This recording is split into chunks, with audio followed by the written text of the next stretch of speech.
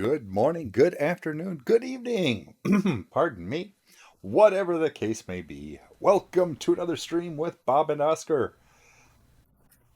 Been waiting for this moment.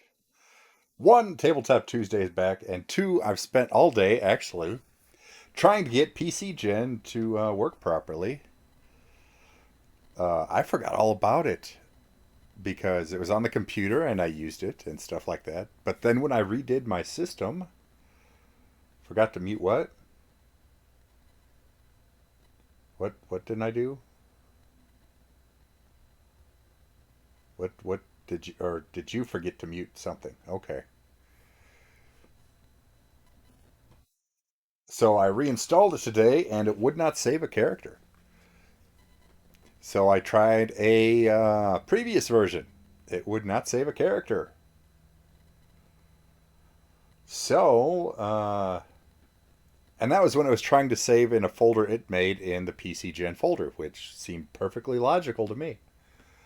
So I fussed around and reinstalled and all that, and it still kept doing it. Now, finally, I just went through and deleted any folder I could find that said PC Gen and reinstalled. And then it asked if I wanted to save in like my games folder or something ridiculous. Like, no. So I went back to, and then it's like, well, go up and then there's your documents folder. I'm like, you know what? We'll try that. And that worked. Saving in the documents folder for some reason worked. So we'll roll with it.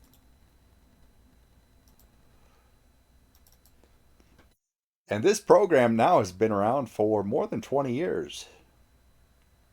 The most recent update was, or the most recent stable version, I should say, came out last year. February of last year, as a matter of fact. And I don't know, I thought I nuked every PC Gen folder there was, but it has always remembered what books I want loaded.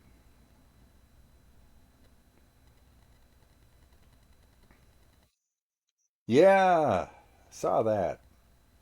They announced that a while back that they were making that, wasn't that that's the one I'm thinking of.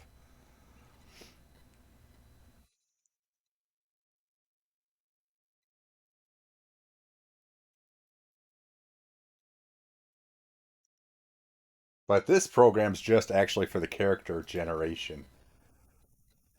And it has Pathfinder, D&D, Deadlands, Immortal, Osric, all that good jazz.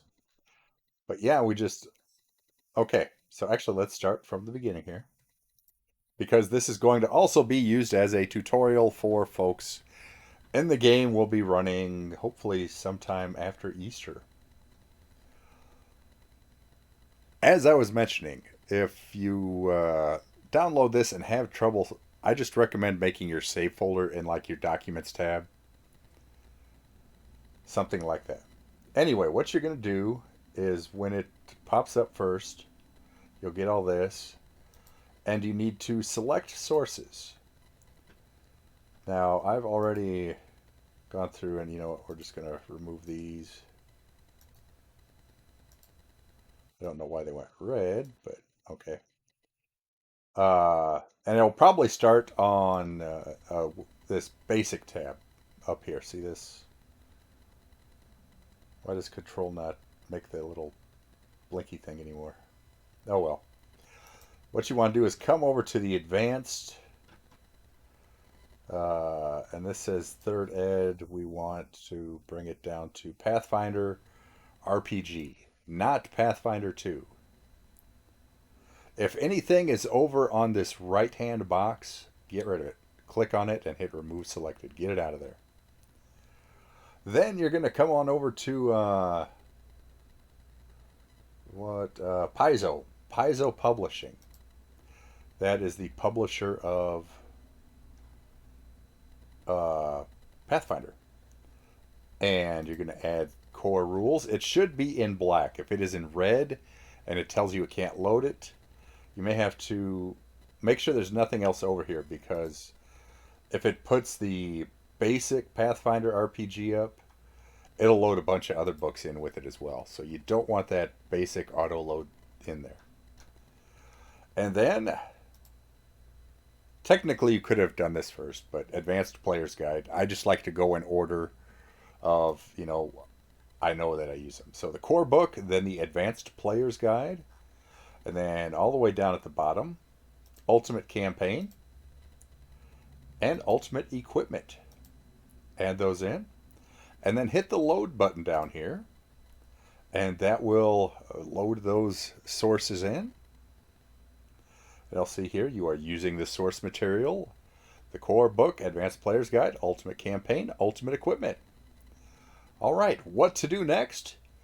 You can either use a new file or open an old file.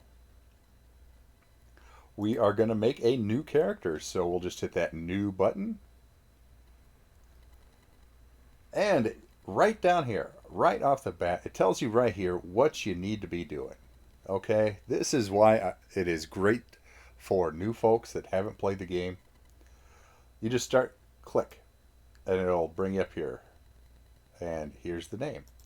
They have all sorts of handy generators. Pardon me.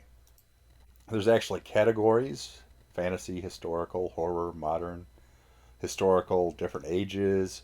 You know what? We're going to make a half orc, and we're male or female. Male, we'll just go with that. Generate. We have Groob, meaning Groob. Pronunciation. See that? That used to. See, now if I adjust, it's going to change that. Structure.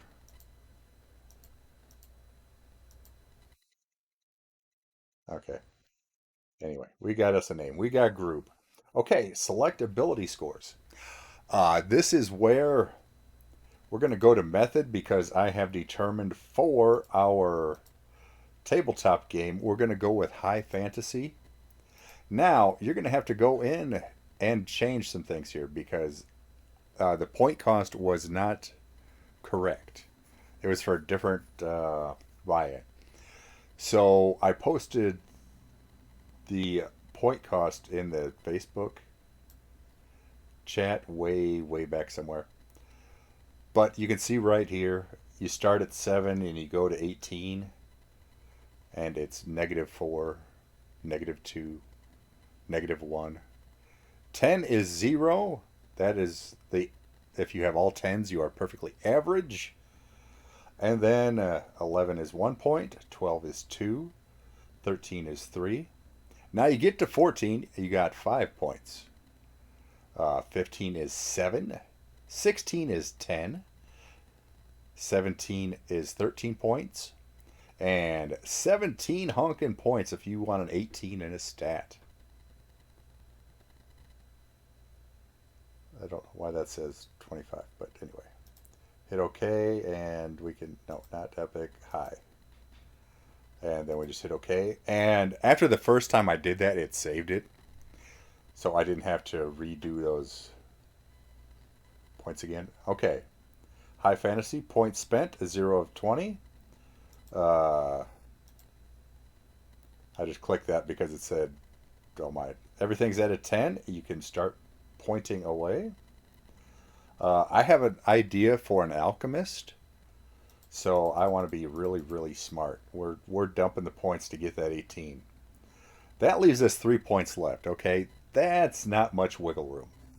So you know what? Charisma, the ever popular dump stat for everything but, sorcerers and bards. Down you go. Okay, now I got 7 points. I think I can deal with that. I need some constitution as a alchemist for reasons. We'll get into that later. And a strength. That gets us to 20. I got a +1 strength, +2 con, +4 intelligence, -2 charisma, and perfectly average in dex and wisdom. Wish I had a higher dex, but Okay, now select a race. We'll just click on that, and it brings us over to this right-hand side here.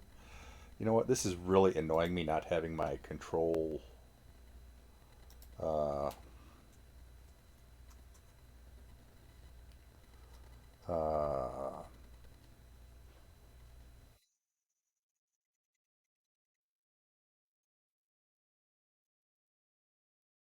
locate mouse pointer, hit control.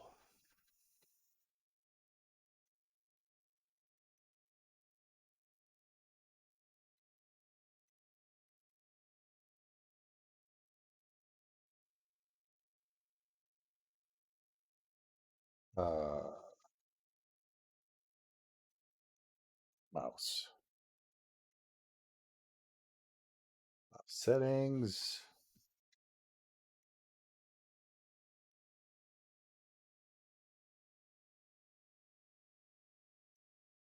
That additional options. Switch buttons. Pointers. Pointer options. Ah, show location. There we go. That's what we wanted. Okay, so much better. Okay, so we come over here to race, and as I said, half work. Age, we're going to be an adult, 20 years old. It'll randomly throw an age in there. You can modify that if you want. It does figure the age according to the class or no, it doesn't because I haven't chosen a class yet. So that's weird. It must be rolling pretty well. Anyway, select bonus languages is next. That is based on your intelligence. So we come over here and add bonus language. It has the list for the race you've chosen of what languages are available as their bonus languages. And we just go through. I'm going to end up getting all of them because I will end up with 5 bonus languages. So I'm just going to grab those 4. Okay, select a class and add a level. So if we click on that, you notice that that green blip came right over here. And I said alchemist. So there we go. There's the alchemist. Then we come over here to this add level and hit that button. And this box will pop up. Making sure that you have all your stats where you want them because things get squirrely if you try to mess with your stats after choosing this. So, yes, the stats are where we want them. You get a free set of clothes. How about that? Uh, I'm just going to go with a standard explorer's outfit. This box down here will have a description. You can click on the ones you want and read that. It's the same description that's in the reference books. So if you know what they are from the books, that's what it says here. And it even tells you source. Paizo Publishing, Ultimate Equipment, page 89. That's where the explorer's outfit came from. So we're just going to hit tags. How you doing, buddy? And we got 10 hit points. Rolled 8 because you get maximum hit points at the start on your first level. And I have a +2 constitution modifier, so 10 hit points. We're a beefy intellectual. Alrighty. And as you can see, it's slowly filling in all these derived stats and things here as we go. Okay, skill points to be spent. Pardon me.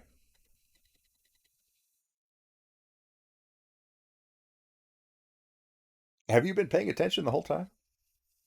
It it seems complicated when you're first starting out, and that's why I recommend this particular program for people that have never done this because literally it's you just follow this list and keep clicking. You just it tells you what order to do things in and what you need to do. It helps to have the books. have read the books or gone over them, so you have an idea what's going on. But all this stuff up here is just tabs for these, like skills. I can come over here to the skills tab, or I can click on that down there. Either or. Anyway, let's see. Acrobats, no, no, no. Craft. We are an alchemist. We want to put a point into craft alchemy there. I want to check my summary real quick because it did not. Okay, the ability point bonus is second after the skills. Odd. Okay. Because I'm going to end up getting another skill point here, but anyway. So, yeah, our alchemist should know how to craft alchemical stuff. And you know what? I want to know how to craft glass kind of stuff because, beakers and bottles and all that jazz. It might help to know how to make them because this is fantasy. You know, there you may not be able to run to the corner market and find this stuff. But anyway, that's the list. There are a lot of crafting skills. I think I'm going to learn how to make traps too, and I will make alchemical traps of some sort. Oh, wait, I was going to also get clockwork because every craft skill is a class skill for alchemists. So they get a +3 bonus to anything they put a point into. And it tells you over here what the key stat is. Can you use it untrained? Is it a class exclusive skill? Things like that. And over on this side, it's automatically adding things in as you go. Okay, so do we got. Yeah. Okay, so I'm just going to fold that up. Diplomacy. Oh no, we are not a diplomat. Disabled device. It could have its moments. But we only have, as you can see here, we started with 8 points. That's what we started with. We have 4 left. Let's see. You can only put 1 point into a skill at first level, so let's see. Knowledge. Knowledge nature is a one, it's a class skill, and two, for being an alchemist, you should know about nature. Plants, poisons, things of that nature. Also pondering dungeoneering. Dungeoneering is kind of a useful kind of catch-all. But first we're gonna go through here. Where is Oh yes, perception. Always. Always put a point into perception. Perception is hugely important because being able to notice things when life and death matters. That's just my personal opinion. Make your own characters however you want to. You know what? Survival, knowing how to live off the land, kind of, that helps. And, it doesn't come into play that often, but I always feel obligated to take a little bit of swimming. Don't ask me why. I don't want to die from drowning in a puddle, okay? Now, granted, you don't have to make a swimming check for that, but basic kind of. I don't want to get knocked off a boat or something silly and like, okay, just make an easy swim check and then fail. Okay, I'm not going down like that. Okay, ability bonus remains to be selected. As a half orc, I get to choose uh, which stat I get as a bonus. Each race has their own stat modifiers. For like elves and dwarves, it's fixed. You don't get to change it. But if you're a human or half human, demi-human they sometimes call them, you get to choose one stat to put 2 points or get a +2 in. The other races tend to have pluses and minuses combined. So they'll have a couple of stats that they get bonuses to, and then like one stat they get a -2. Humans just get a +2 to 1 stat, but they get to pick it. So we will go here and we will take a +2 to intelligence because, well, we want to be really smart. Favored class. When you create the character, you get to choose a class that it's what you've always wanted to be. It does not have to be the class you start with. Although generally speaking, it probably should be because that's probably where you're going to put most of your levels into, and you only get this bonus when you get a level in that class. So we're going to go ahead and just take Alchemist as our favored class. Now, I do want to get some levels later on as a oh, what is it? A master chemist. And when I take levels in master chemist, I won't get any bonus for it. My favorite class bonus for it. Okay, so while we're here, we're gonna see now. It shows me here the favorite class stuff, and I just happened to click on this, and it brought up this panel. Which, if I came over to here and under things to be done, I need to choose the bonus. It would have taken me to here anyway. So either down here, keeping an eye on what choices you have remaining or total, you can kind of skip the line. Hey, how's it going, Bloom? By the way, I saw you join Discord yet again. And I'm just going to actually click on qualified here to filter out. Everything in red I'm not qualified for. So these I am qualified for. I can get an extra skill point. I can get an extra hit point. I can get an extra formula. Or I can get a half a point of bomb damage. I am honestly going to take the hit point because, like I said, we are going to be a beefy intellectual. Although that bonus skill rank is also I like too. Okay. You know what? I think after that, let me. Okay, our intelligence is up to 20 now. And I'm going to go to feat. I get to choose a feat. It's already on qualified for some reason, so hey, cool. We will roll with that. Again, you can go through and read descriptions on all these. It will tell you exactly where in the book to look them up. I know what I'm going for. I am looking for improved initiative, which gives us more +4 to our initiative checks. So we're just going to go right there. And you'll see I already have some feats here. Once I added that, there's one in pink and one in gold or yellow, whatever you want to call that. And those are from my class. I got those from being an alchemist. And the different colors mean it tells you where you got them from, essentially. Uh, yeah, throw anything came from that. And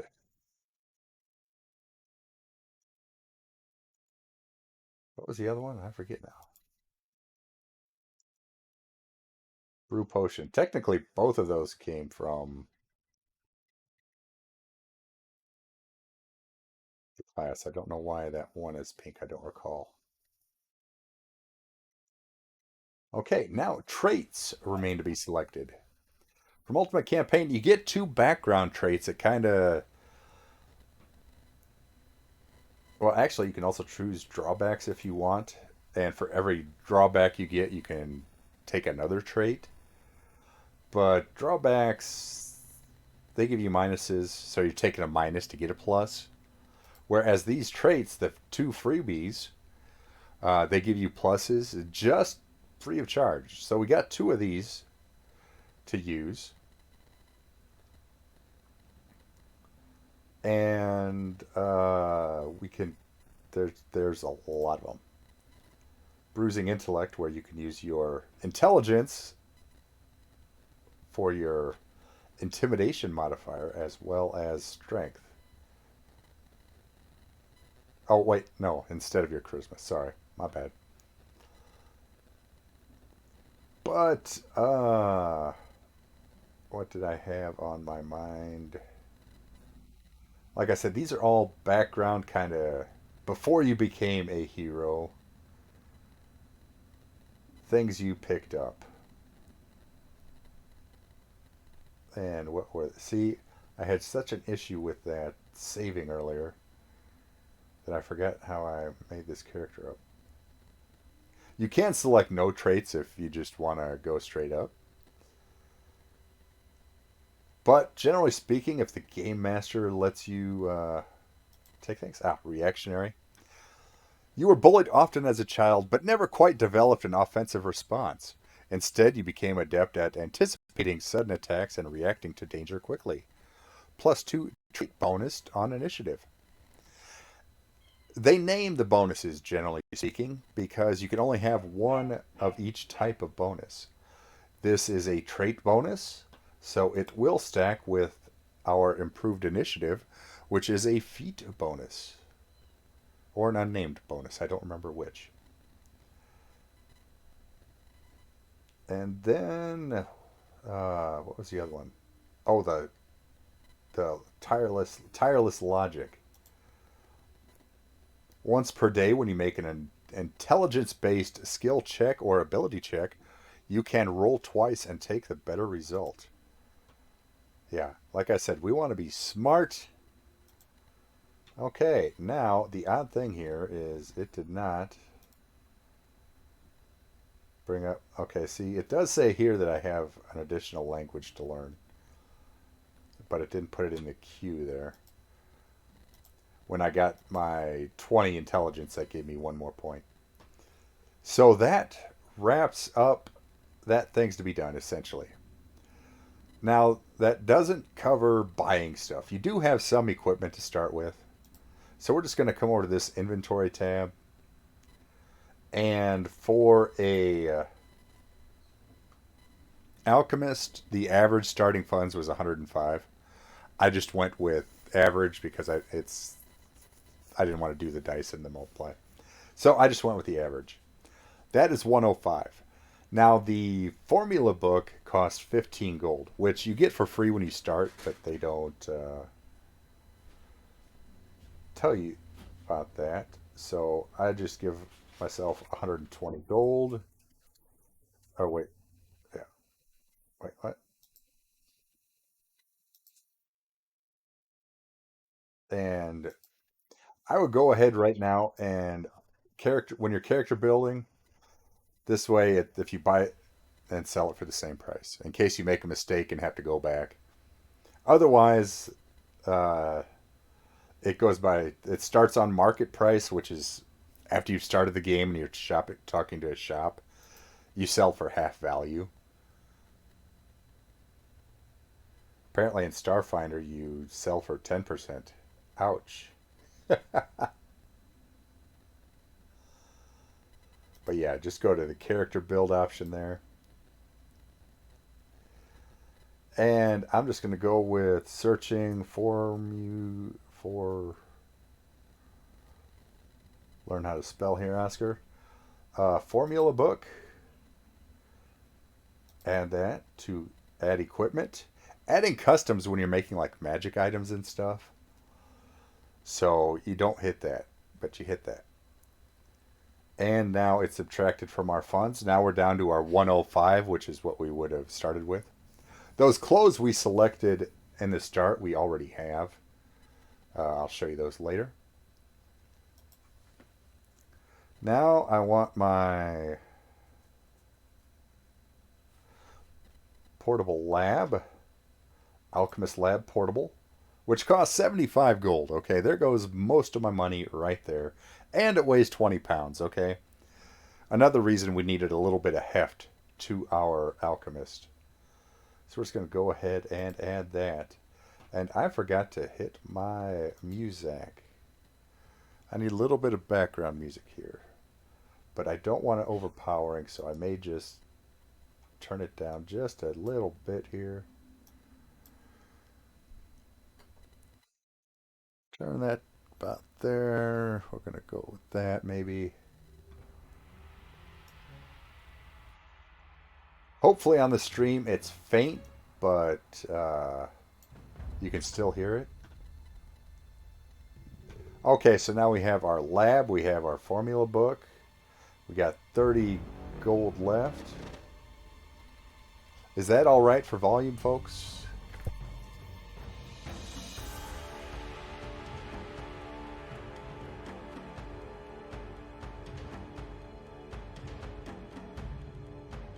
Bueller, are you out there, Bueller?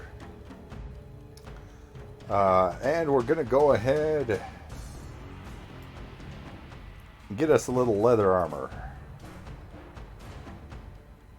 That is 10 gold. We're going to add that. We got 20 gold left. I do want to have some money on me when I begin adventuring. I mean, I don't want to, first night in town and I got to sleep out in, some dusty alley and not have any food. So there we go. Now we can, that was the purchase tab up here, you may notice. Now when we hop over to the equipment tab, it shows us all the equipment we have. Bomb was automatically equipped because that is something I have as an alchemist. I get 6 of those a day, so they're there. The formula book, we're going to go ahead and equip that. It will ask where we want to equip it. We're just going to put it in the equipped container, because it will show you here head slots, eyes, head, neckband, head tattoo, neck tattoo. By equipping this way, it makes sure you don't double dip, essentially. You're putting, more of something on you than you can have.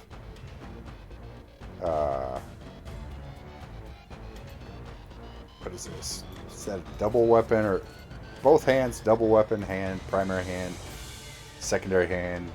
You can have 2 rings. What is secondary? I need these. Need these wider. Anyway, you can click on each one of these and it will show you each slot in that spot. The torso, if I go to equip the leather armor, it's going to put it in the armor slot. Bam, there it goes, right there. The weight, quantity 1, so on and so forth. The alchemist lab, that is going to go in equipped, which is actually, let me see if I can unequip that. And if I go to equipped, can I... Okay, we'll put it in the carried section. And then when I go to carried, there it is. It's on the back. 20 pounds, it's going on the back. Alrighty, now we have spells. We have that book there. What I'm going to do is I'm going to go to spell book, and we will add any new known spells to our spell book. Select our formula book there. Right now, if you click on it, right now it is empty. You see number of pages 100, pages used 0. Because last time I was doing this 0/100 stayed there, even as I filled up the pages. But down here it showed how many pages I actually used. Each spell takes 1 page per spell level. That's just how that works. It's not terribly complicated once you get the hang of this. So, what happens as an alchemist? You get a number of spells known at first level of 2 plus your intelligence modifier. So my intelligence modifier is 5. So 2 plus 5 is 7. I get 7 spells, first level spells, in my book. And I just want to make sure that, yes, it is adding to the formula book, so I should be able to. Let's see.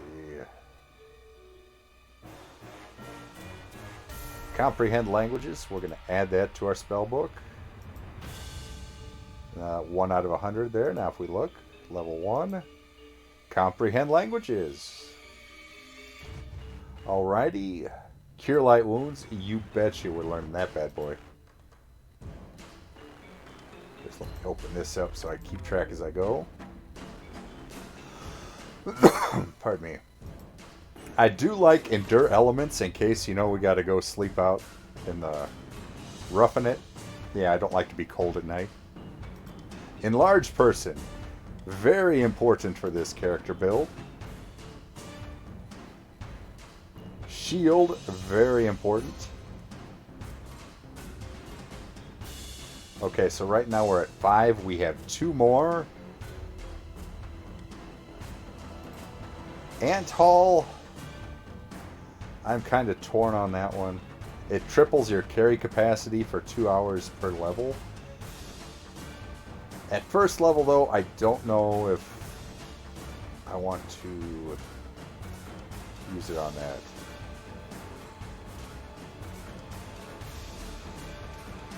Actually, reduce person, probably helpful.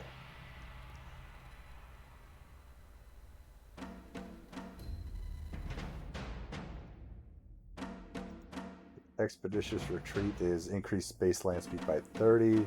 You know what? We're going to go with that. So that is our 10, or not 10, 7 we know. Okay, that's weird. Now this one is backwards. It says used pages 1. That says 7. That is right. 7 pages is what we've used. Okay, so we've covered our race. We don't have template. We've got our class. We've got our skills. We've got our feats and abilities. Domains is a cleric thing. If you want, you can come and check what, as a half-orc we get.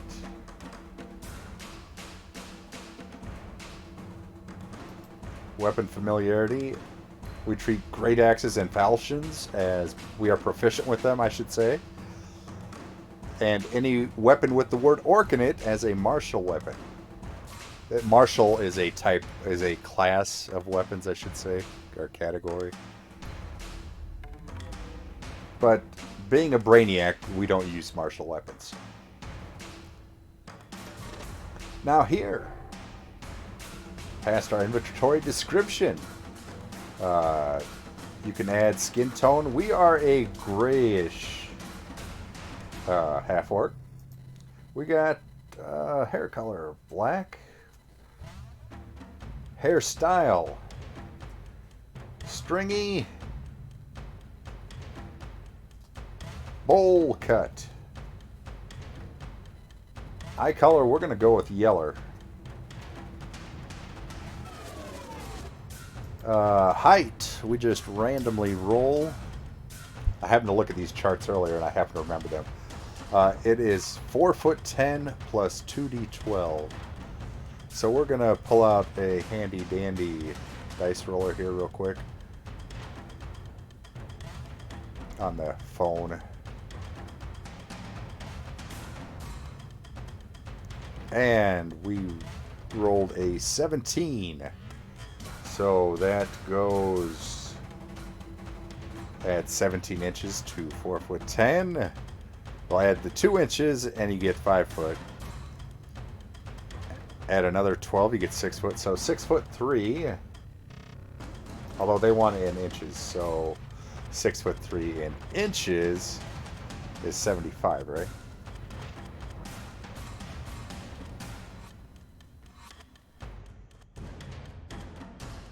Okay, and then weight. Oh, what's the formula for that? It was times 7.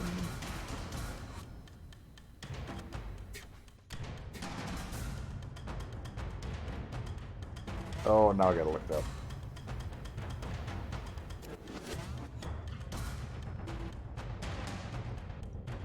Now I gotta look it up.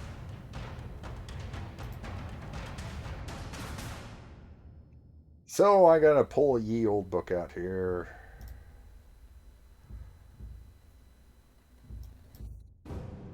Come on, open up. Alrighty, races. Uh, is that under additional rules? Vital statistics. Come on. Ye. Close that. You are not listening to the words I am saying here. Go away, sidebar. Alrighty, so. Yep, there's our. Actually, half orc. 2d6 for the. So yeah, that works out. 20 years old for alchemist. Okay, so half orc male, 2d12 times 7, 150 pounds. All right, why is that on there? How long have I had the hotspot on? Oh boy. Okay, so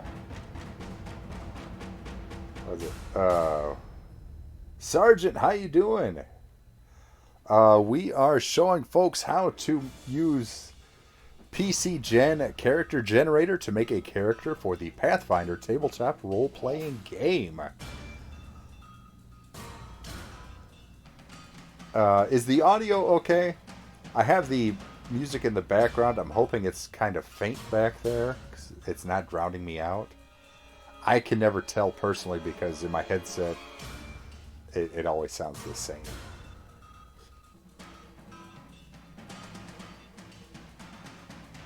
Okay, so yes, we were.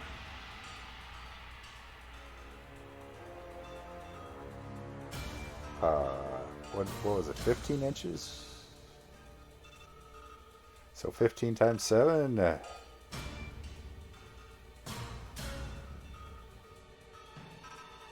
Add that to the 150. That doesn't sound right.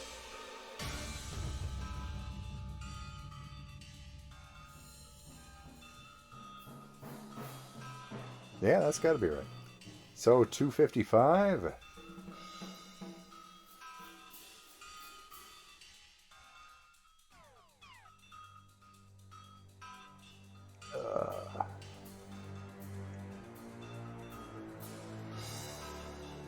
All right.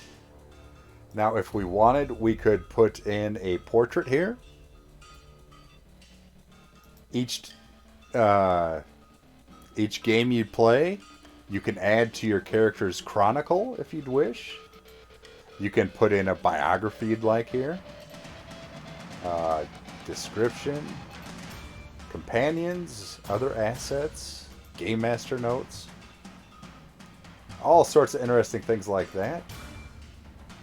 Now here you can check, these check boxes will appear on the character sheet. Deity, our person is a man of science, so he is going to worship Noni. And honestly, right there, you're pretty much done with that first level character. You can hop over here to the character sheet. And this is exactly what the character sheets look like. Uh-oh, why is that red?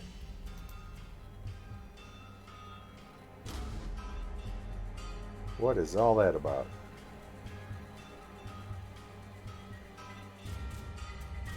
Oh, when that little red box was there before, I couldn't save. We're going to try to save here.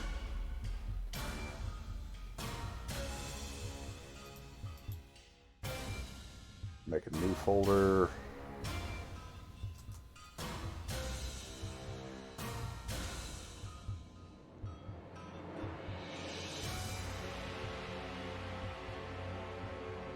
Now, let's see if we can load. Okay, we did. Okay, it's saved. Brilliant. I had a heck of a time with that today. Alright, we're going to shrink that up. And here is your character sheet. Proficiencies, traits, everything has been added out so that you can print this. Or, and here's your spell list with what your spells do and what page you can even find the spells on in the books.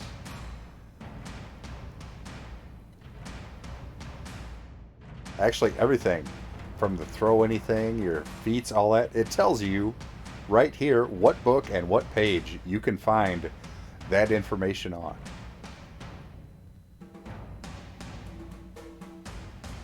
We still have 20 gold we haven't spent. We are carrying 38 pounds.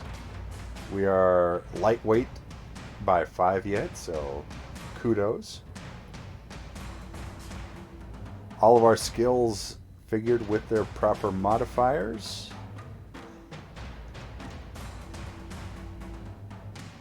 Now, the nice thing here is this is the standard sheet. It says right here in the character department, standard HTM FTL.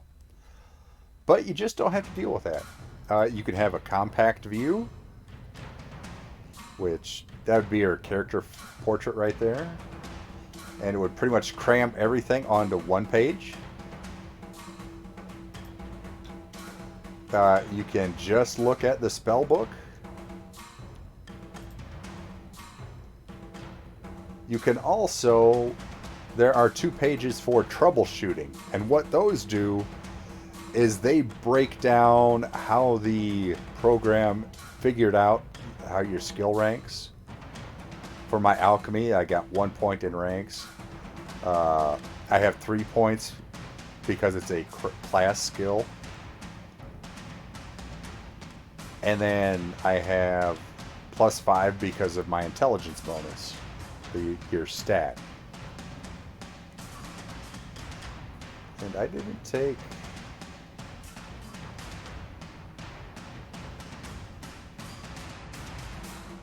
Our next character was going to be all about battle. But anyway, there's that. But what we can do, we're going to go back, and there's another troubleshooting. See, I did have an unspent skill point. See, so it does work to go through these things. And this is where it shows you page and book where it figured out all your things. So, you know what? We are going to hop back to skills. And see, there it is, remaining 1, because now it knows I have 9. What did I not pick up first time through?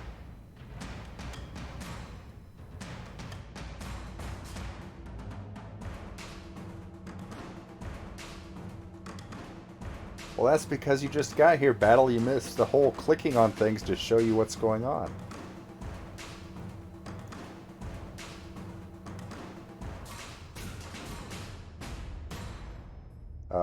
Give me 1 moment to figure out where this point is going, and then I will show you the thing. Craft.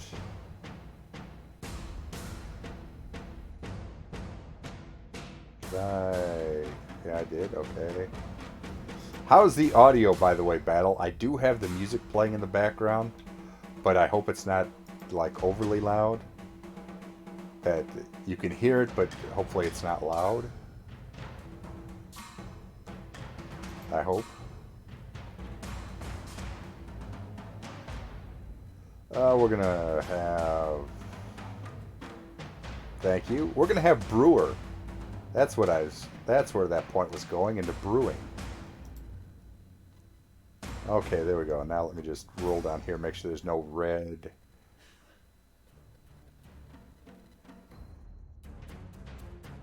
Don't know why those are red. Anyway, we'll go back to our standard view. I'm going to go ahead and save this real quick. And actually, let me correct myself. Yes, this is Pathfinder, The same as D&D 3.5, really, as far as this creation goes. We are actually going to save this as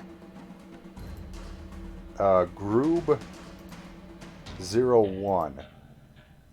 Because half the fun of doing this is making your character all the way up to level 20. And I like to save them as each level. So I'll save 01, 02, so on and so forth. Okay, so that's Groob. Okay. As I was saying, you missed out. Yes, it was confusing to create in the beginning because you missed all these right here. This program shows you what you need to do. Now, I have the advantage that I know what spells do what stats do what, all that. That stuff, I mean, you have to read the book to understand. So that's part, you're going to slow down learning that.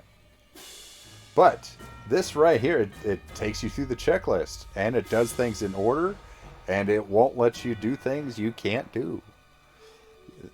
It'll show up in red and say, I'm sorry, Dave, you can't do that. So now, who are we making battle?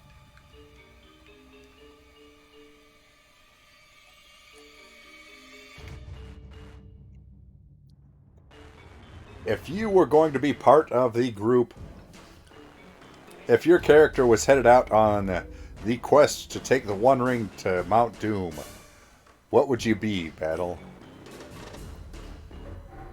We're going to make Battle's character on the way to Mount Doom.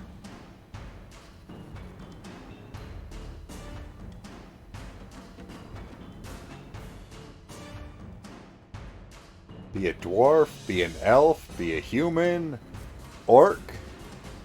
I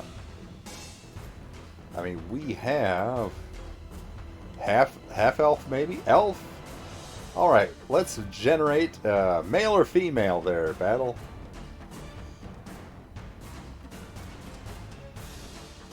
The dwarves can't tell the difference, but the elves can. Okay, so alrighty.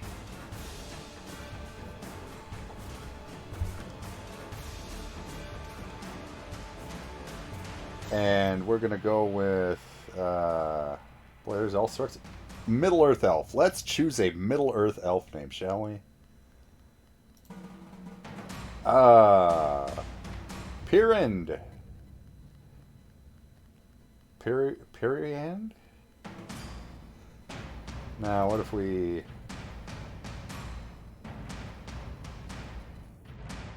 Pyriand? Pyriand. So you can actually change it by the syllable, too, if you'd like. Is that name okay, or would you like to see another one?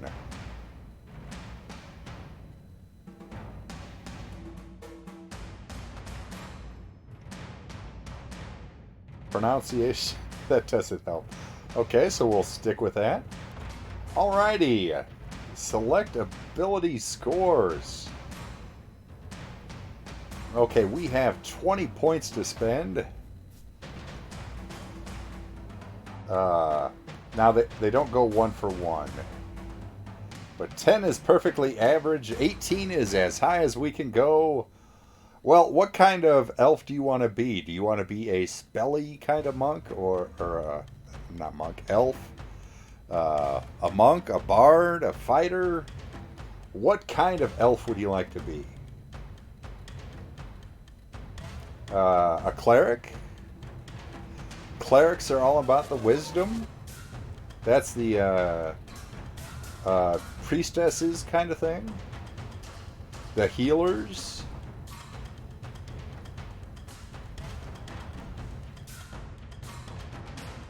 Alrighty, now just a heads up. Going all the way up uses 17 out of the 20 points. Now we can sell some stats down. And, you know what? I don't remember as an elf. Hold up here. I need to check out elves. Because we are going to get bonuses for being an elf. And minuses. So let me, real quick like, before we totally nerf ourselves. See what those racial attribute modifiers are. Dwarves. Elves. Here we go. Alright, and boom, boom, boom. Okay, Elven traits. You get a +2 to dexterity, a +2 to intelligence, a -2 to constitution. That's how healthy you are. Elves get +2 to spellcaster checks and spellcraft checks. +2 to perception. They're automatically proficient with longbows. So yes, an elf is going to get 2 points to dexterity and 2 points to intelligence off the bat, but the -2 to constitution. So let's just keep that in mind. It will automatically figure that in. I just didn't know. I didn't want to, get ourselves dirty. Okay, so 3 points left to go. We're going to get that's going to be a 12, and that'll be a 12 automatically. Now, more dex means that helps your armor class in dodging, getting hit, and such.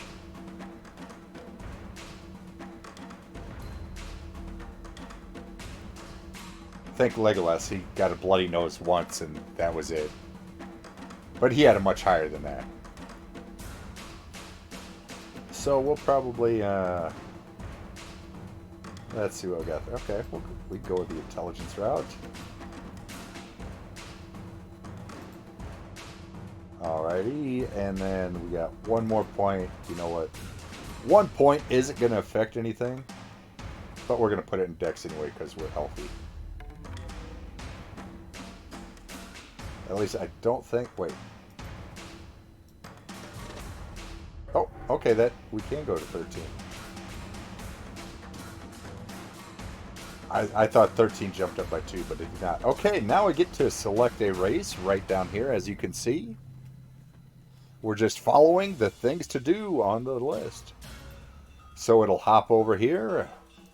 And we are Elfie. Age, adult, 141 years old. Or young, rather, as the case may be. Okay, we need to... We're going to switch tabs here real quick and see if they get our stats adjusted.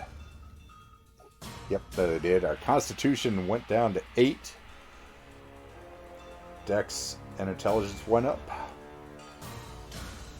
Alrighty, selecting bonus languages. That's next on the list. We get 2 bonus languages because of that intelligence.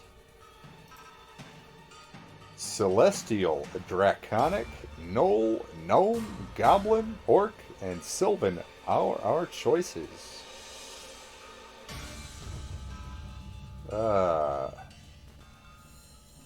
Celestial is like, heavenly hooty-dooties. Draconic are dragon hooty-dooties. Gnolls are dog-like hooty-dooties. Gnomes are gnome hooty-dooties. Orc and Goblin, you say? Okay. Handy to have when going to Mount Doom. Alrighty, select a class and add a level. So that just brings us over here. And we have Alchemist, Barbarian, Bard, Cavalier, Cleric, Fighter, Inquisitor, Oracle, Ranger, Rogue, Sorcerer, Summoner, Witch. Those are what we are qualified for. Now the classes that use Inquisitor, the Inquisition, what a show. The Inquisition, here we go. Alrighty, so we select Inquisitor and we hit add a level. Warning! Aren't your abilities set as you like them? Once you add a level, bonuses to ability scores are not always retroactive. Yes.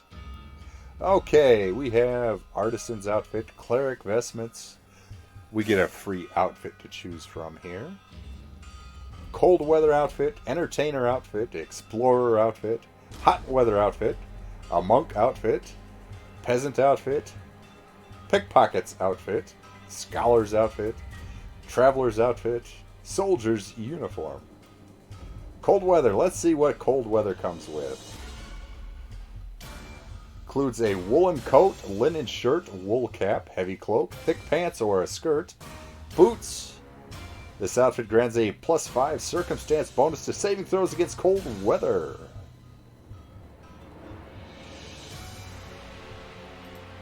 Okay, we got us a Nanook of the North. Alrighty, there's our hit points. Roll an 8. We get a -1 because of that Elven Constitution going against us there. So we got 7 hit points. Okay. Let's see here. Things to be done. Skill points need to be spent. Alrighty, as you can see, we have 8 skill points down here.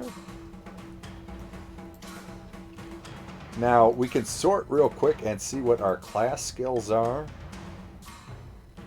Those are skills that, when you select them, you get a +3 points just for putting a point into it. That is Bluff, Climb, Diplomacy, Disguise, Heal, Intimidate, Perception, Ride, Sense Motive. That's, telling when somebody's trying to pull one over on you, stuff like that. Spellcraft, Stealth, Survival, Swimming. Those are all skills that, let's see, Perception, you already have a 6 in with that Dynamite Wisdom. Alrighty, we put a point into Survival. That is a very handy skill to have. I will say Perception is one of the huge things in the game. It's my highest recommendation. Being able to notice stuff. We get to put 1 point in each thing, so you have basically 8 skills you're going to be able to put stuff into. And see, that bumps that up to a 10 already. Now, if you want to be an Inquisitor, let's see, sensing somebody's motive might be important. Intimidating people might be important.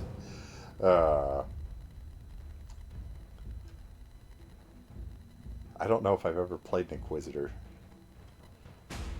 I've read about him, and I think the Inquisitor in the book is like an orc, and he wears this all red suit. He's got a big brimmed hat.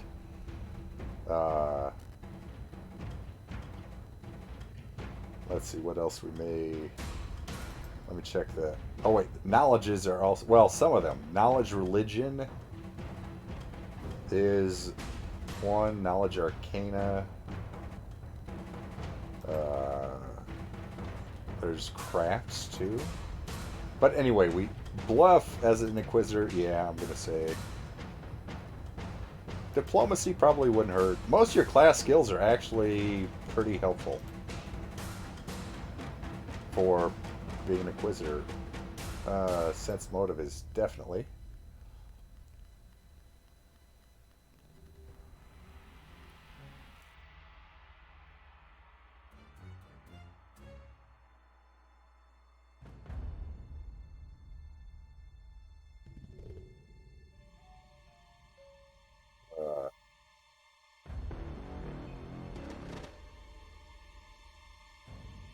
Honestly, I'm thinking.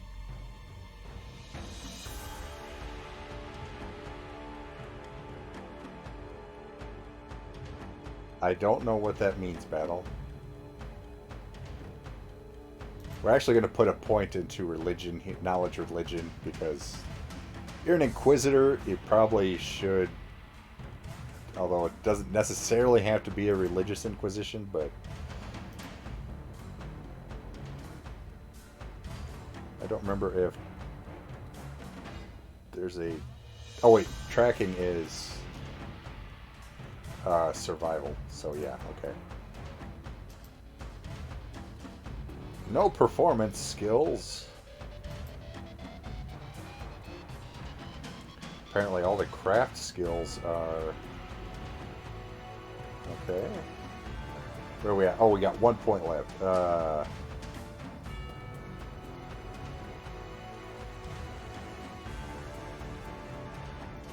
healing. That's what I was looking at. Okay. Okay, then we come back to the beginning. Summary. Favored class remains to be selected.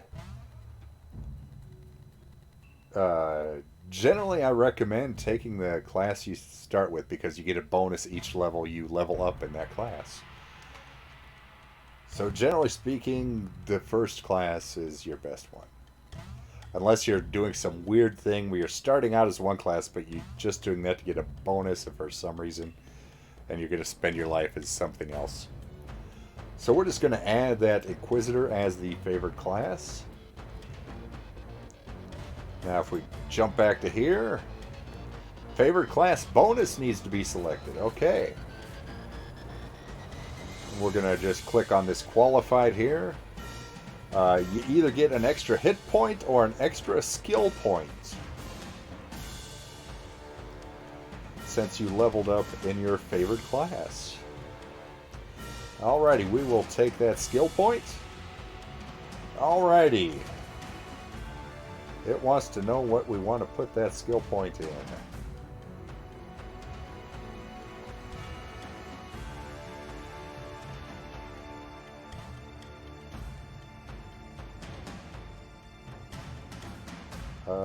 Let's see here.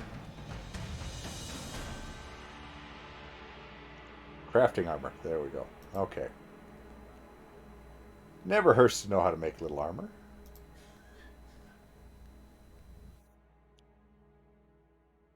Alrighty. Feat remains to be selected.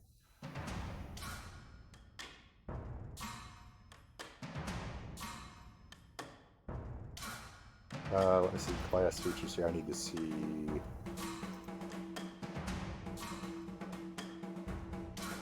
Not that.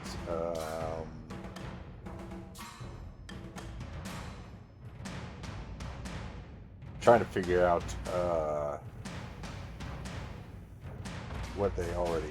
what an Inquisitor already has for armor usage. Proficiencies, that's all weapons.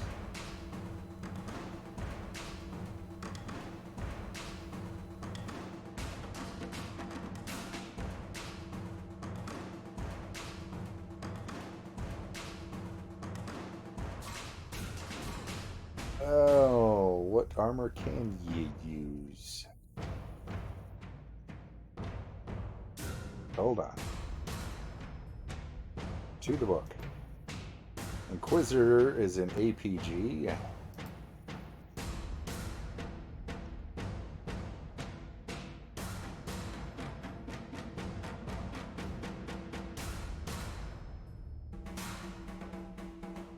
Alrighty, which no.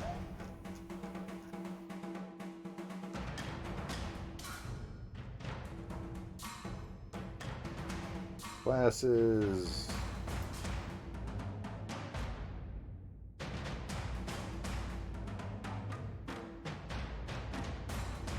Inquisitor, Scourge of the Unfaithful and Hunter of Horrors. The Inquisitor roots out the enemies of her faith with grim conviction and an array of divine blessings. Yeah, see, that's the picture of the Inquisitor they make. Alright, I want to see what class skills. Light, medium armor, and shields. Okay. So just not heavy.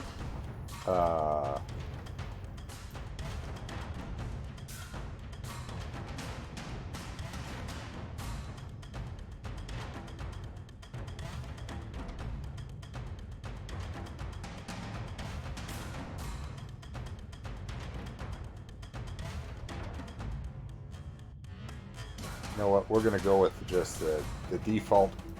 You can't go wrong with improved initiative. Being fast in combat, you just can't go wrong with.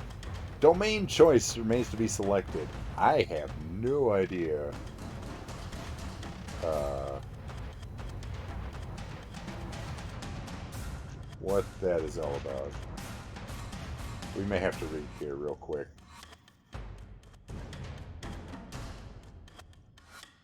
Okay, like a cleric's deity, the Inquisitor's deity influences her alignment. What magic? Blah, blah, blah.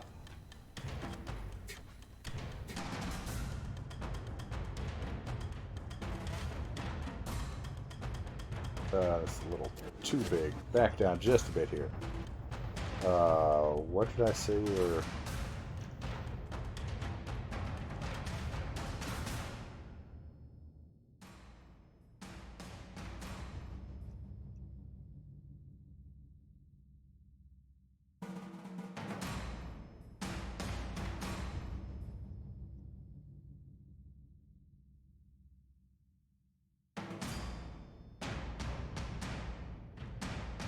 Each domain, it gives certain number of powers. Now see, this is the part where you need to know about character classes, and Inquisitor's not one I'm really up on. I may need to go and choose, because everything's in red, and that's not... Red means I can't select it. But I do need to take a quick BRB here, folks, so please stay tuned.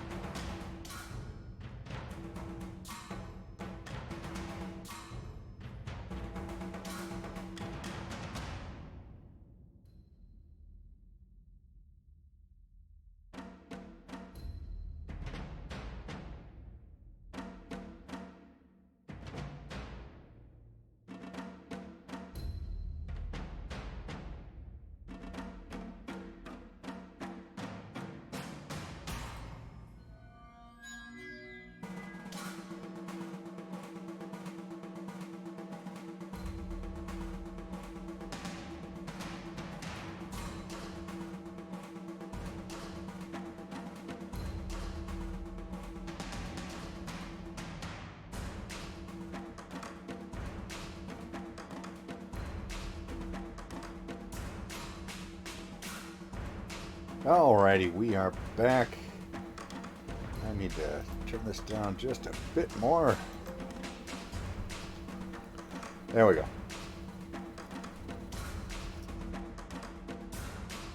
Okay, I may need to pick a deity. That might be the deal. And Saren Ray is the god of sun, redemption, honesty, and healing. That sounds like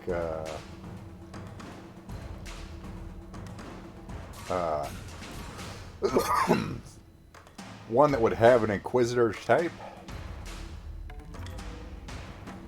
I may also need to grab an alignment here, which is under description, I think.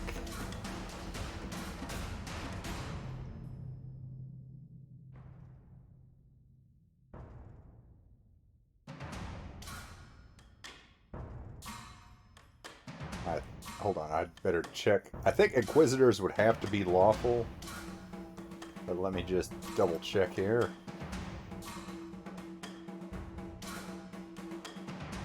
Must be within one step of the deities. Okay. Well, we're going to pretend that is. Actually, yeah, neutral, so yeah. Neutral's got us covered. We'll go lawful neutral. Okay, so now back to domain choice. Wait.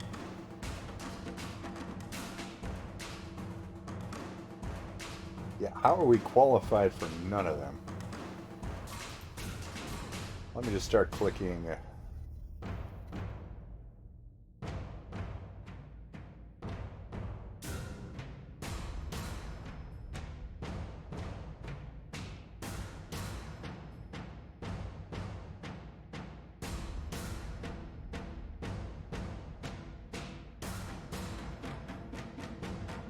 We'll go with good.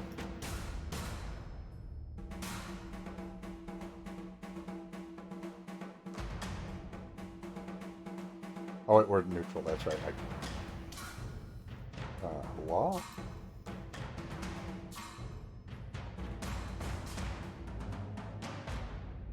Alignment. Exactly lawful. We are lawful neutral, so why is...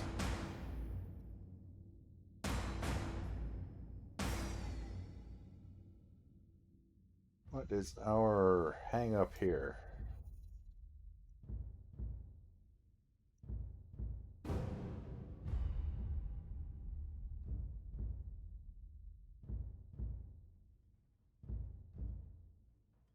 Same domain if becoming a cleric, but don't care about that.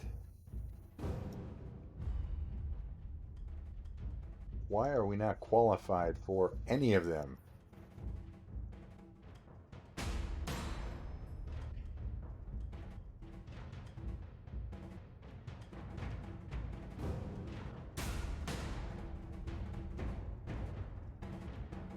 That doesn't make a lot of sense.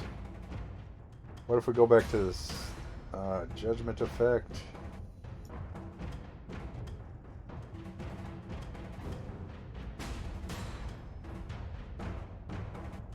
We'll go with sacred.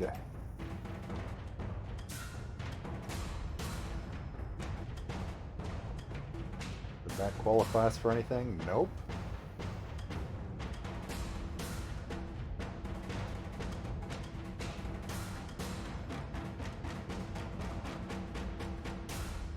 Let me see what those domain things are in the book.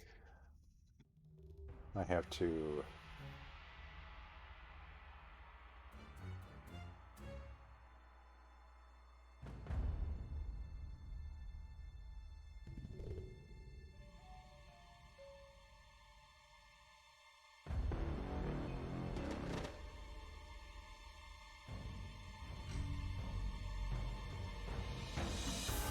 just select a domain that's same as the deity, which when we selected a deity, that should have, or we did select one, right? Oh, wait.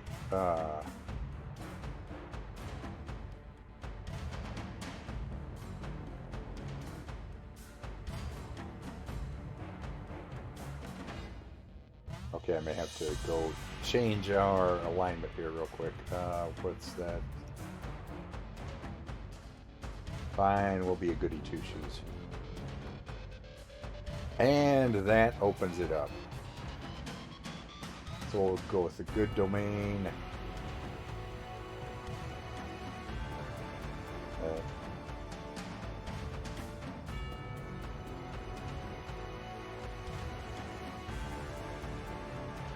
Still not qualified for any of them. What the heck?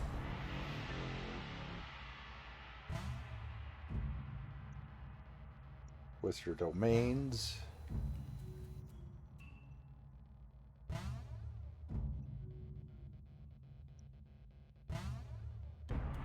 It's just not letting me pick one.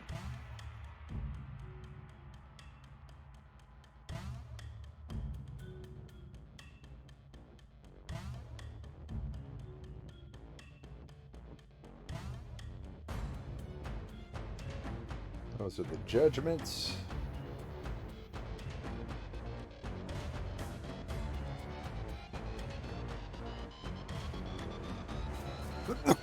Pardon.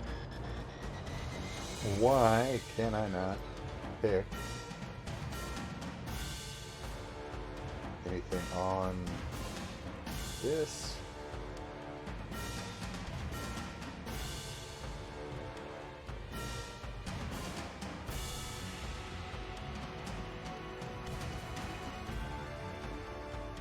Those are all taken. Those are all taken. Nah.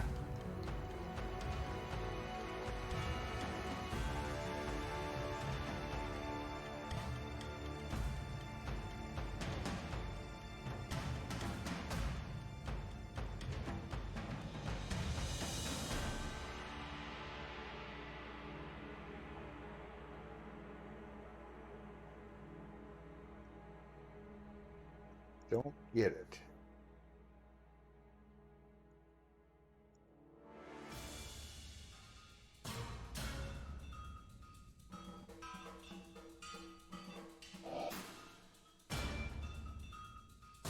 May have to ask them on their Discord that I joined today trying to figure out the save thing.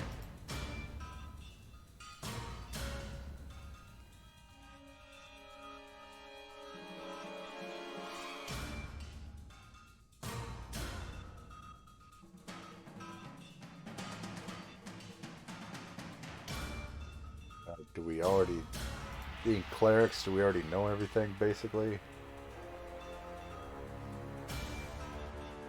Yeah, that's how that works, okay.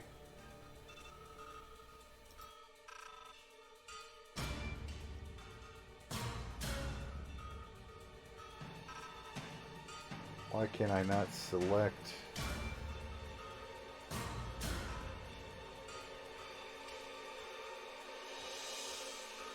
Qualified for them all. You know what? I may have to go in and there is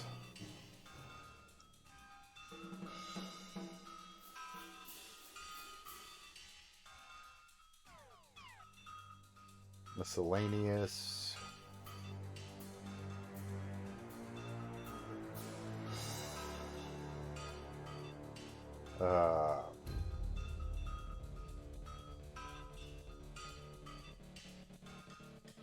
Oh, not bypass alignment restriction.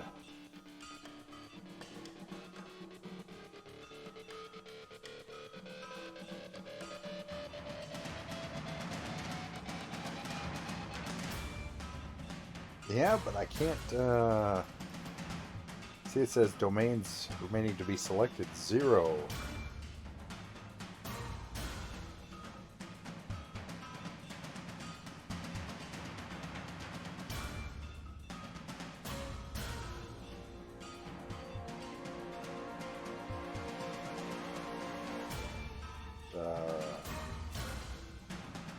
Class features.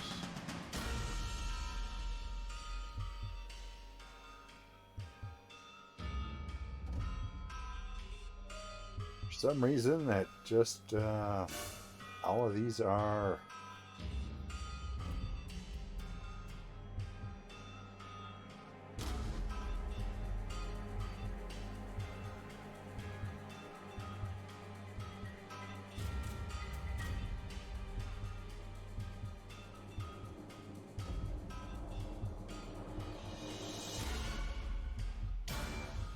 need bypass Inquisitor domain at least one. That's some programmer coding program talk there.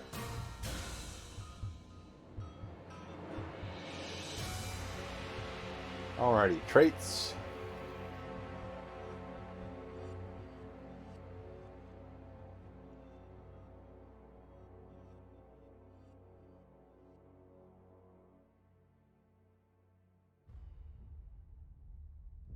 Anatomist, if I remember right, is very handy. Yes. +1 to confirm criticals.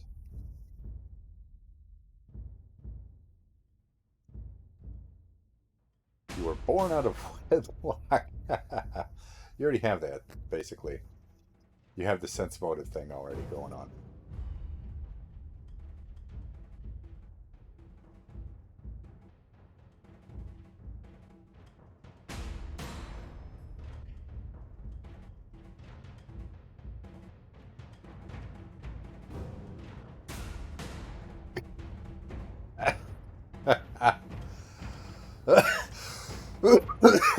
Calistran prostitute. You know how to flatter and please and listen. You already have sense motive.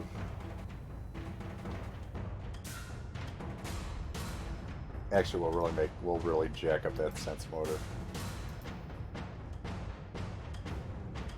But yeah, the whole domain choice. They're all red. That's the oh, what? No. Okay, maybe it just took a minute. Got okay, there we go. We got it.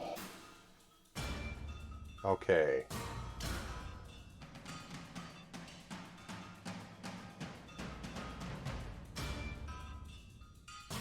Maybe it just took a minute for me bouncing around for it to finally get into its system. What,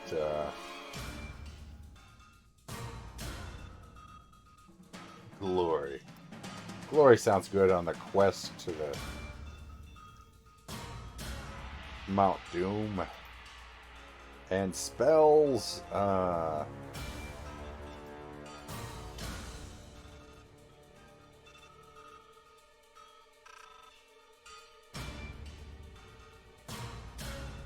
There it is.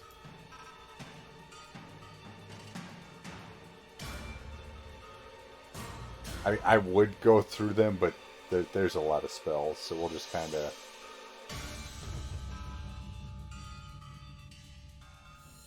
Oh yeah, Cure Lights. Yeah, that's one. That's a no-brainer.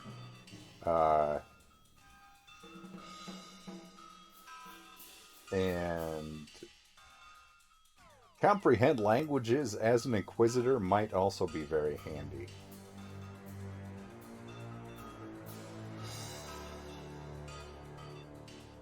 For tracking down folks. 0-level spells are... The Detect Magic's kind of a standard one. Like, they are very, very derpy. Did I get brand?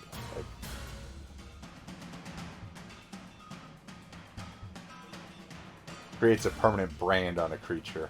You could mark Aston. The P for pirate, you know, kind of deal. Detect poison. Also handy if you think somebody's trying to kill you.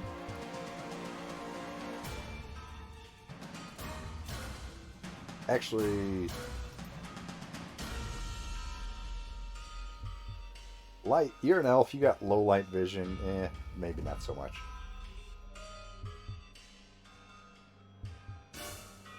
Is stabilize the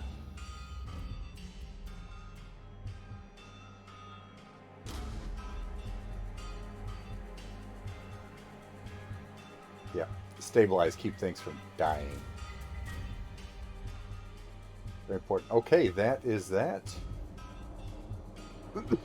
Pardon. Now, aside from that whole Inquisitor domain thing derping up for a while, this is pretty painless in my opinion. I mean, I that was a class you happened to pick that I've read, but I've never played or paid much attention to.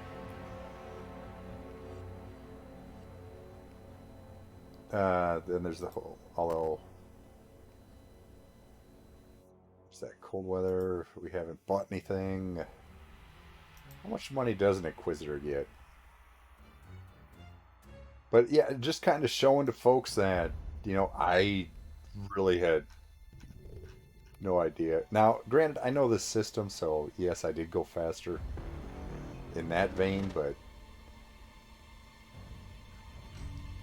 I mean, this is a class I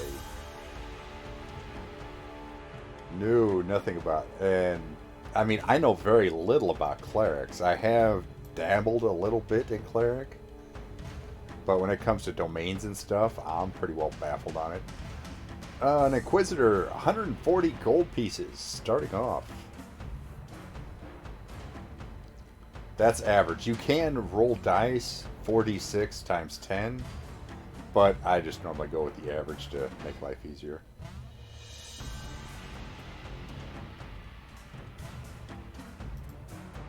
So, funds. 40. Armor. Now this is one... Shopping is kind of one easier to do in the books than here, honestly.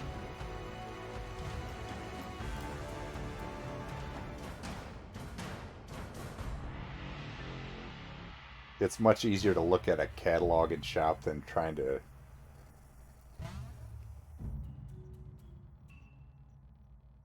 Change shirts, 100 gold pieces? Are you out of your mind?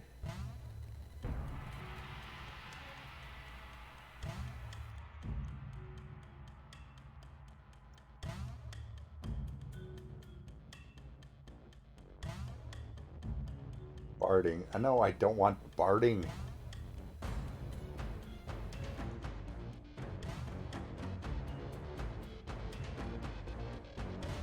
Scale mail is 50, huh? 30 pounds.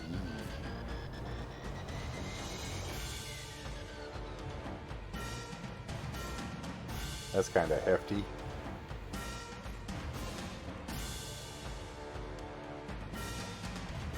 Just out of curiosity, what is your carry capacity? I don't remember.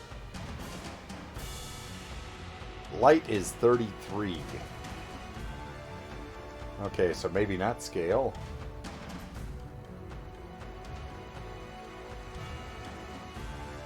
Maybe not medium at all for the featherweight lady elf.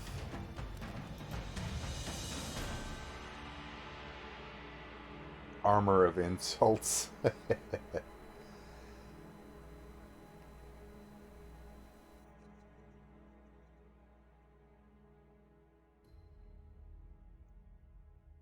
I don't know, may just have to roll with that leather armor.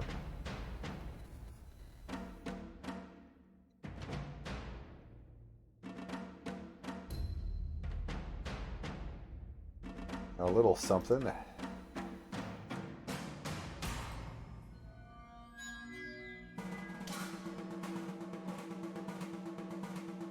What did it say for weaponry?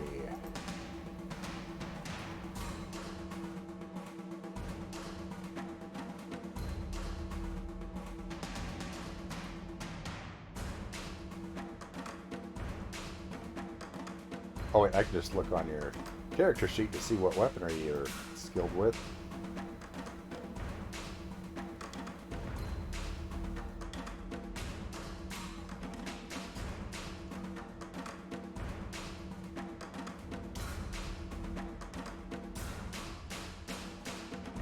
The breastplate's 200 gold.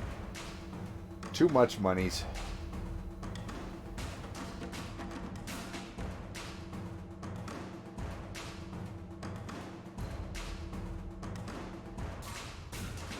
Okay, yeah, back to our weaponry.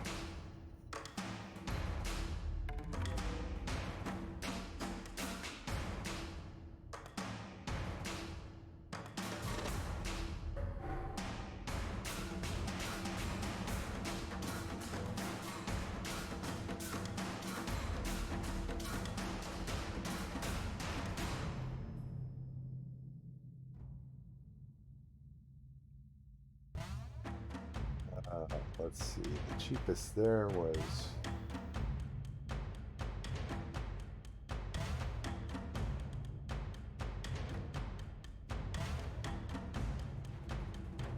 the cheapest is 3. The weight might be 1. The weight's over there.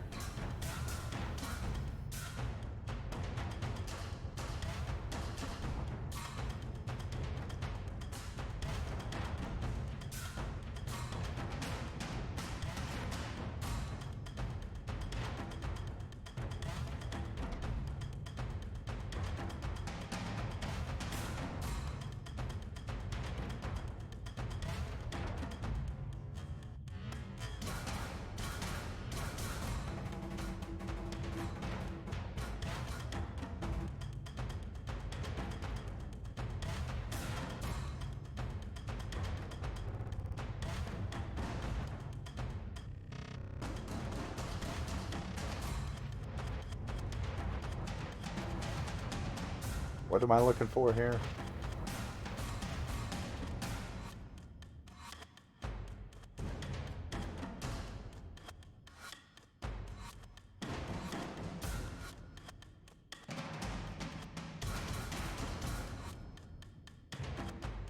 We'll just turn off that portable tab.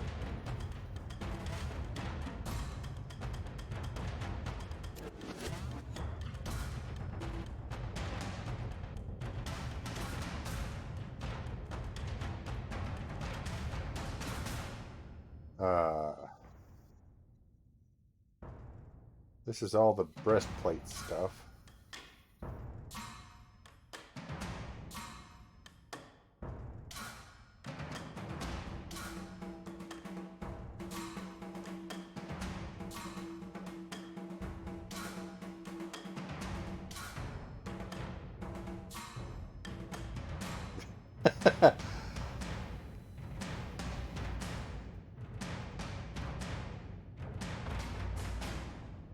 Alrighty, that's...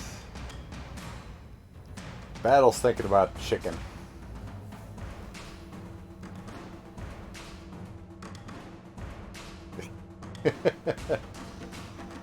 That is everything with that.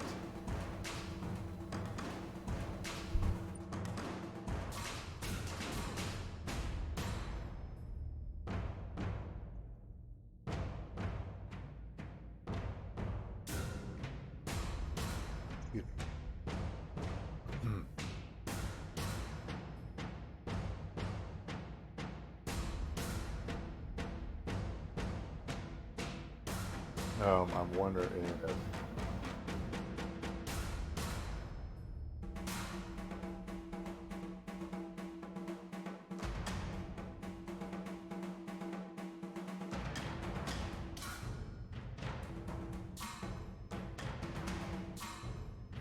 How did we get out of order here?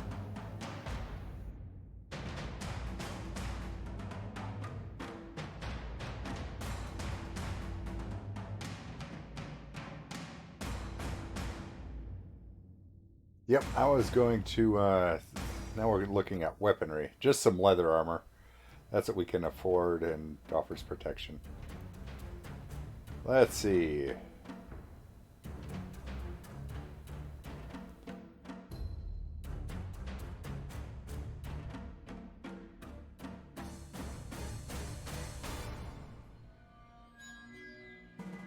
Well, 5th edition's very easy to make characters for.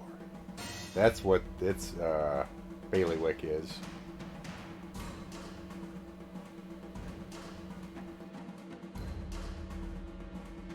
Let's see. Boar, spear, brass knuckle, cestus, club, hand crossbow, heavy crossbow, light crossbow, repeating heavy crossbow, repeating light crossbow. Those are probably expensive. long spear, long sword, heavy mace, light mace, mirror club, morning star, quarter staff, rapier, a rock, proficient in a rock,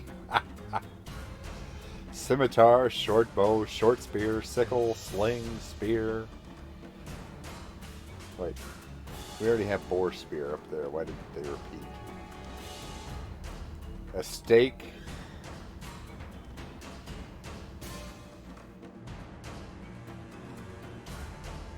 Sounds like a nice personal weapon. Mace, spear, dagger, dart, sword, rapier, a buck and a quarter staff.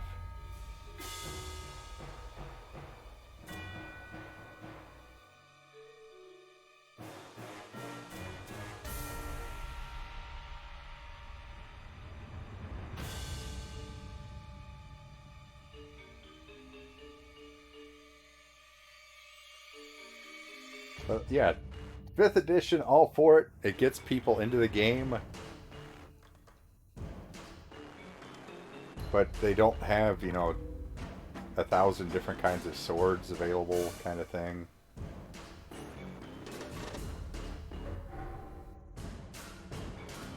I mean, these are proficiencies that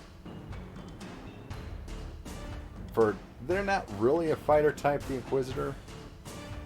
They have a decent range, but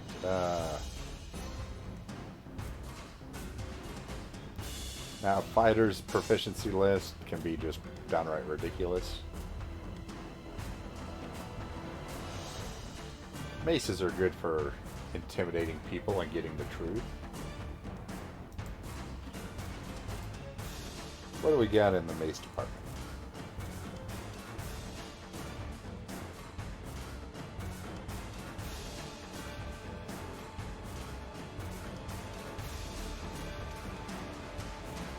Let's see. Light mace does D6. Heavy mace is D8. Although it weighs 8 pounds.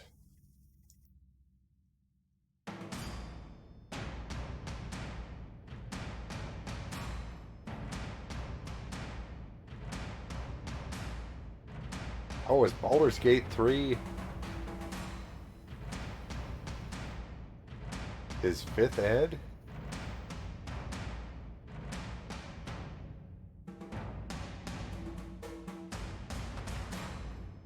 Oh, I see. Well, but when they make video games out of tabletop games, they do have to make some changes, generally speaking.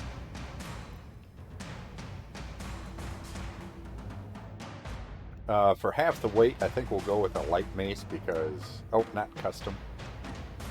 Because our elf is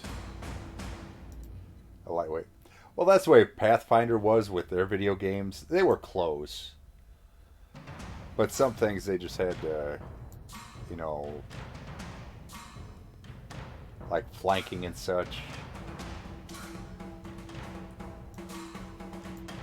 Things of that nature. Okay, we got a weapon, we got some armor.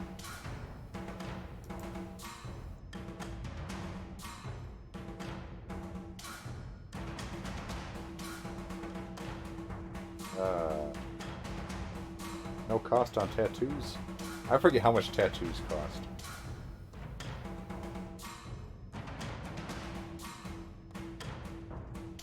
But yeah, you can buy tattoos. You are proficient in shield. A shield might be handy.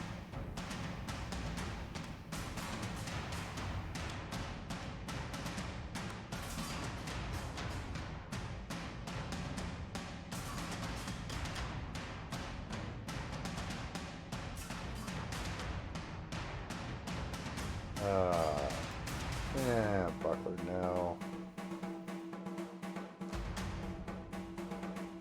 Standard.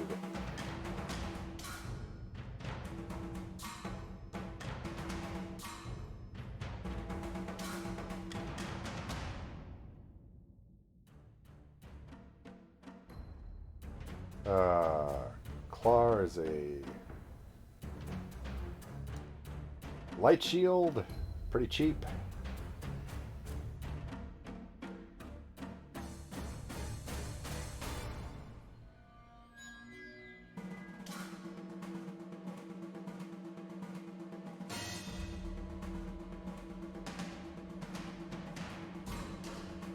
Goods, services.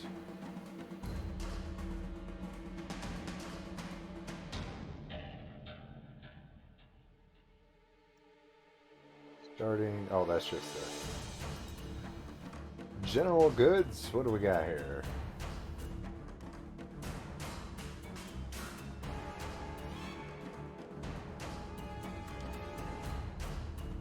A Masterwork snorkel. Wow. Loaded dice.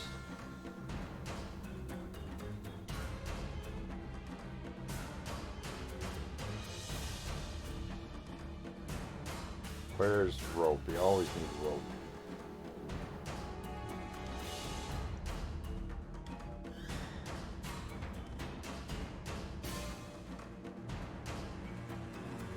Generally splurge for that silk rope when you don't have a high strength.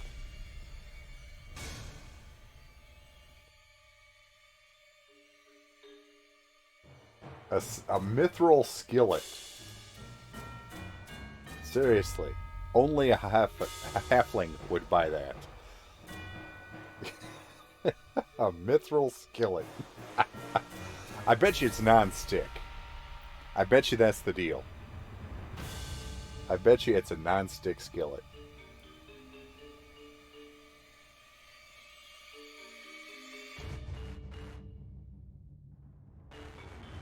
What's a thurible? No idea. A mithril waffle iron. These have to be made by halflings. Now I need to look. You know what? I am Ultimate Equipment, page 74.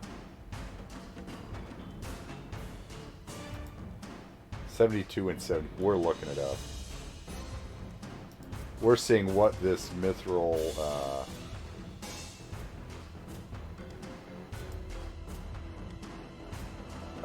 where's it going?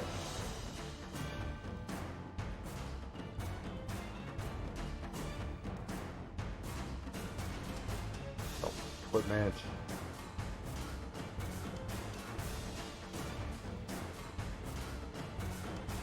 How do I select what page?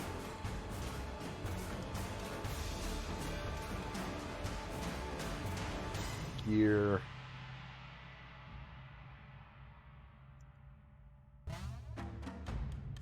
Oh, tools. Close enough. We got to see what this mithril.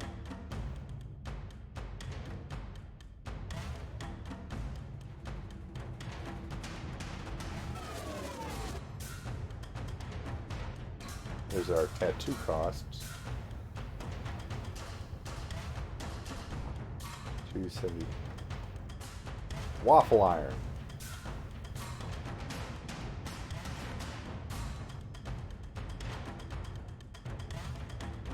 A mithril waffle iron almost always bears a specific insignia rather than the generic waffle pattern. As with other mithril cookware, food rarely sticks to a mithril waffle iron. Knew that's what it had to be. And it weighs half as much. But fancy waffle irons have coat of arms, religious symbols, or a country's flag as their pattern. Skillet. Weighs half as much, food rarely sticks to it. Yep. Bet you it heats up pretty quick too. I would, maybe. I would have never thought of mithril cooking gear. That's what Ultimate Equipment does for you. A stationary. Tennis gear.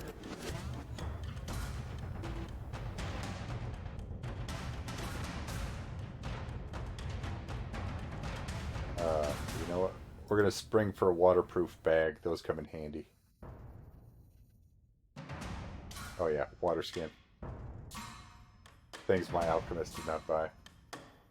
I didn't go through and find the mundane things.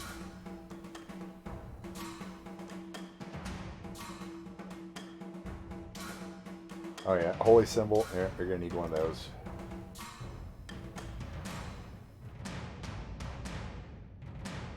Silver, good investment.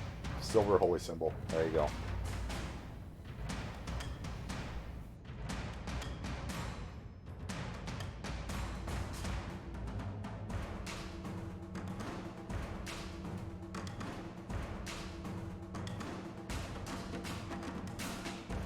Wigs are 5 gold. Egads. Wouldn't that be funny? An elf with a wig. Ah. Oh, where's the ever-burning... Ever-burning torch is 110? Really?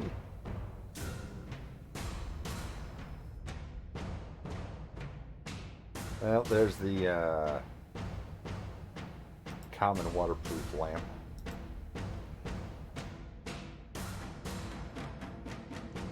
Leg warmer. Oh, a kilt. Okay, that's what was under leggings.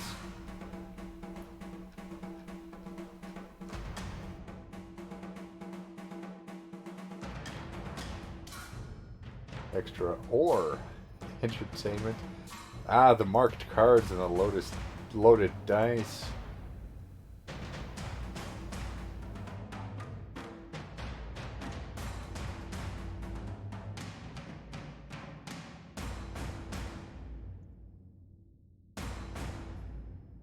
Kits. What kind of... Gambler's kits? Inquisitor's kits. What? Oh, okay. Includes backpack, bedroll, belt pouch, candles, cheap holy text, flint and steel, iron pot, manacles. That's the what makes it an Inquisitor's kit. It's got manacles.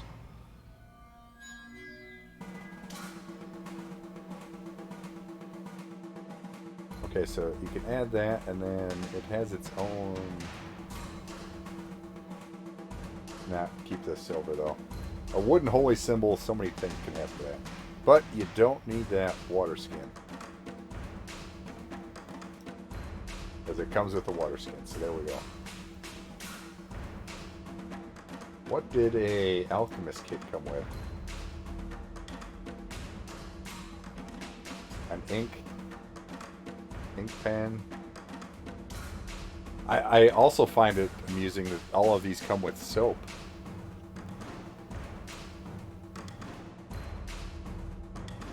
An alchemy crafting kit. How is that different than a portable lab? Other than the fact that it's obviously lighter.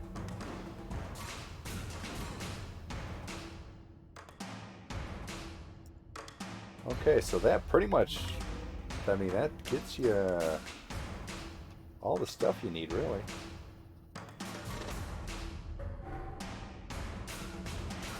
We did not go into the height and weight and stuff.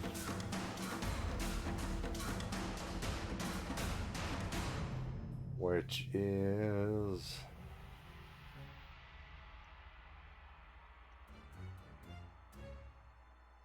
Oh wait, that's under... Other... Vital stats.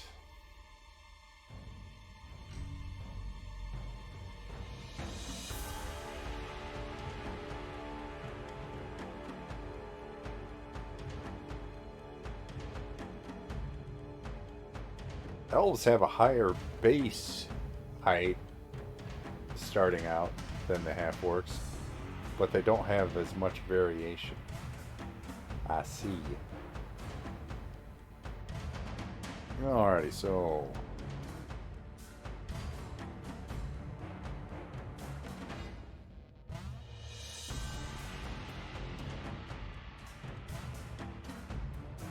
Dice. Oh, elf lady, 2d6.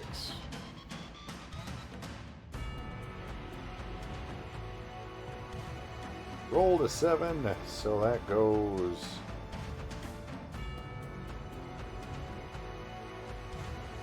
5'11", 111 pounds.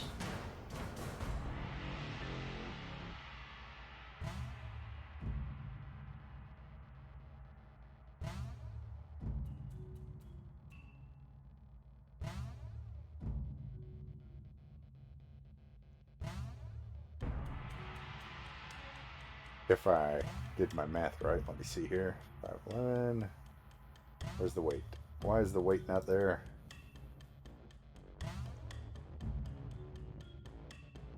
Okay, there it is. Apparently sometimes you just gotta bounce around a little bit.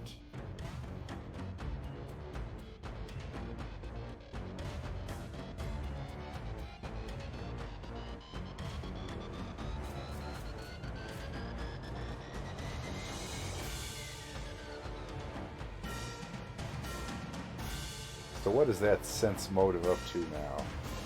Got a 9 in that, 10 in perception, 10 in identify monster. That's some sort of thing I didn't read about in the Inquisitor thing there.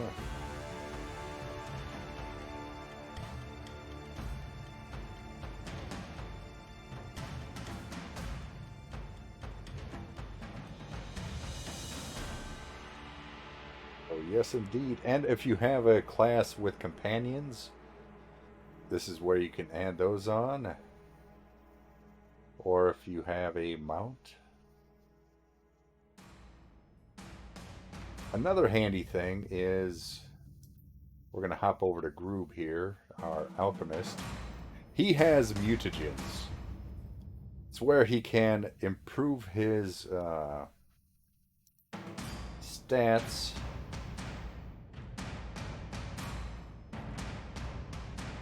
Mutagen. We'll go with strength.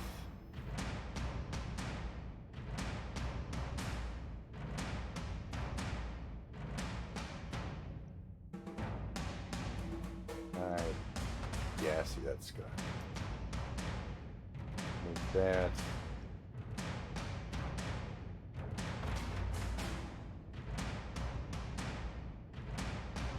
Why did it not remove those?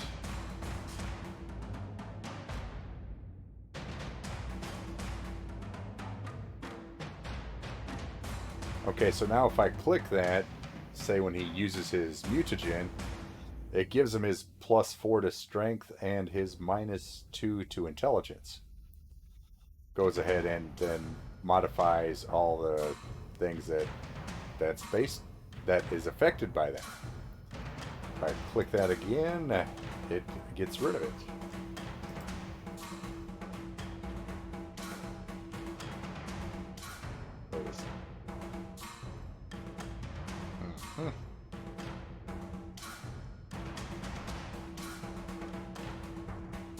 Can't make it go away. If I remove the bonus and then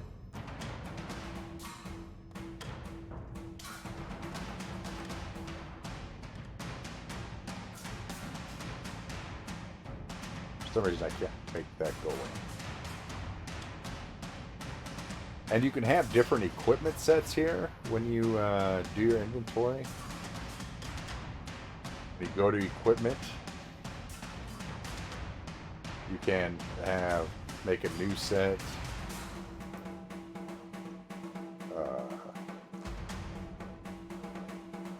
make that SOP. Now it's unequipped everything, and let's just say that's just our leather armor and our formula book.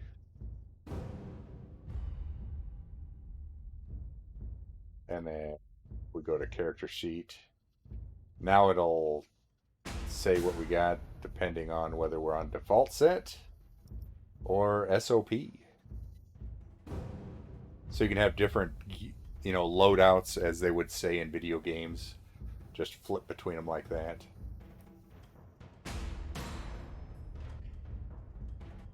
And what I haven't shown is that then you can export this as a text file or a PDF. We want to export that as a PDF. That's asking us blue, light blue, yellow. Just basically what kind of the color you want your boxes, essentially. We'll just roll with that. Export that. And we'll go ahead and export that maybe to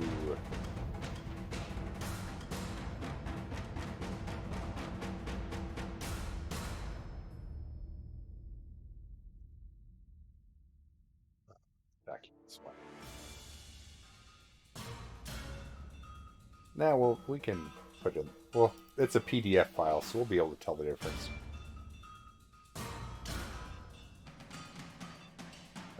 Yes, please open that up. Now see, now we have a PDF of our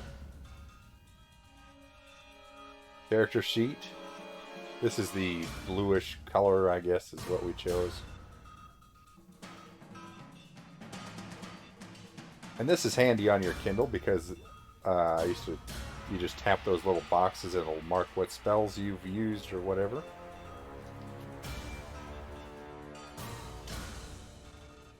And there you have handy PDF format.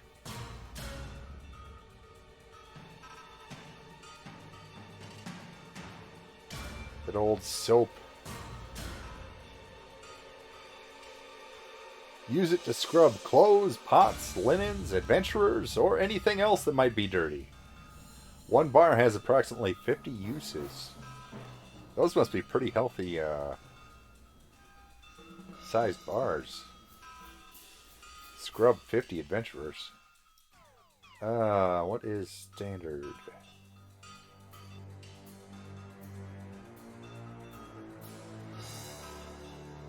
That block.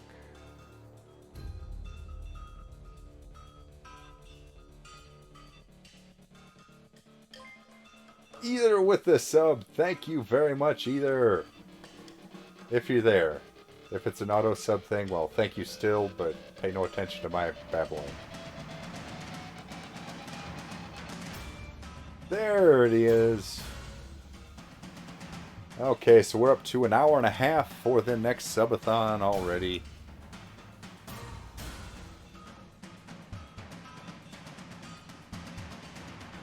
Well, you stopped in to drop us a sub, so we will agree with whatever you say.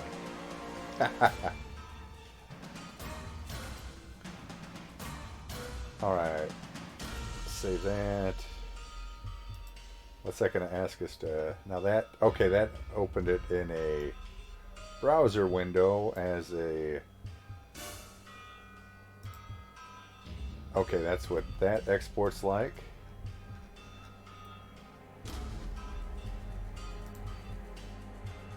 And what was our other? Oh, just straight text-based. Yeah, we won't worry about text. Ah, very clever, Aston. And you notice down here at the bottom, you can have multiple characters opened at the same time. And you just go between the tabs. Now, the really, really cool thing about this is that, okay, we are currently, we're going to just use Groob here as our test subject. This is Groob as a level 1 alchemist. But when you're making a character, you're envisioning their future. You're envisioning them out to that level 20, you know? You can do that here. We've got Groob saved. This is Groob 01 because he's first level.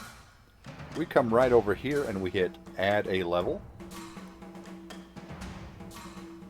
Now, see, we were still selected on Alchemist, so it added another Alchemist level. But if we were going to multi-class, we could have changed this up here and chose a new level. Alrighty.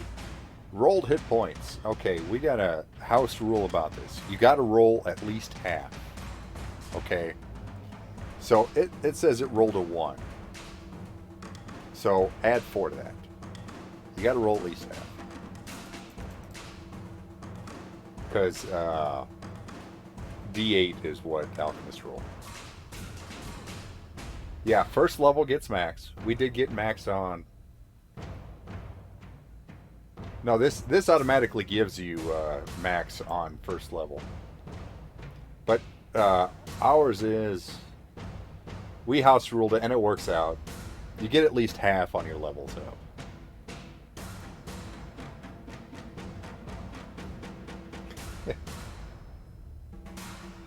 So there's that, and we hit close there. And now when you level up, it tells you what you need to do. Okay, we got to spend our skill points. And it shows you what you did first level. They're all spent. No, I don't. I don't really have many commands set up on Botrix there. Let's see. Nothing on Twitch either. Was that supposed to do something? Did there used to be a dice roller thing?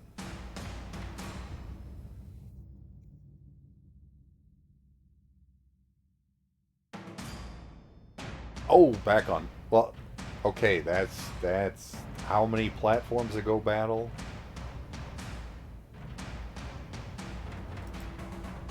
All right, so point in alchemy.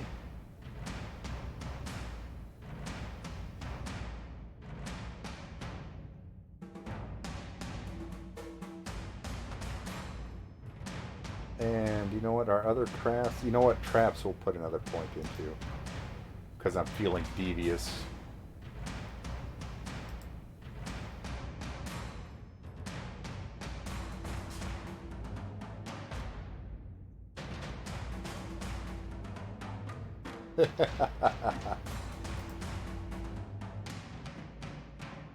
Bump up our knowledge nature. Honestly, we're going to put a point into dungeoneering.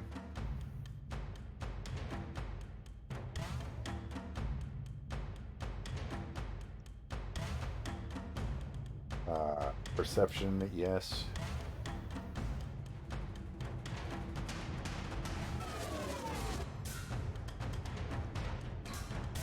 Profession. Yeah, we're going to put another point into brewer.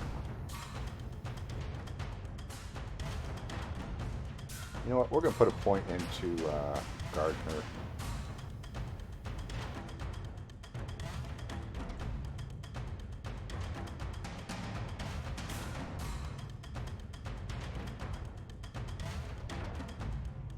Oh, intimidate. Kind of, but not. Ugh, killing me.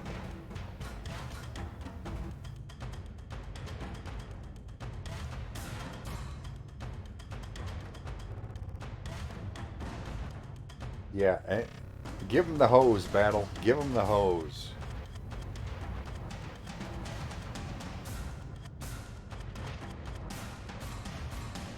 Okay, and then yeah, better put perception. There we go. Still got one.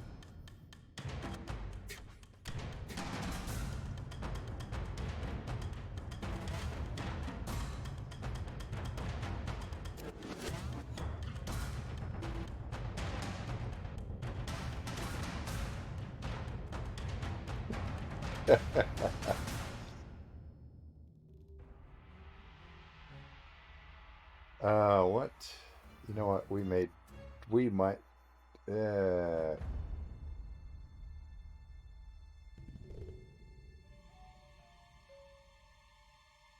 is tough. You know, we'll go with survival. Back to summary. We got a discovery for being a alchemist class feature. Is feral mutagen the one we roll with? Yes, it is.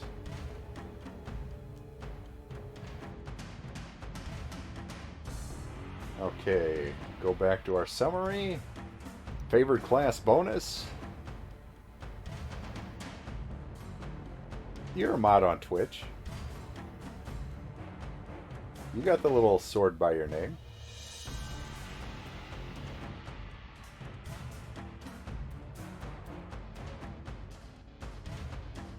Or is that the thing where mods can ban each other and I have to unban you? That's have they changed that maybe? You know, because that was always kind of a, you know, that was. Add that. Another hit point. Go back to our summary. And that's our level done. Now we can go to our character sheet. It put us up to the 2000 XP. Got 19 hit points now.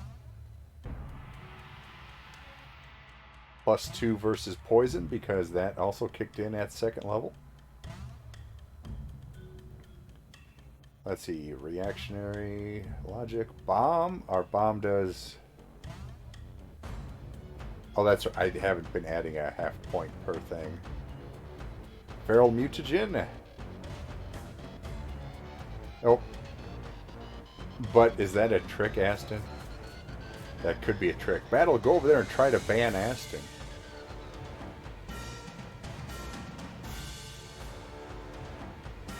And if you start reading these, it will update as you go. Poison use.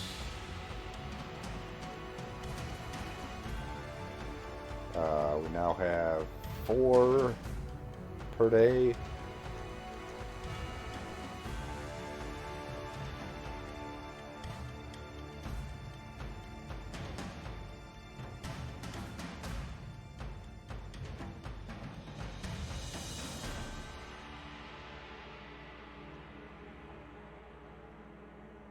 Okay, and this is where we can actually go in and temporary bonus.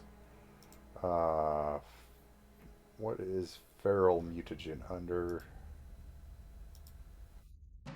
There it is right there. Add that. Go to our character sheet.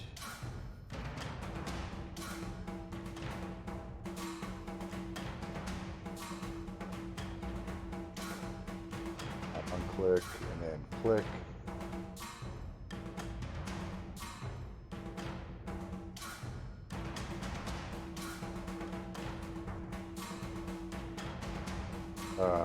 Did not add our attacks in here. Because it should have 2 claws and a bite. Oh, when you use it, so maybe I have to actually kick in the mutagen to...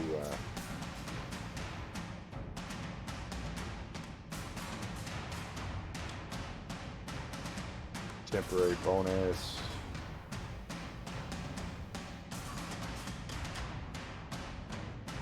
Mutagen. Normally roll with strength, so we'll just do that.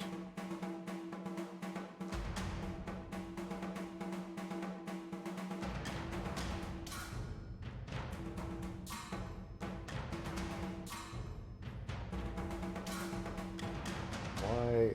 I know it worked before.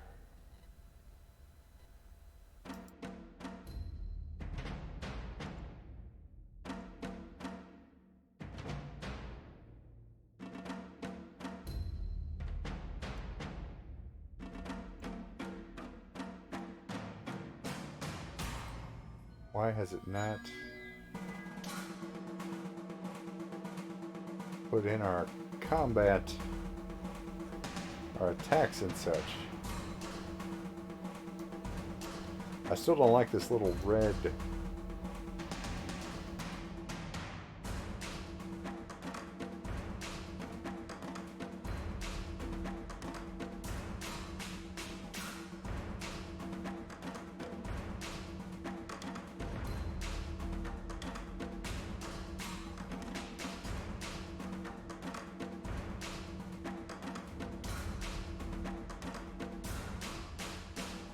Still got something odd going on because that red stop sign should not be down there in the corner.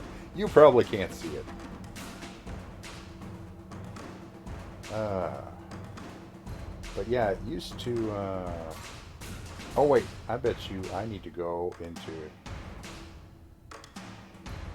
There it is.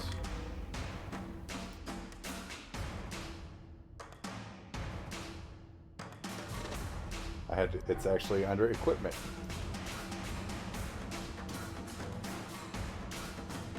There it is.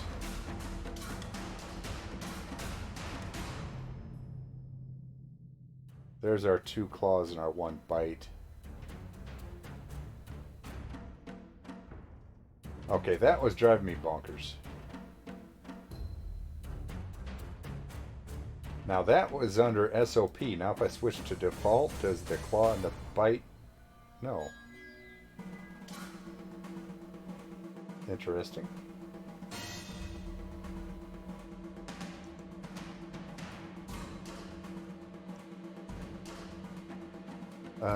Wait a minute. Because my hands, that should already have, yeah, bite in...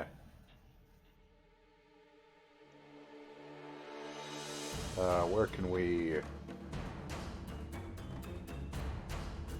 put that as carried, I guess?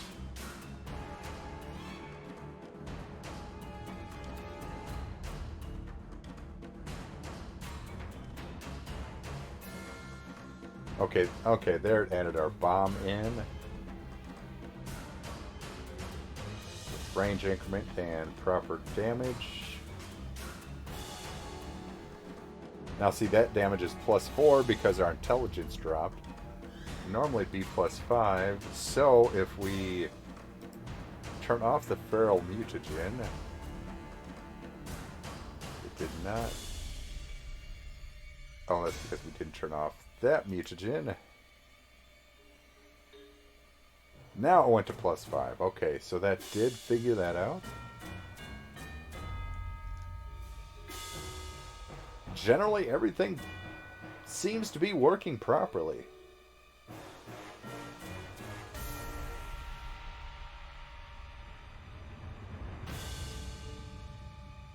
Okay, and so like I said, that is our 2nd level Groob. So we make him Groob 02 and hit that save.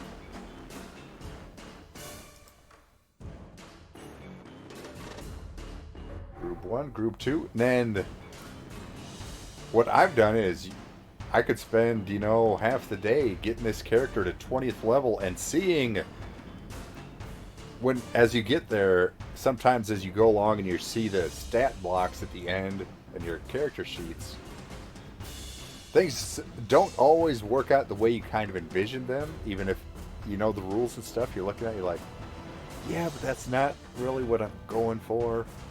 Now that I see it planned out. Yeah, but she's got to give it all to the church, being an inquisitor. So, you know, that kind of sucks.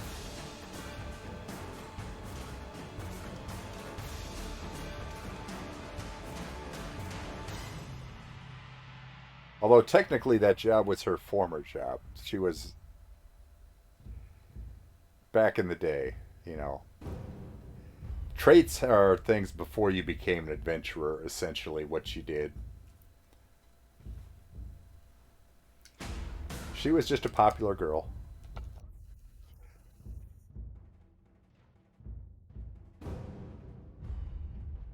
Working hard for the money.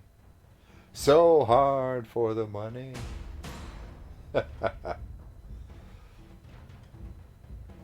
So as far as tutorial videos go, I'm not sure how, you know, coherent this one has been. For the folks, I'm going to send this link. Well, I got to export this to YouTube later. And it's already a 2-hour mess. But that leveling up character as they go, I would offer to do the lady, but I have no idea how to level up. Well, you know what? what we do is another level of Inquisitor. We hit add a level. Rolled hit points 4, which uh,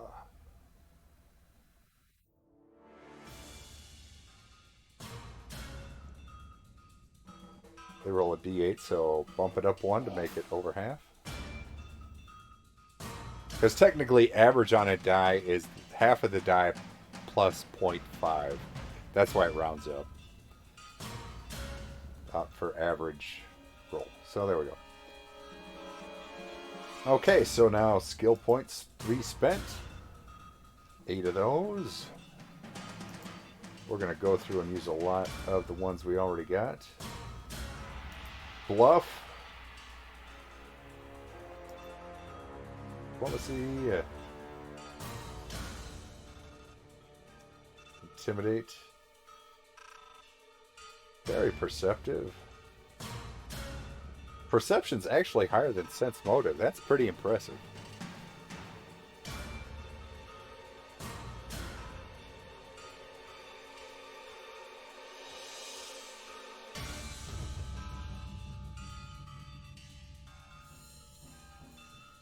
Oh, the skill points don't roll over. They, like, I could go to a next level and they would keep those there, but I would still have to spend them at the level that, basically a use them as you go thing.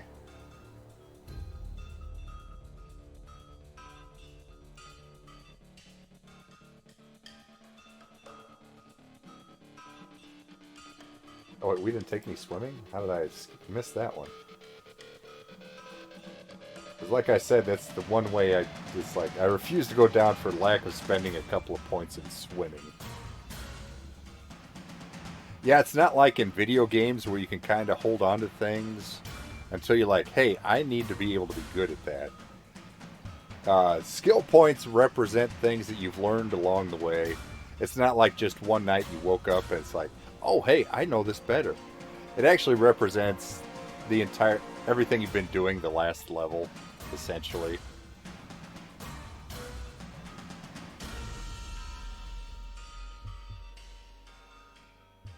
Like you've been, in bars, trying to learn more about picking up on subtle cues on perception and sense motive, stuff like that. You've been practicing those things while you've been out and about.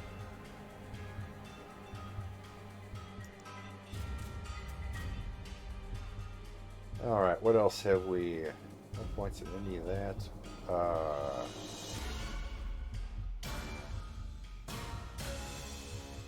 Oh yeah, you were working on armor craft.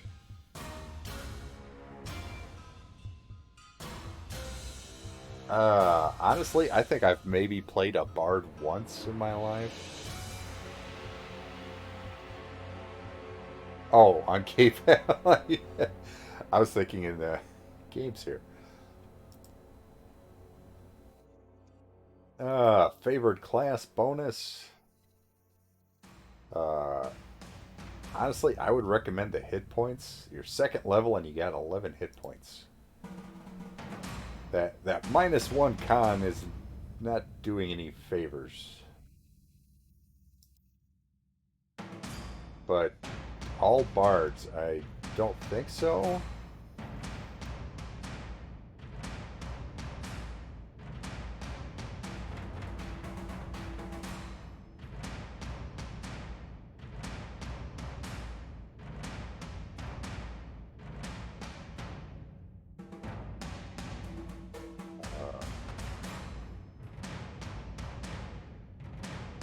Thought you already had your spells. Unless I maybe pick up one more per level.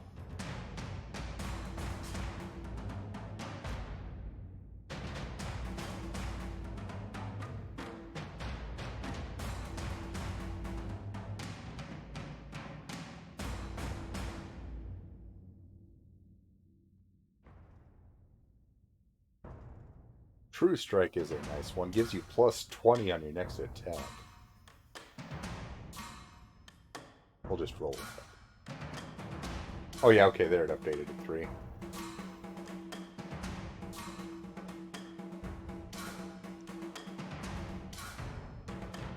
I selected. Oh, another 0. I didn't think zeros went up as you leveled.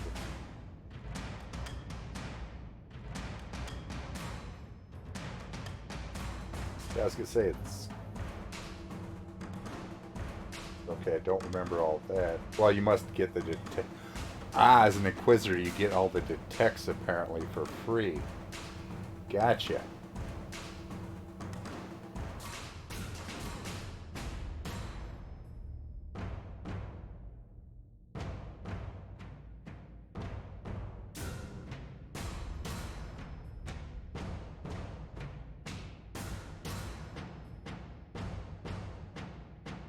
So that really narrows down what you need to be taking. Create water. Why not? Oh, the Bard's Tale. I played them way back in the day. I puttered around a little bit with the new release, but not much. I thought about it, but I didn't think it would be much of a draw on the channel.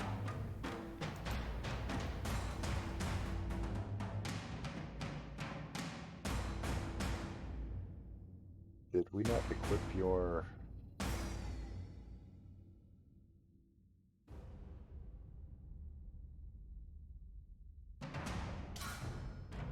Equip that there. Apparently we did not equip things.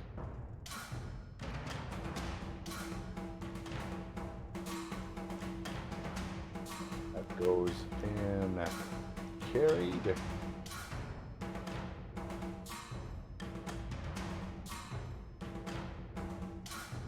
Is carried.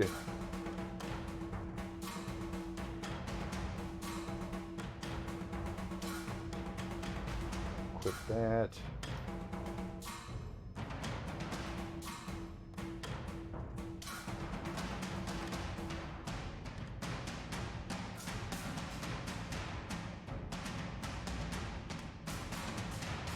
Now, I thought there was a way to put things into... Oh, we're at medium load already?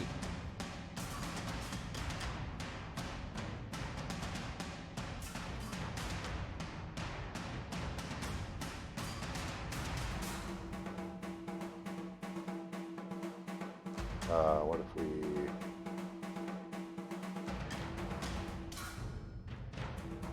No, we're like way over. Oh, because of that Inquisitor's kit.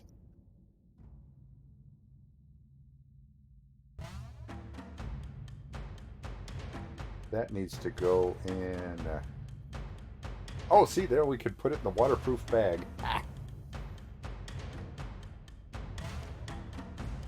But that's not going to make it any lighter, is it?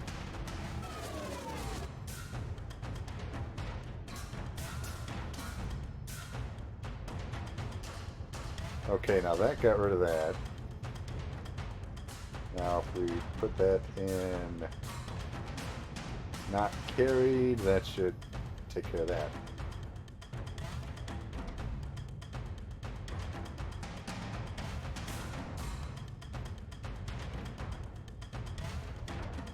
Okay, oh, the Inquisitor's kit. Put that in the waterproof bag. Oh, then we can click on... Aha! There's the Inquisitor's kit. There we go.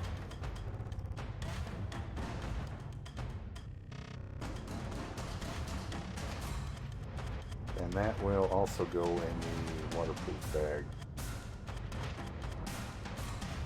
So now we got a waterproof bag stored with the kit and the outfit. And our elf is not wobbling everywhere.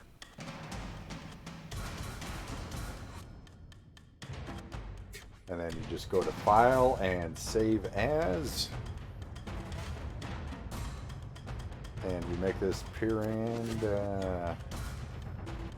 02.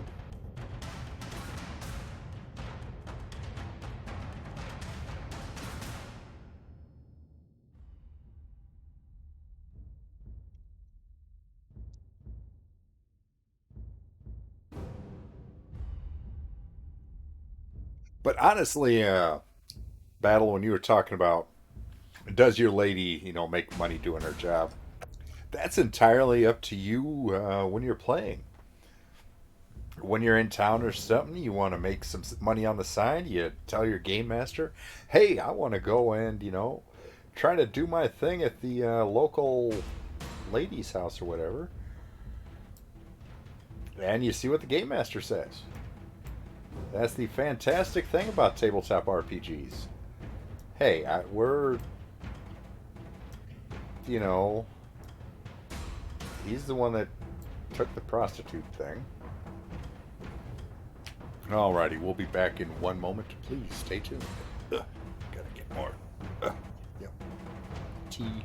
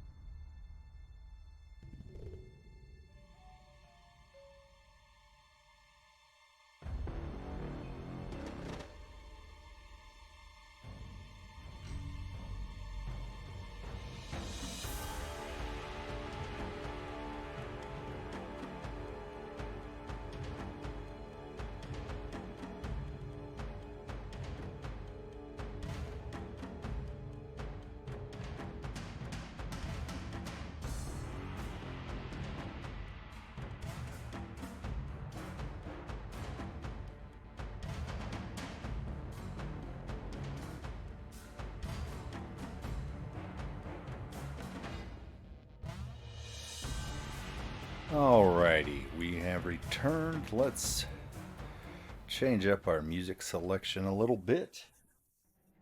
Uh, okay, but you happened to mention making a brothel. Conveniently enough, when I was mentioning that's, something, well, working is something you talk with your game master about if you want while you're in town. The reason I really like 3rd edition slash Pathfinder is there's basically rules in the books for anything. You know what? Let's see how you make a brothel in Pathfinder. Shall we? And the reason, yes, in tabletop you can just say, well, you do this, that, and the other. Unfortunately, I have played a lot of games with a lot of different game masters, and game masters are human. Impartiality isn't, they try really hard, okay? The best ones, they do their darndest, but honestly, they're not always applying the same rules to the same or different people, stuff like that. They have biases, things like that. When you make a rule and you agree these are the books we're going to use, stuff like that. But yeah, you want to see how to make a brothel in Pathfinder battle?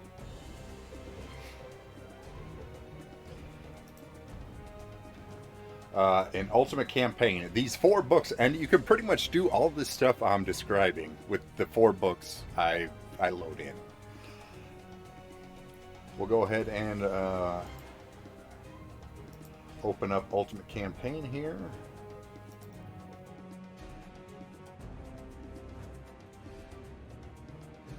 And we're going to blow your mind, battle. We're going to type in the word brothel.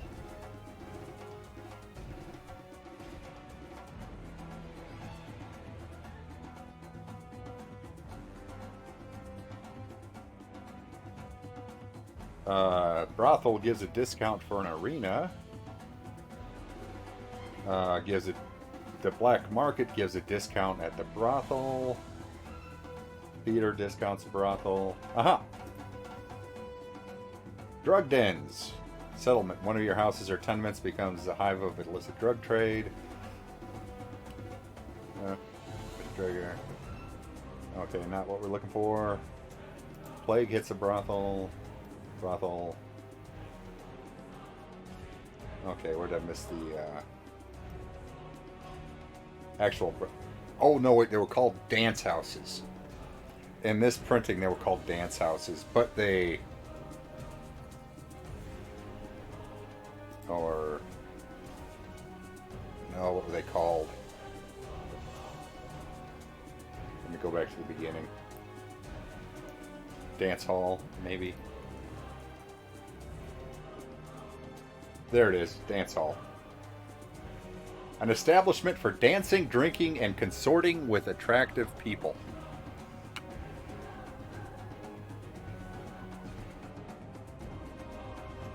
It takes 53 goods, 1 influence, 53 labor, 2,150 gold. It has a ballroom, a bar, a common room, a lavatory, an office, a sitting room, and a storage. There's the lady running the local dance hall.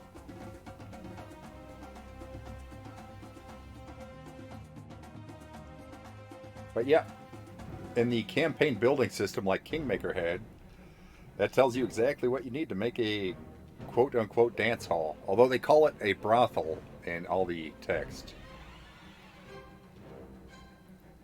But yeah, just that, like that. And if you read the description, dancing, drinking, and consorting with attractive people. That's exactly what it is. Wrath of the Righteous, yes. On Xbox, that's kind of odd. If you, I recommend it. If you are rocking that Game Pass, I do recommend Wrath of the Righteous because that goes into these systems of mythic characters.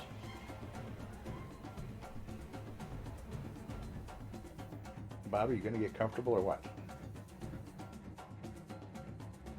You're up and moving here, buddy. What you doing?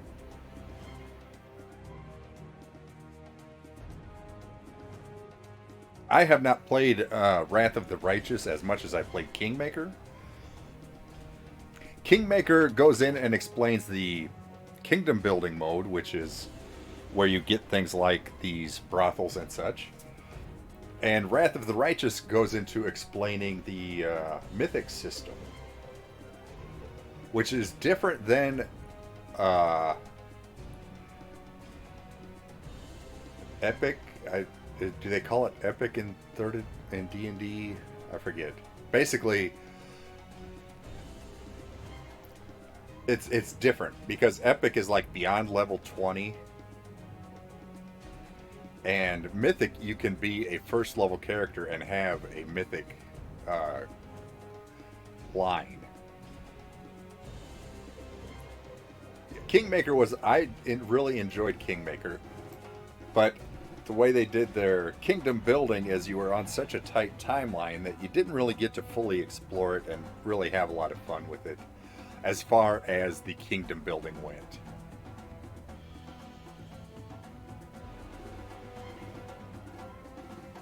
A lot of the DLCs for Kingmaker and Path of the Righteous just add little things to the game. A lot of them aren't huge extensions to it. Now, each of them do have a couple of, full-size, basically, DLCs on them.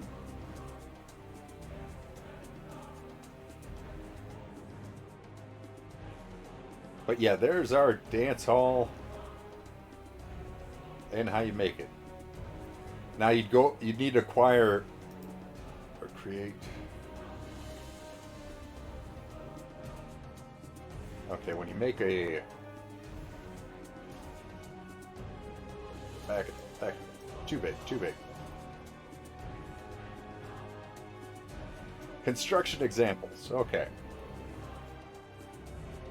Suppose you want to spend some downtime constructing a friendly traveler's tavern. Now I need it bigger. It needs a bar so it can sell drinks and a kitchen so it can serve food.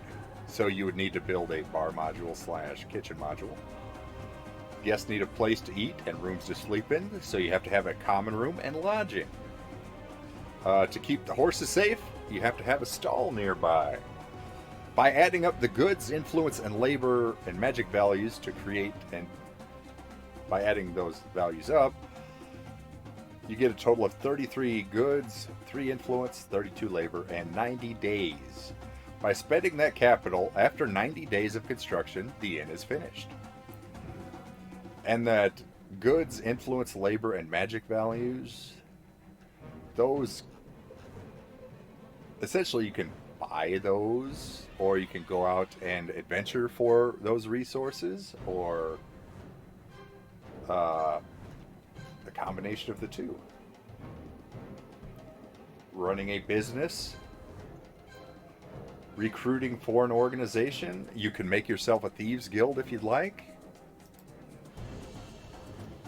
Train animals, hire managers, accountants, captains, doctors, guild masters.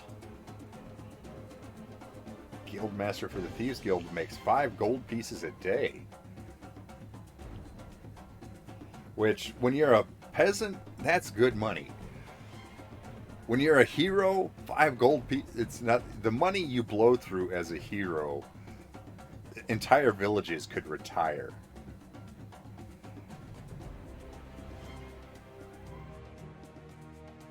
I mean, a master smith makes 4 gold pieces a day. Now that's hiring one to actually run something for you. That's not just, hiring them to do your laundry or whatever.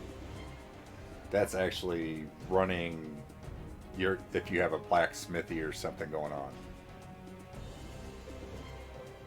on. Let's say you want to make a network of thieves and spies in town. Well, you need eyes and ears on the streets, so you need a cut purse team. You want people to break into homes and steal valuables. So get a robber team.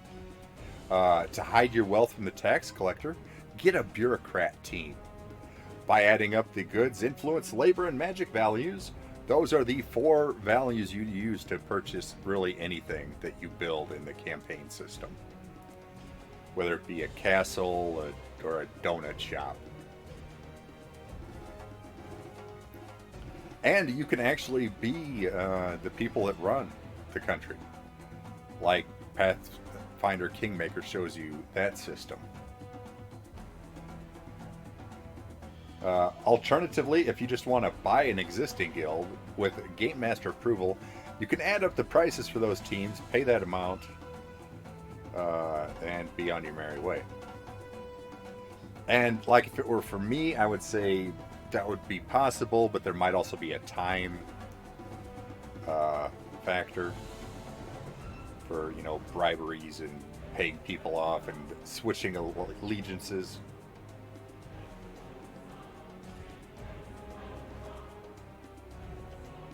Reading a unit stat block, restrictions on earnings, and these buildings you place, they can earn those 4 materials we were talking about.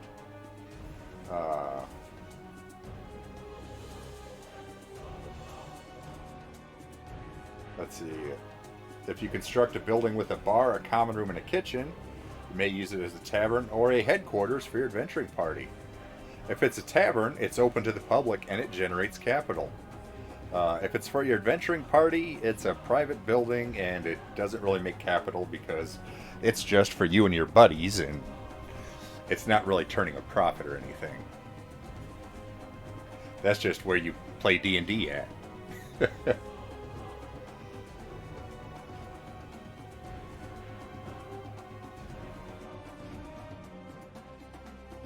Moving rooms or organizations and people.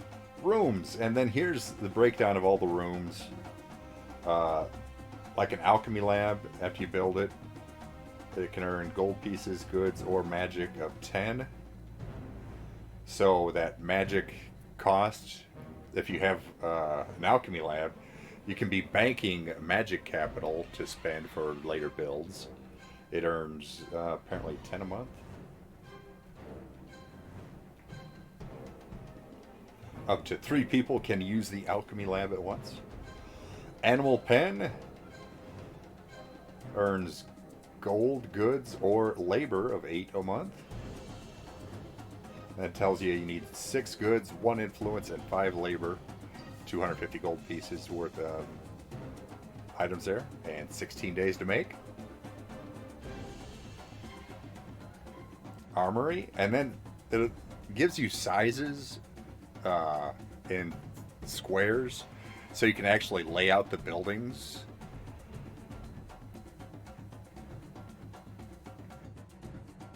And they're general, like 5 to 15 squares. You know, you have a range. It's not a precise, you know, you can kind of figure out how it needs to be maneuvered. L-shaped buildings, square buildings, circular, who knows. Auditorium, ballroom. There's a very happy halfling.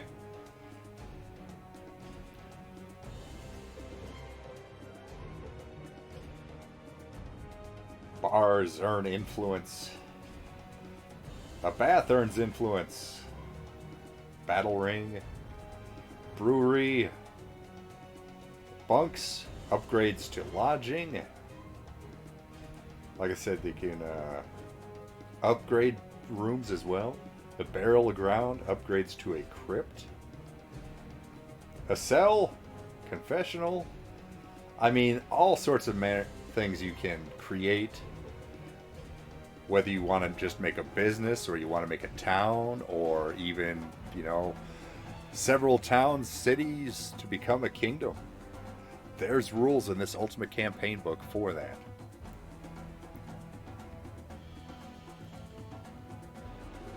That way everybody can get a fair shake if they, you know, if the thief wants to make a thieves guild, they don't get any an easier way of doing it than, say, you know, the cleric that wants to have a temple to his deity in town. you both follow the same set of rules, do the same kind of thing that's needed for that. It balances it out, you know. And like I said, game masters aren't, you know, necessarily trying to make things harder on one player than another, but you know, maybe they understand thieves better than clerics, so the thief might have a harder time making that thieves guild than the cleric, because he's like, the cleric, oh yeah, you pray, you collect some money, and boom, you got a temple. Whereas if he's, you know, really understands how a thieves guild works, like, okay, well, you need to get, you know, your robber department, your cut purses, your spies. Okay, now you got to buy off the bank, and just make them jump through all these hoops because, you know, they really want it detailed and all that. May not be intentional, but it happens. Whereas if you got the rules written down and they've been play tested, you know, for general fairness, that to me is much better.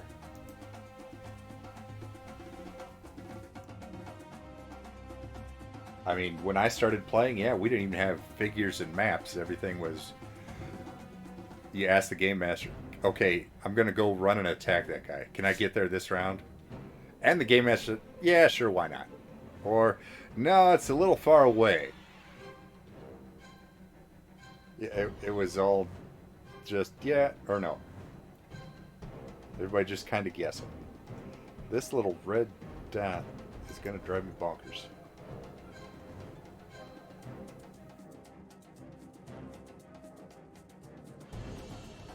This is...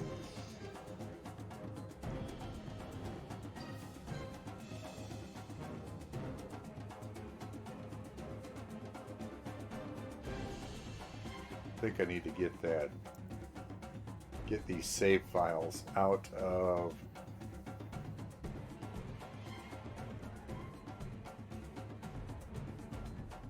the OneDrive directory, because somebody pointed out on the bug log, they said, I see that OneDrive thing is no,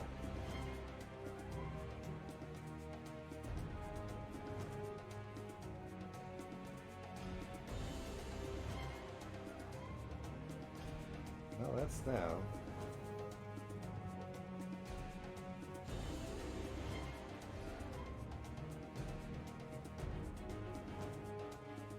Oh. Oh.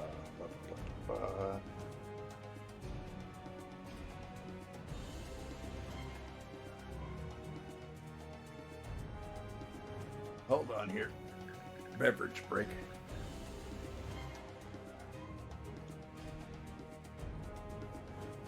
Pardon me.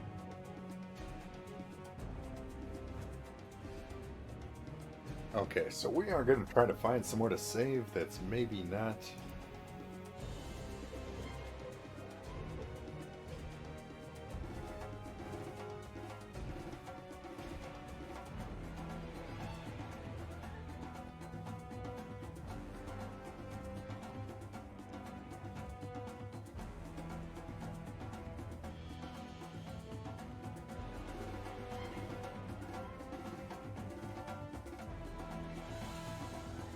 Okay, there's the first two I saved it. Okay.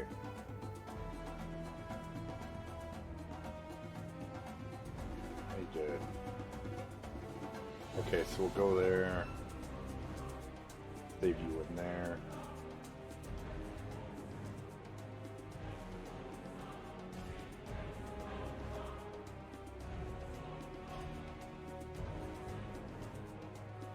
Now we're going to close you two.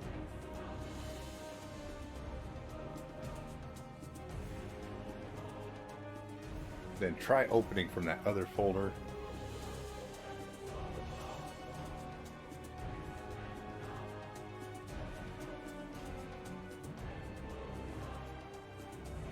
I think we broke something.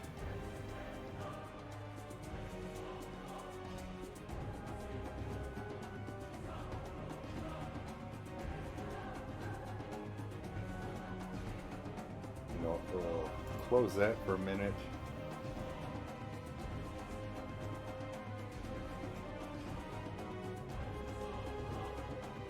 Come on.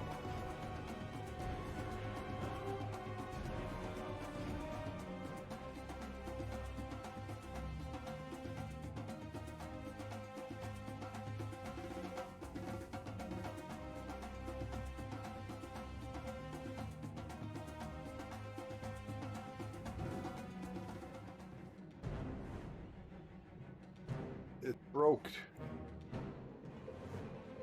It's broken.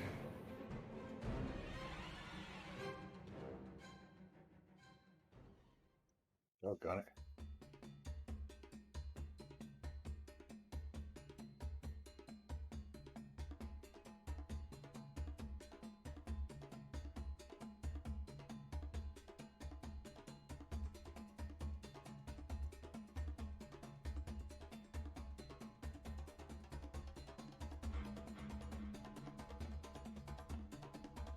Go away finally.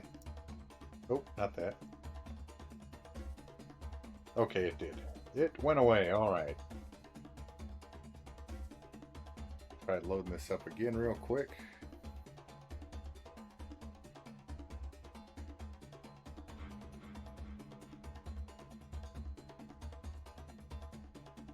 Yeah, this was nominated for an Emmy in 2005.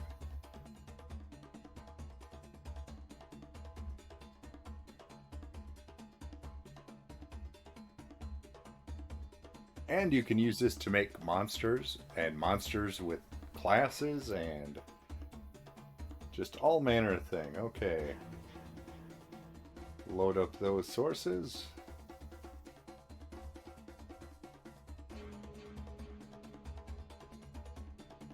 And we got that again.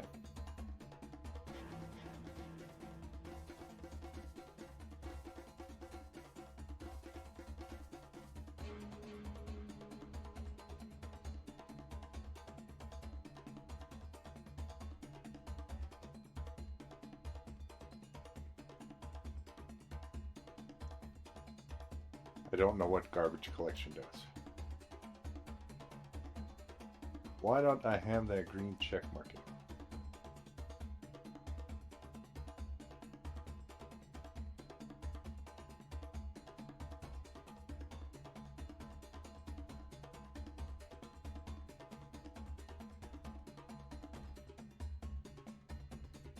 Not add equipment.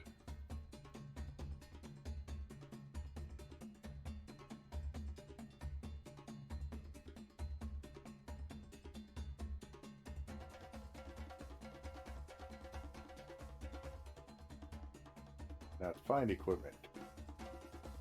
Why not?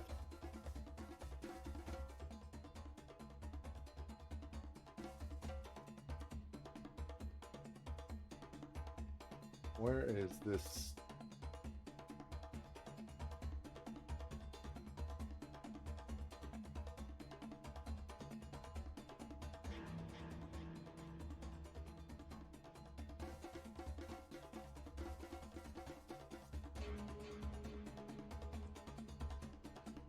I'm confused as to what's going on with this thing.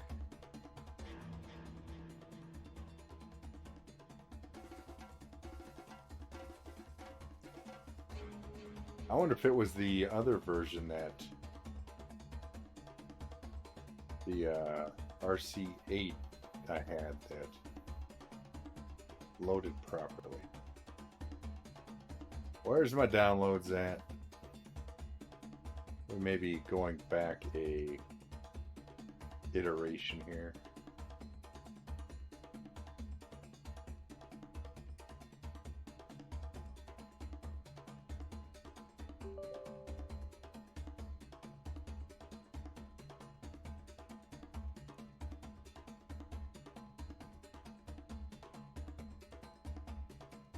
Yep, we're gonna go back. We're gonna try this one. Honestly, it's not like the game has gotten, you know, this iteration came from like 2019. Pathfinder came out much before that. So it's not like there were huge updates after that point. All the books I used came out before 2019.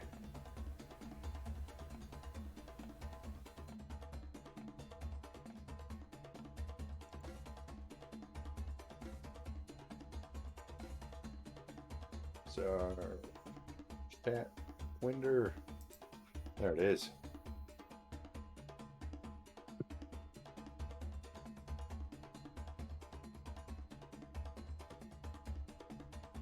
The other wonderful thing about this program, not really resource intensive, if you couldn't tell.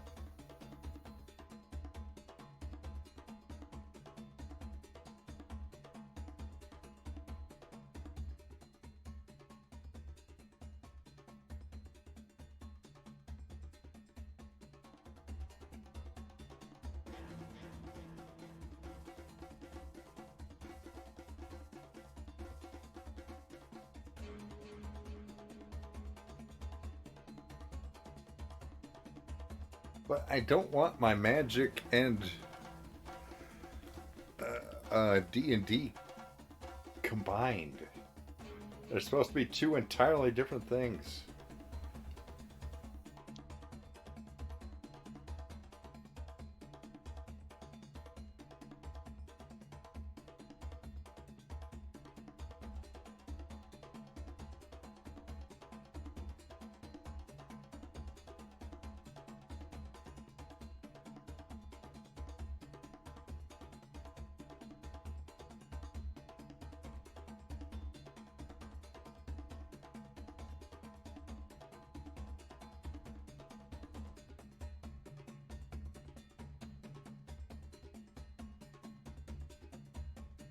The number of folders is staggering.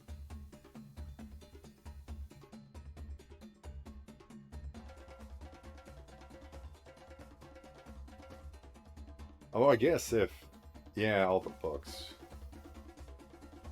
The books would have different folders and such, so maybe not as all that. Okay.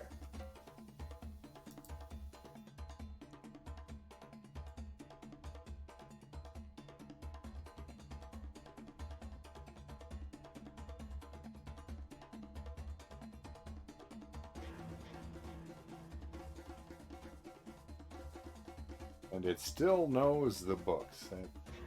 Even when I was getting rid of all the folders, it still knew the books. Okay, see, now we got a green check mark down there.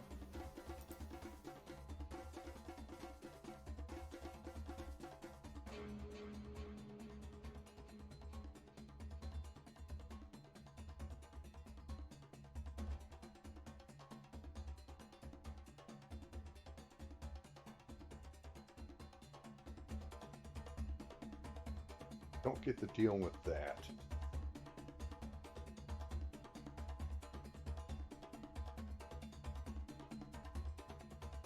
Actually,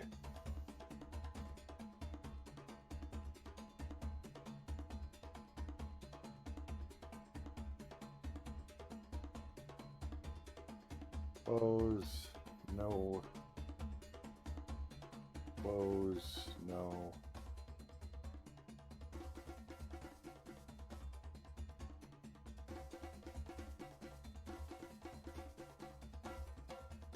Move this adjustment.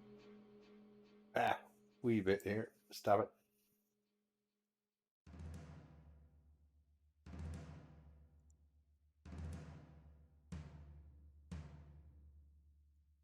Let's see what this check mark says. Okay, 0 errors and 0 warnings occurred while loading the sources.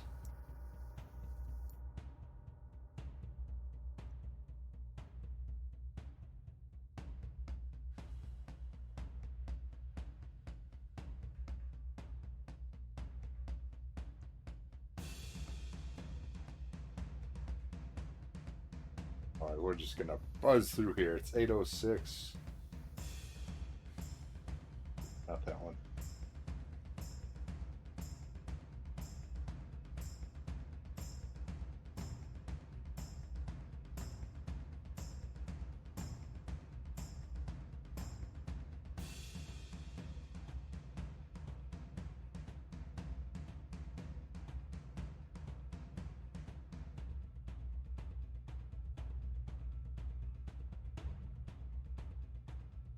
Okay, that's our that.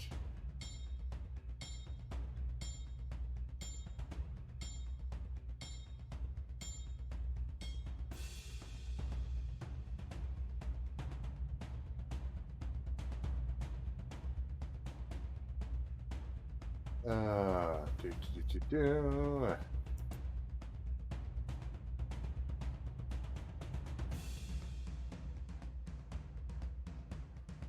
So we just have to be more careful where we're saving here, apparently.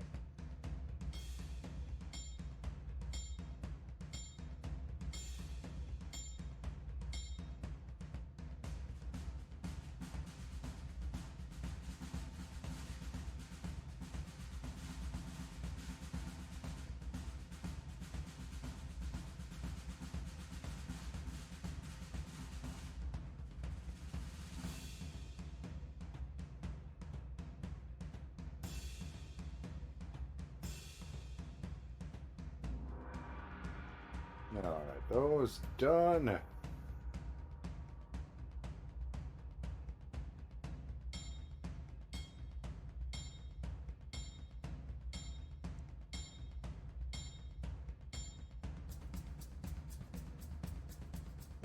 Arcana we're going to take in case we got a nose in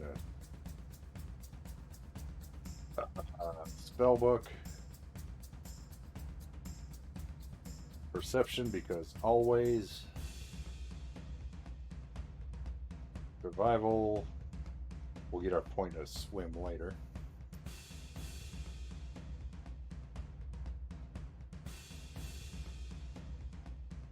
Now we'll go get our swim on.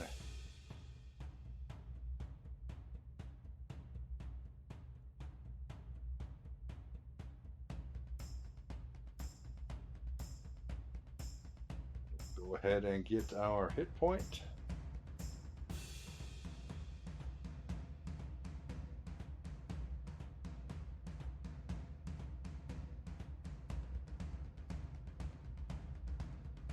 See, this is also a reason to play just a straight up human because they get an additional feat at first level.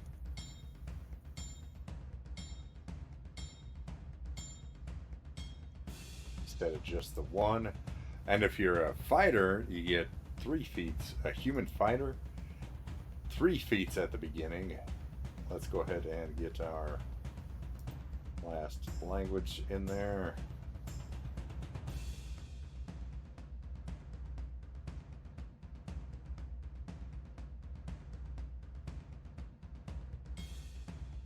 Reactionary and oh, what was that? I guess it was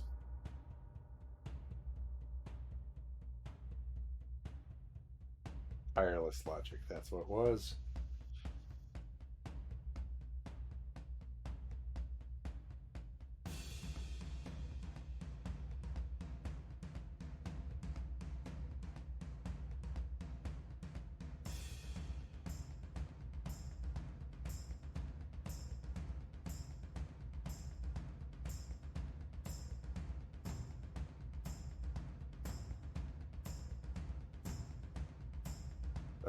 What's that alchemist hit roll up with?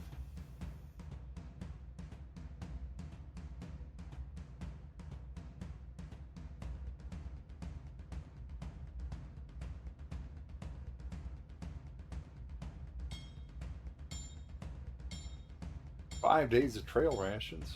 Okay.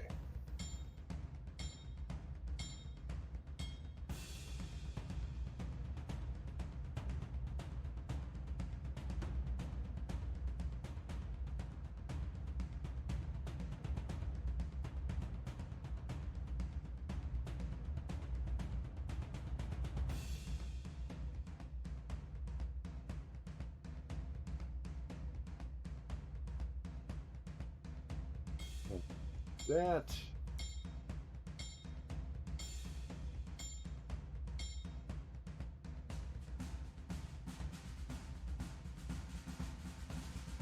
Huh.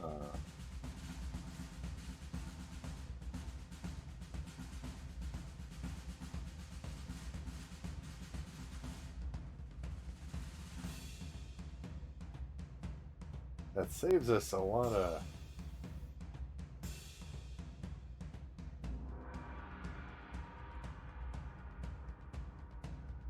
we need to go to Ultimate Equipment and see what that Alchemist Portable Lab is.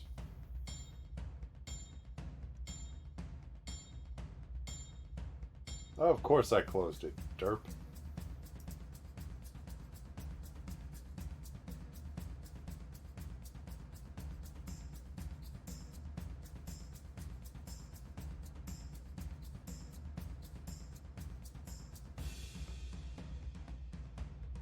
Oh, what'd they say? 79?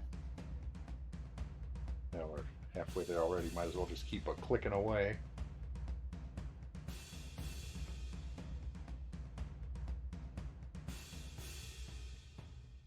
Alchemist Lab, +2 to alchemy checks.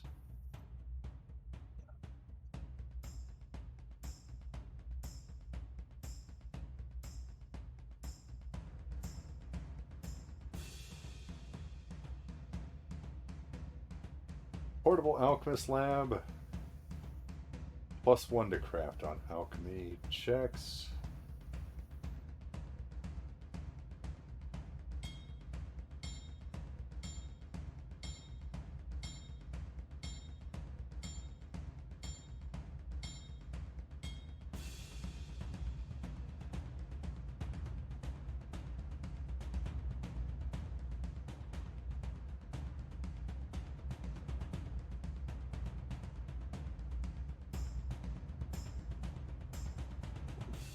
Um,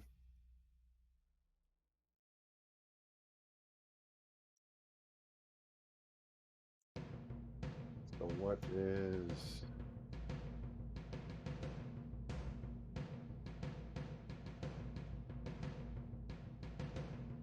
Okay, so basically it just doesn't give a +1. It,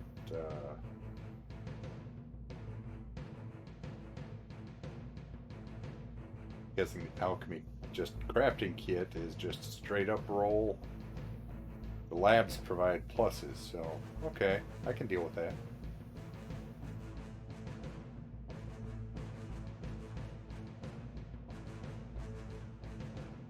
Well, it says it weighs 24 pounds. It would be nice if it gave you the individual things so you could actually equip them.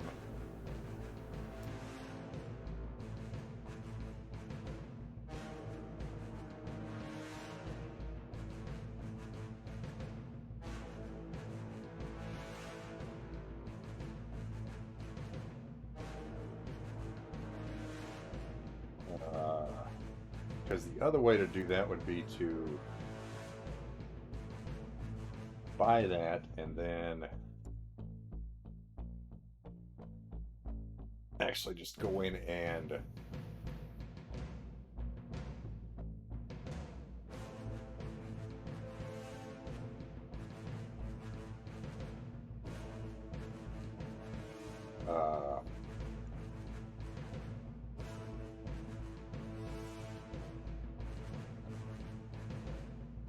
alchemy crafting kit 25. Okay, that's on page 76 of...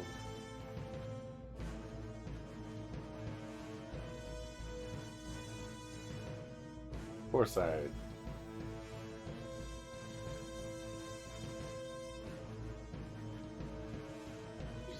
What page are we on here?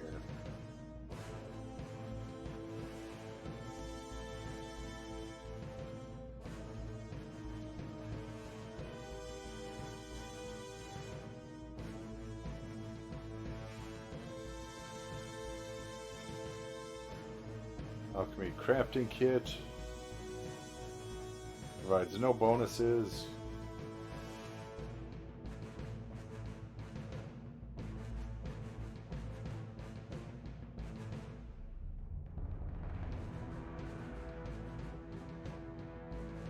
So yeah, it is okay. Don't need to buy the portable lab.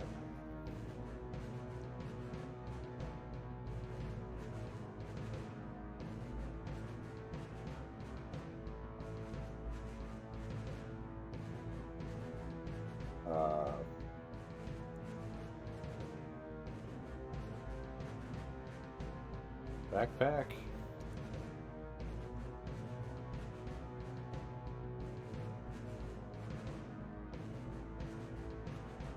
Bedroll.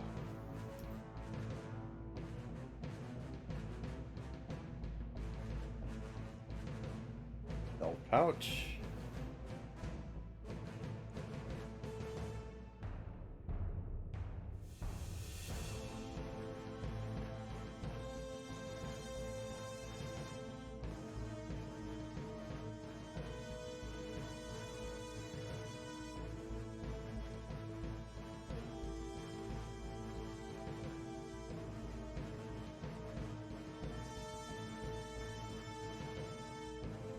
Belt. Center pouch. Pouch, belt. Ha! Look at Oscar go.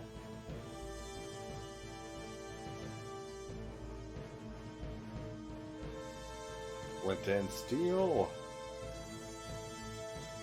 This would be so much better. It would just kind of all explode and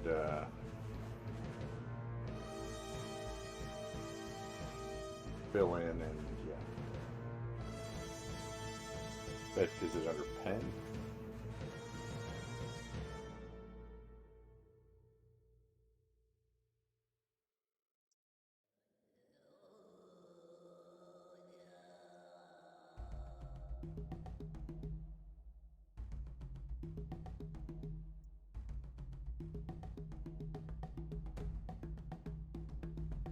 Invisible ink, where is ink? Ink.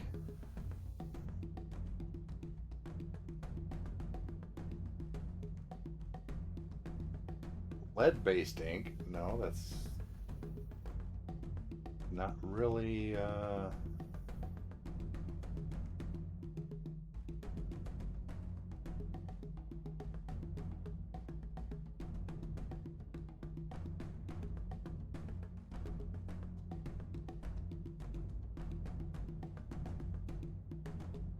no, not a mithril pot. Boy, they make mithril. There are some very... There are hobbits there with a whole lot of free money, apparently.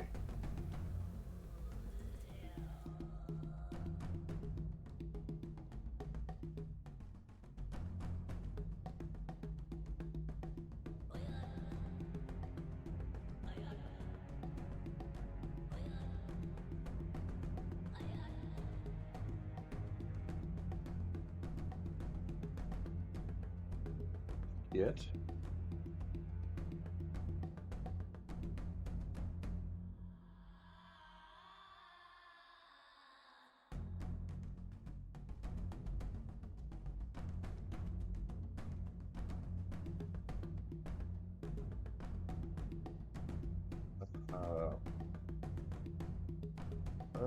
I thought you could add multiples.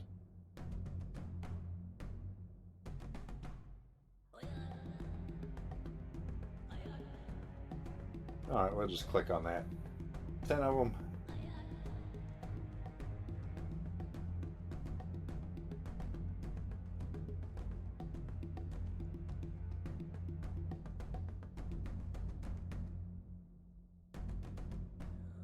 Soap. Good old soul soap for that really deep cleaning.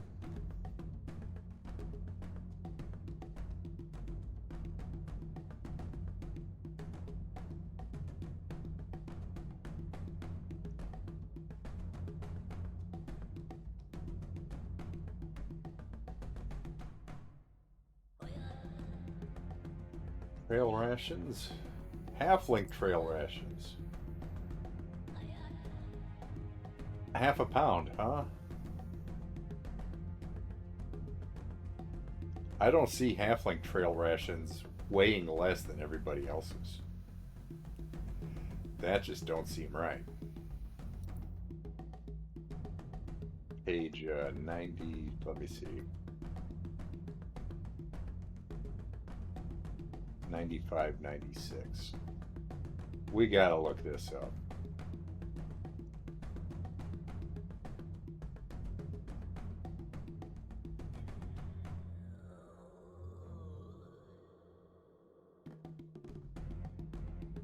Alrighty, bread, coffee, dwarven stout, dwarven trail rations. Consist of smoked sausages and salted meat, rounded out with hard biscuits and dried veggies. If you are a dwarf who subsists on nothing but these rations for at least 1 week, you can hustle or make a forced march for an additional hour without ill effect, but cannot do both in the same day. This benefit lasts until you eat a meal other than the rations or go a full day without eating a day's worth.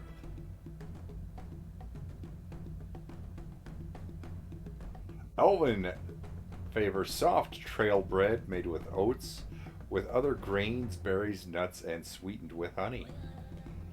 If you supplement this trail bread with dried fruits and nuts, they supplement this with dried fruits and nuts.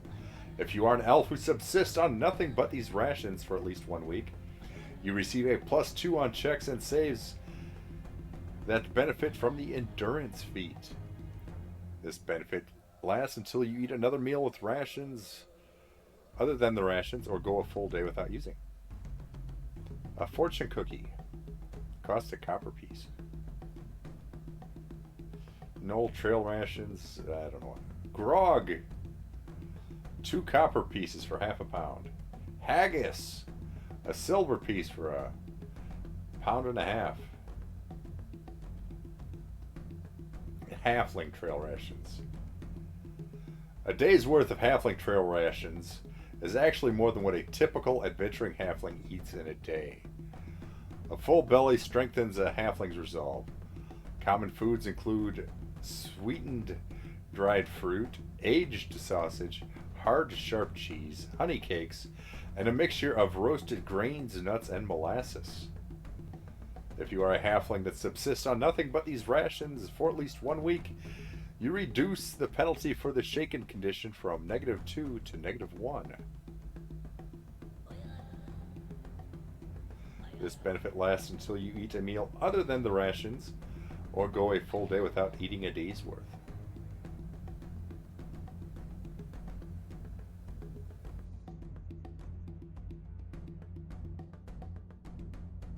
Yeah, half a pound of, I don't think that's eating more than normal.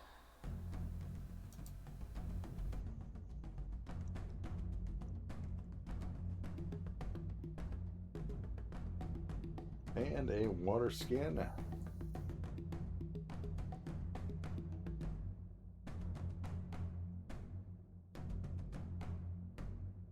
Okay, so that actually gets us all the stuff. Well, we didn't get ink or the iron pot.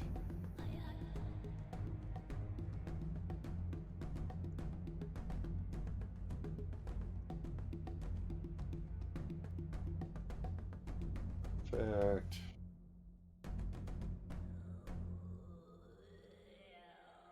Goods. Writing. Oh, there it is. Don't know why it never showed up.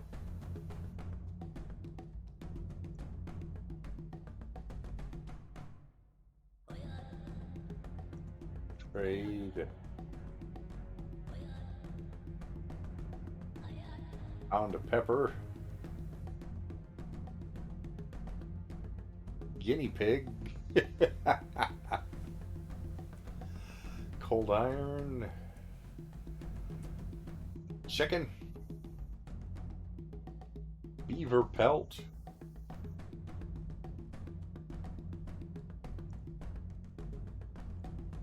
Tools, maybe?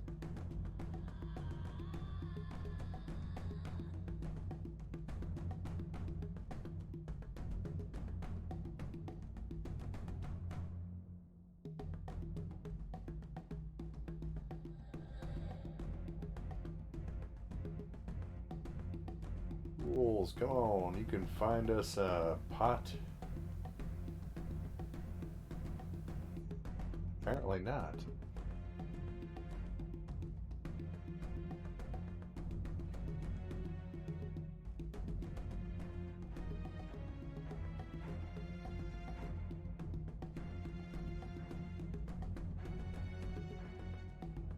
Trade. We already looked at that.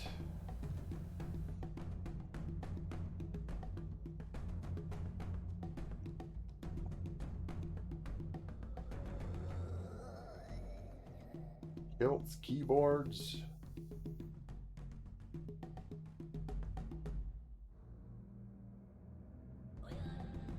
Thunder food. Caviar. Absinthe. You can get really fancy food.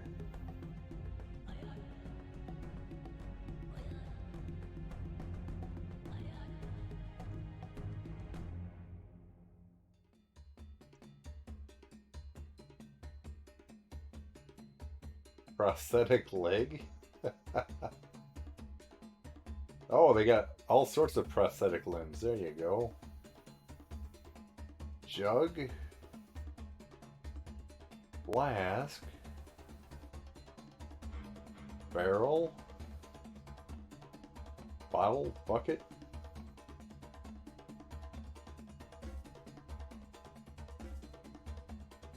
Oh, pot. Iron.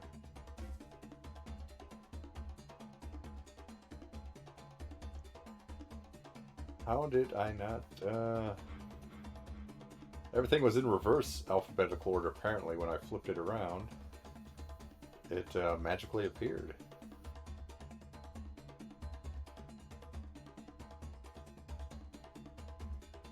Okay, so that's everything in the Alchemist kit. Now we can go back to that.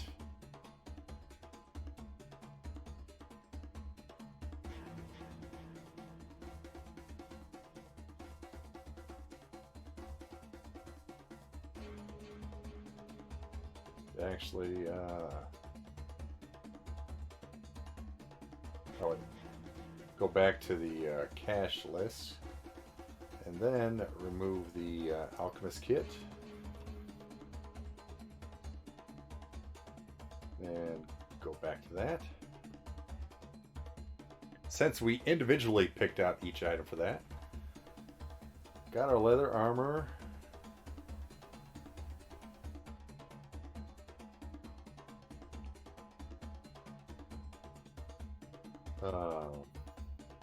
Did we get our formulary?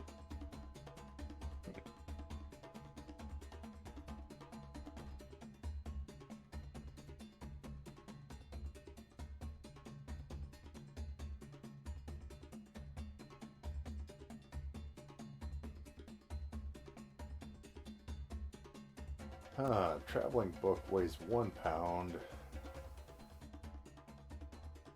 I did not actually look at how many.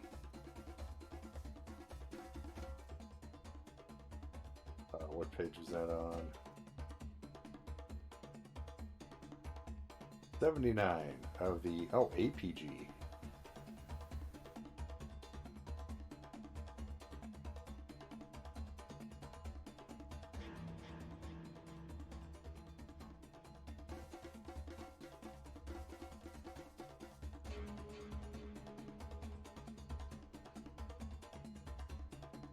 See what the difference is there.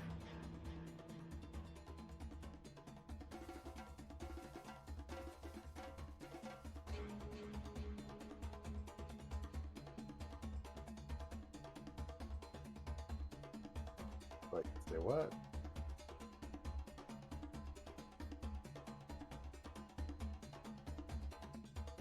You sure you didn't mean ultimate equipment?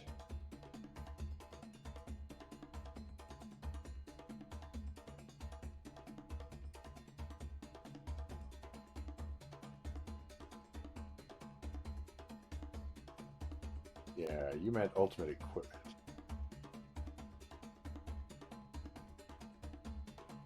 Equivalent of a traveling has half the number of pages.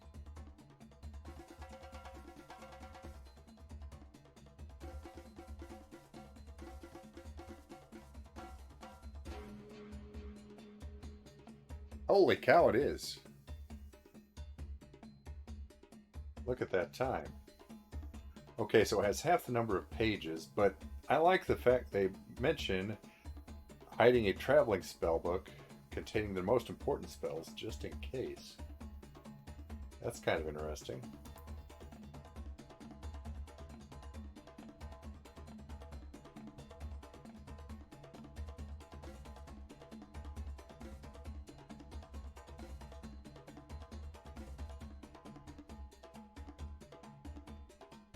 You know what? We'll go with a traveling because at low levels, that's all we need. It's not like we got huge amounts of notes to take.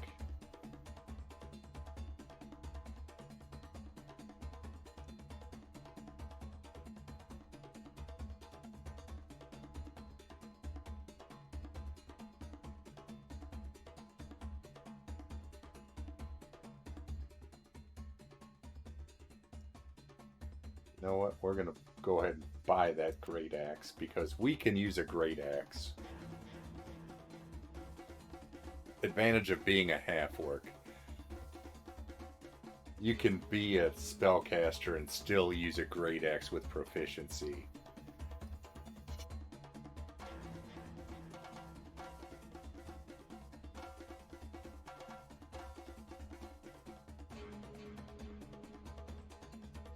Cleave to the heart of the matter as it is.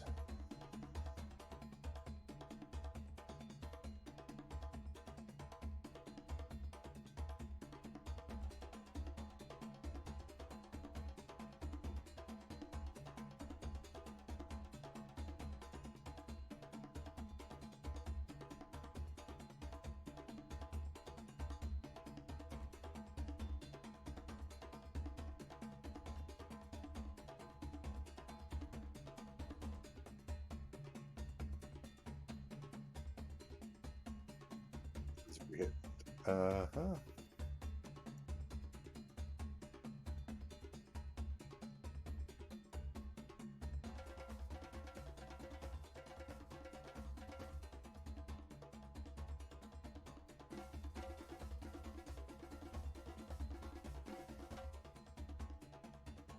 I put this in the belt pouch. Boy, I probably have to equip that first. Then can I put this in the belt pouch? Yes, I can.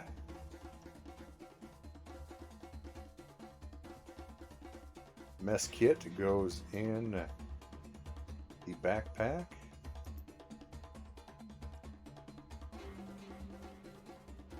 The pot goes in the backpack.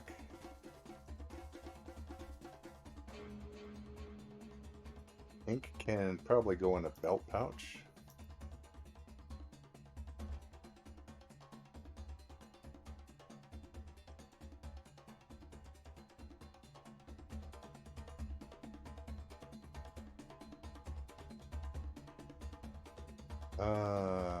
Yeah, we'll put that in there, sure.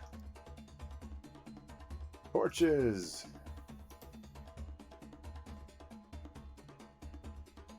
Backpack.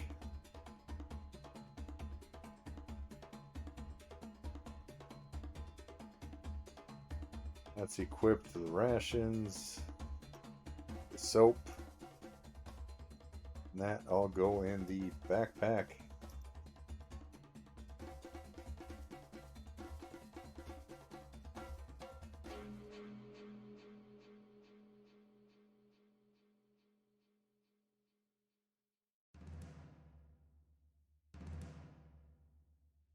How much weight we got in there?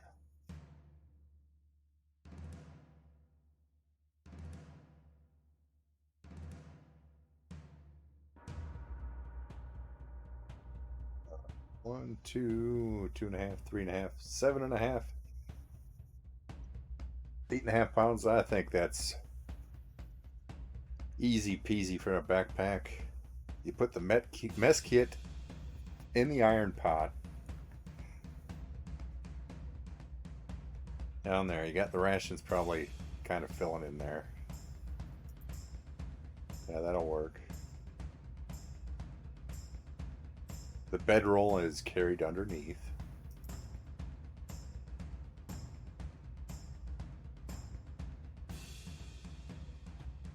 The back great axe carried.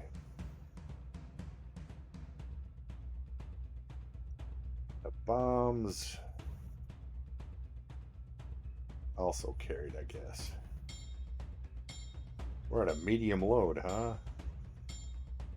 We are way at a medium load. What the heck?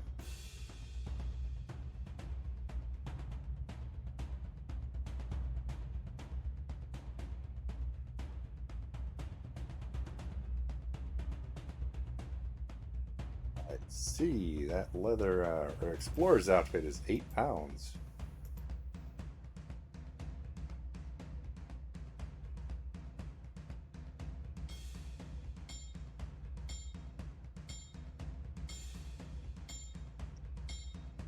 Yeah, well, we got to do what we got to do, I guess.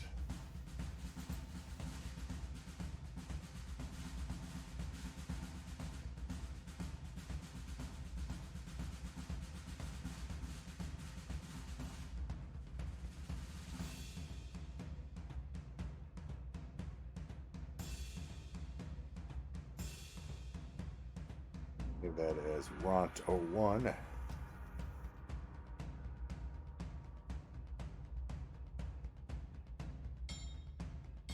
Still got that green check mark going for 0 warnings, so great.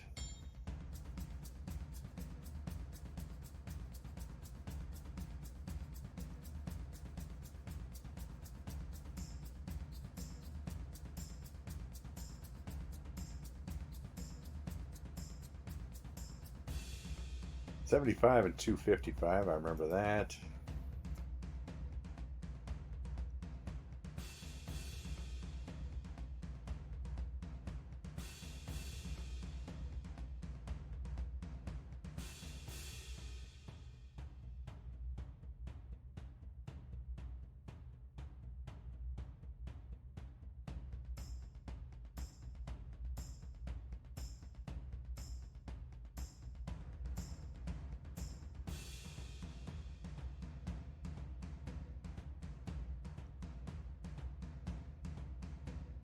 Fill some of that in.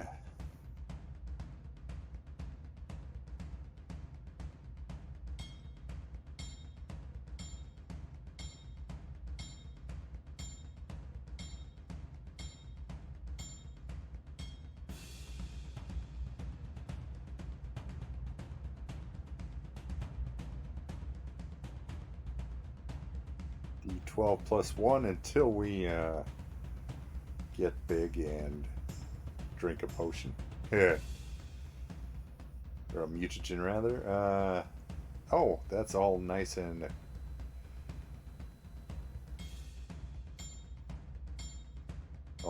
tidy there.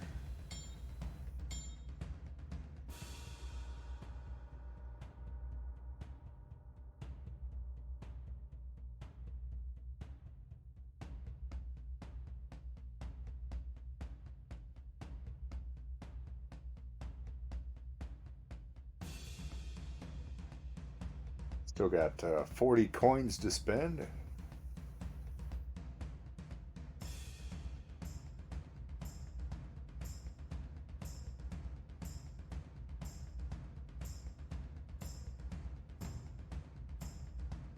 Oh, did I did not do the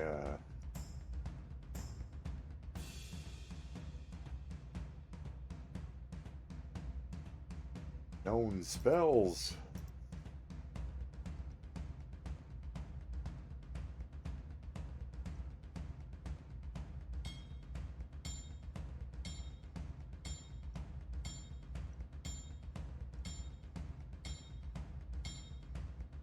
Open this up so I can keep track.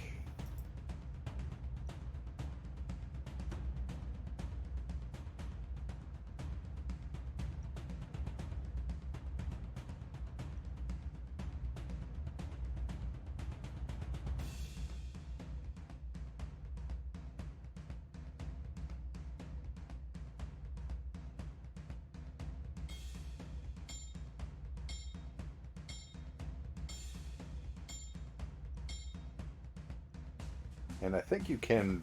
It's been ages since I played my last Alchemist. I think it only takes a minute to prepare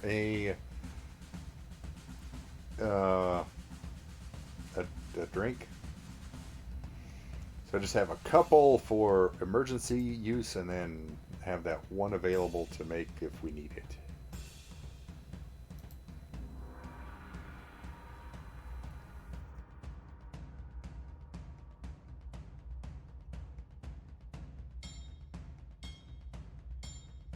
Uh, nope, they're not potions. Let's see here. Extracts. That's what they are. Extracts. Because until an alchemist actually gets an ability, uh, if somebody else drinks it, they don't get any effect. It only works on the alchemist. And a mutagen, they can nobody can that's not an alchemist can ever get any benefit from those. As a matter of fact, they have to make a saving throw to avoid throwing up.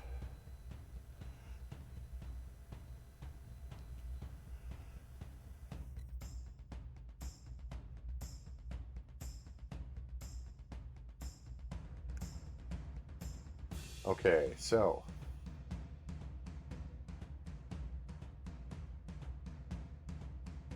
I don't even know what that means. Actually, they're more Jekyll and Hyde kind of alchemist.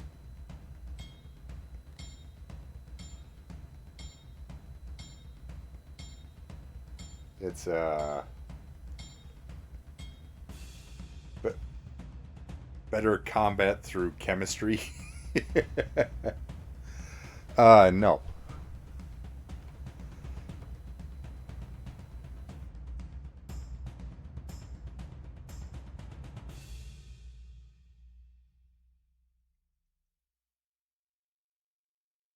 I started to play, I think it was Witcher 3, but when it got to the actual combat thing, that was the melee combat. I don't do melee combat. I am not good at them at all in games if you haven't noticed.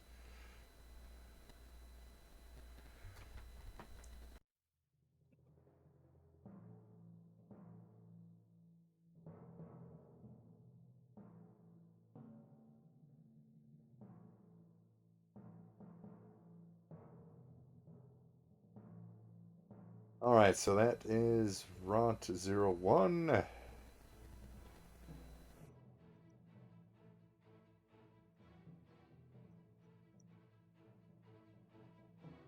I do because Witcher 3 I got it was free on something at one point. They were giving it away, not with the DLCs, but the base game itself was free, and then the DLCs were really cheap. I don't remember where I got it, but that's where I tried it because everybody raves about Witcher 3. And I do remember I picked it up free somewhere. But yeah, I just combat melee combat me nope. In games it just doesn't work.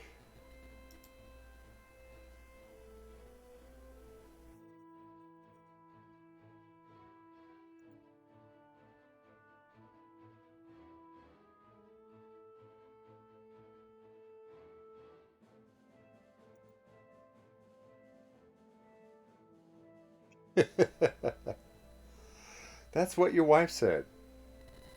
Well, she said something about rarely finishing something. Uh,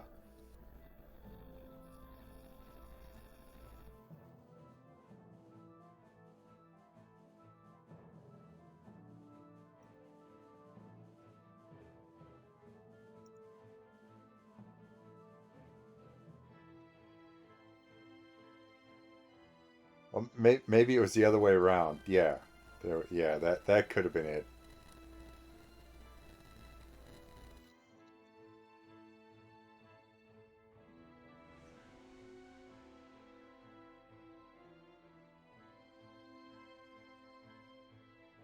Said something about gone in 60 seconds. I don't know if she was watching a movie or if that was related to anything else.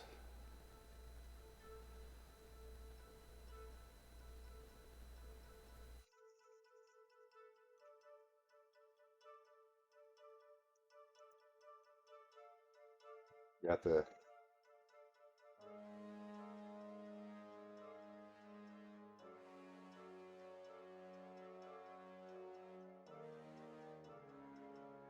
nature. We did put our point in dungeoneering, so okay, I can live with that. Another in perception would not go amiss.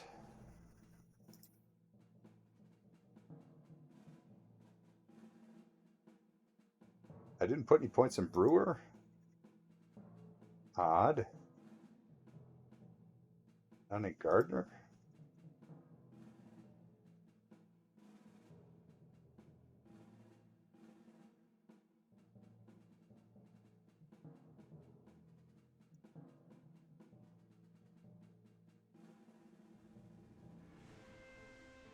Wow, our stealth is horrendous. Oh, that's because we are carrying a medium load. That's right.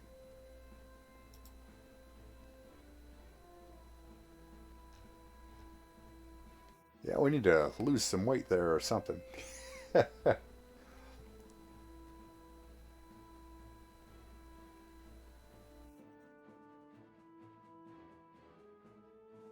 Or learn that Ant Hall spell.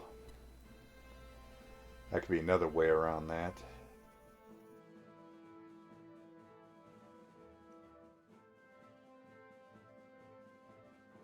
Might as well learn Appraise, although you can use it untrained.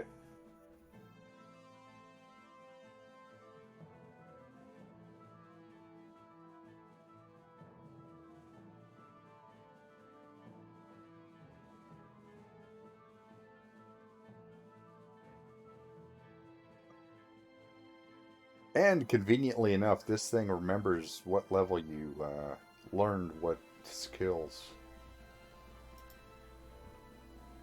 In case you need to backtrack or something at some point.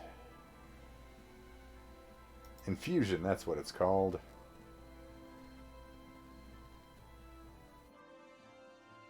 A non-alchemist can use the alchemical potions. But we are more about the feral mutagen first.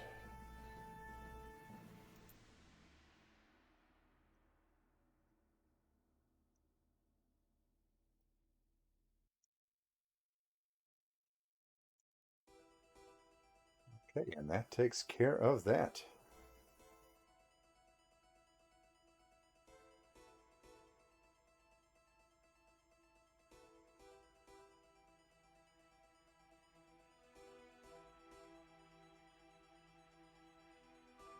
Oh wait, we pick up another known spell.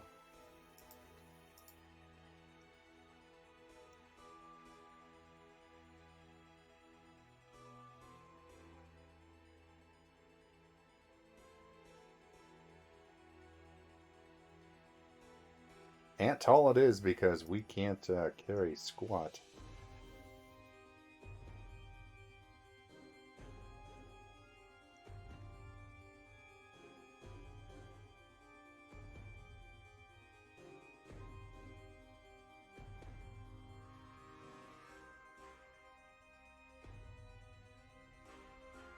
Need to lose some weight here. What can we... The pot can go, honestly.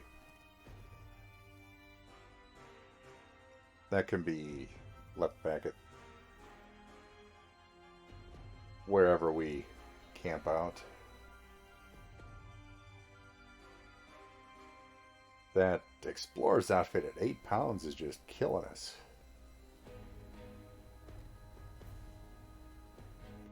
At least to me it seems like it.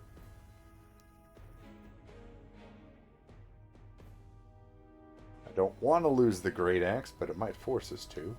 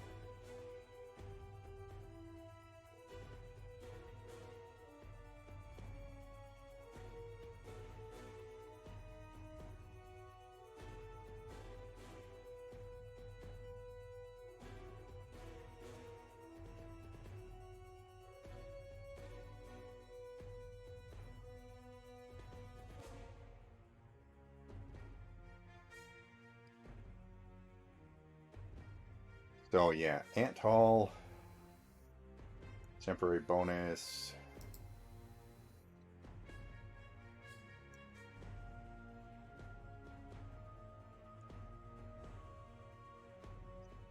Spells. Prepared. Ant Hall is apparently going to be a twofer.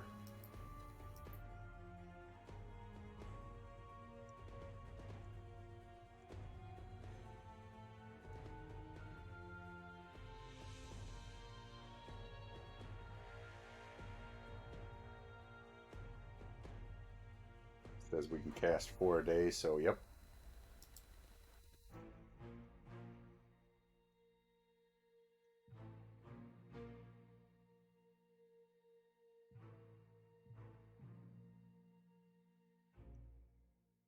Alright, so that bumps our light load up to 130 pounds. That's more helpful.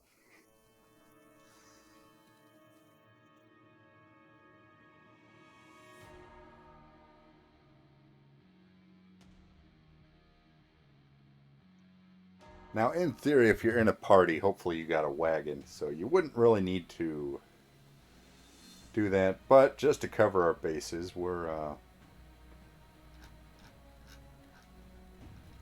doing that.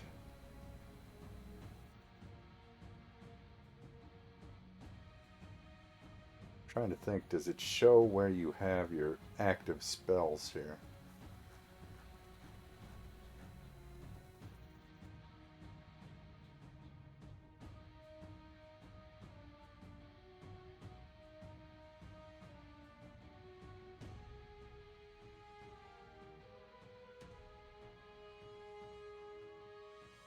Hmm.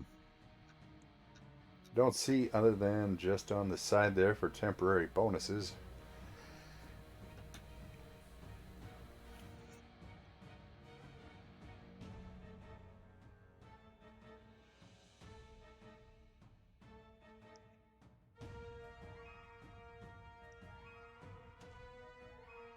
Yep. Need to work on the strength.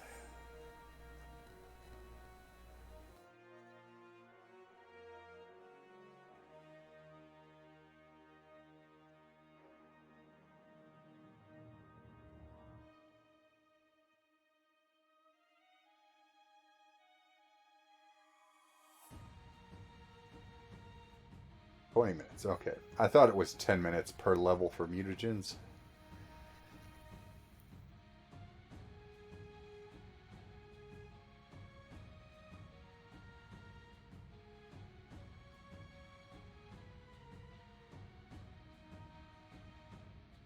What? I thought it said 20 hit points.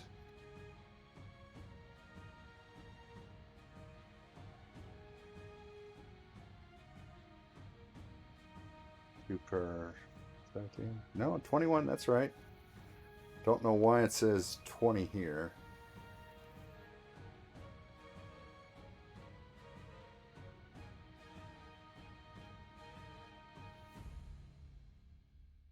Walk speed of 20 should have gotten bumped up though after.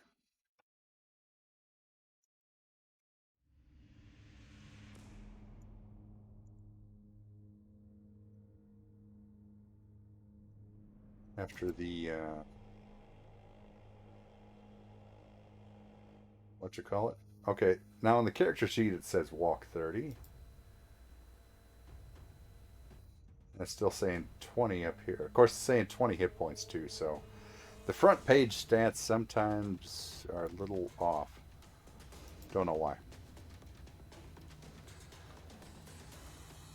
But the character sheet's correct.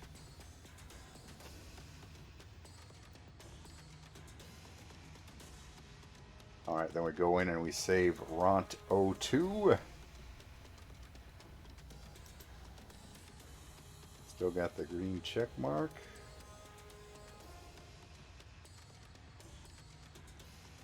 Close that, and then we're going to open again, and just to make sure that things open. See the outfit.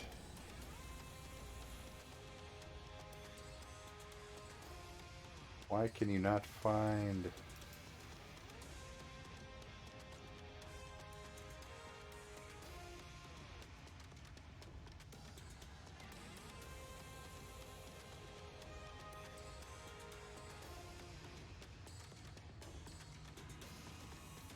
See, it doesn't do the free.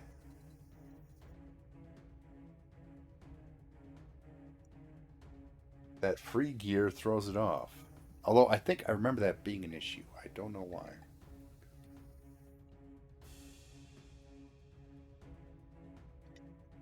Pardon me. I wonder if we go in and manually add it.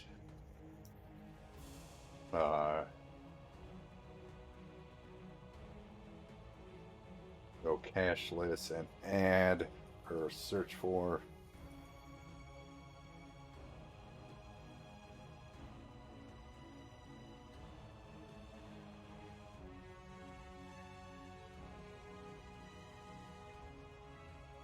Straight market.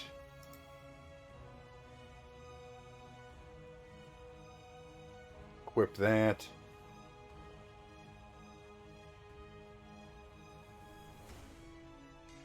Save that. Exit out. Load. Now see that one it finds. Okay, it's just when you try to do the free one. Okay, that's the issue.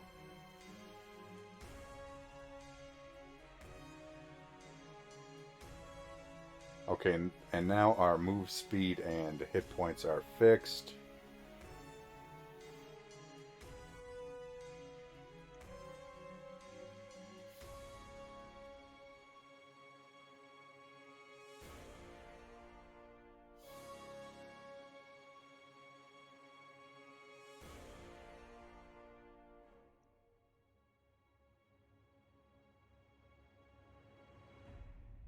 So save that, close that, open that, get our error, go to inventory.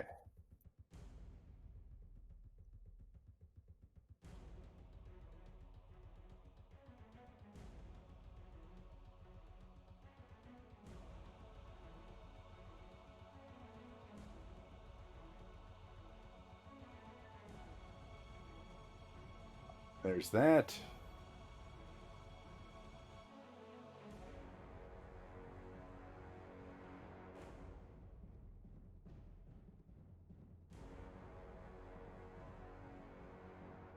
Save that.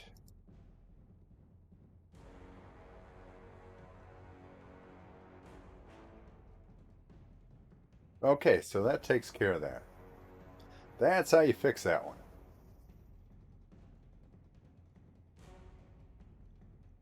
Alrighty, add a level.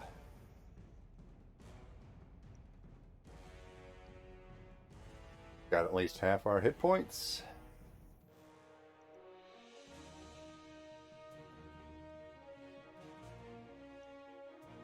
Always a point in alchemy.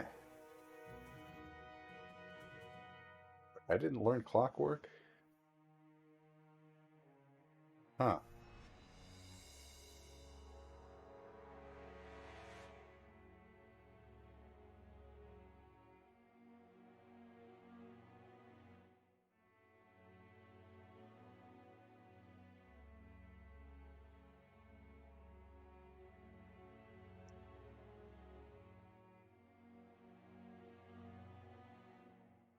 Knowledge. Learn a little more dungeoneering. Oh, I did put a point into nature last time. We're still pretty good at it, though.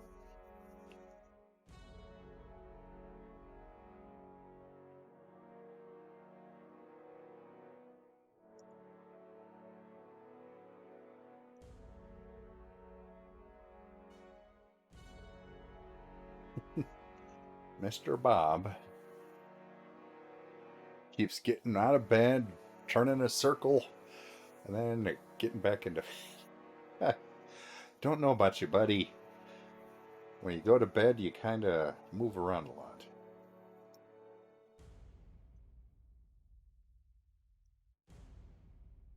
Another point into Brewer.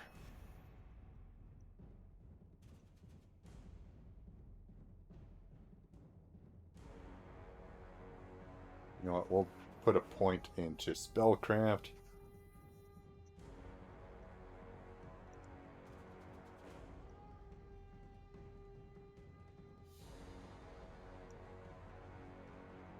hit point.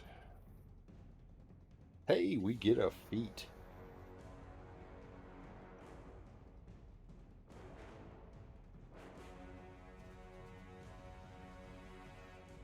Now, I haven't, really looked through this, so I haven't projected long term what I want for feat. Because a lot of feats have prerequisites, and you got to kind of do some long term planning to get the most out of those.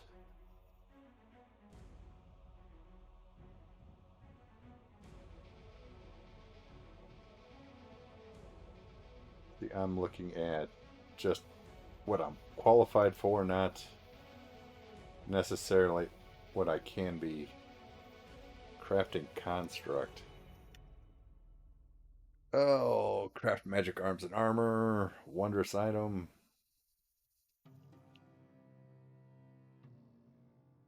Although constructs are more magic based than science based, and this character is a man of science. Now, he does have clockwork crafting, so a clockwork kind of golem would be a thing, but that's not the same thing, really. That's just a hokey kind of animatronic, really, compared to the magic that's involved in a true golem crafting.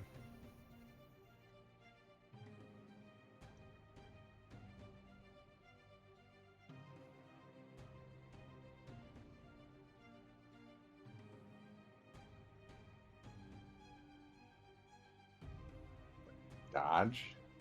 Dex at 13. Okay, I'm like, dodge is like one of the most basic things. How do I not...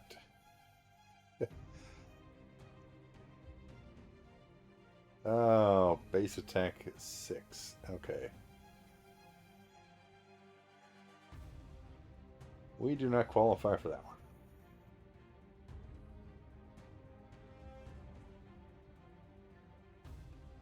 one. Extra discovery. That might be a thing.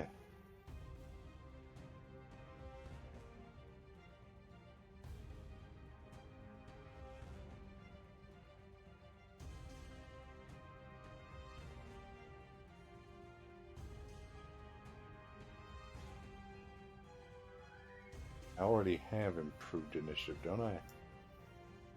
Yeah.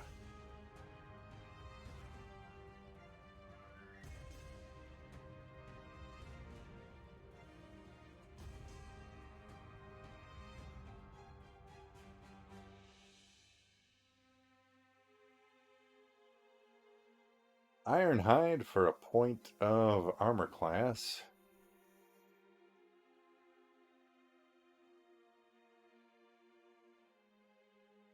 What was magical aptitude? For some reason, I thought it was useful for the alchemist, but yeah.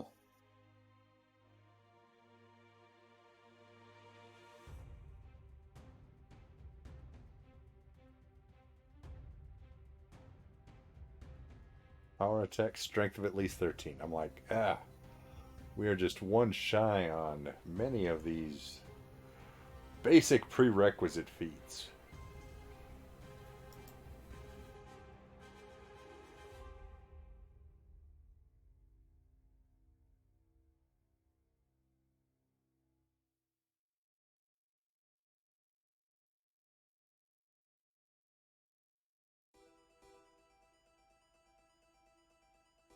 Okay, what's next on the list?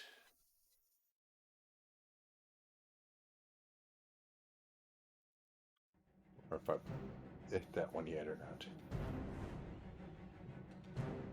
Skill focus is usually one I like to get. With the alchemist, because then you can get crazy high alchemist skills.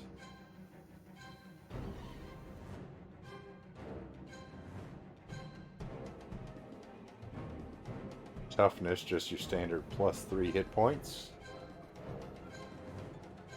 Nothing to sneeze at.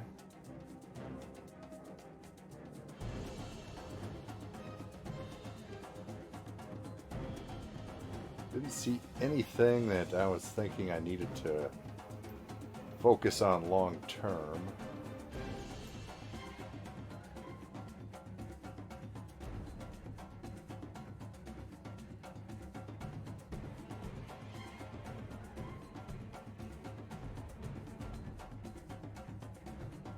Risen. You must have been slain and brought back to life.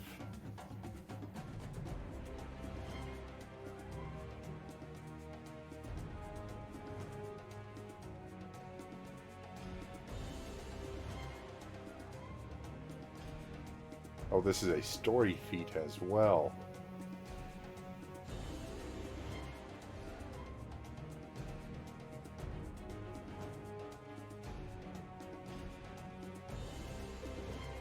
Story feats are feats that give you a standard feat bonus, and then as you complete the goal of the feat, in this case, you meet in person and hear the words of your deity or your deity's chosen herald. If you worship a pantheon, you must meet and hear a member of the pantheon. A herald does not suffice in this case. If you worship no specific deity, you must hear the words of an appropriate entity of the GM's choice. Completion benefit. And then you get an additional benefit should you complete that. The storyline feat.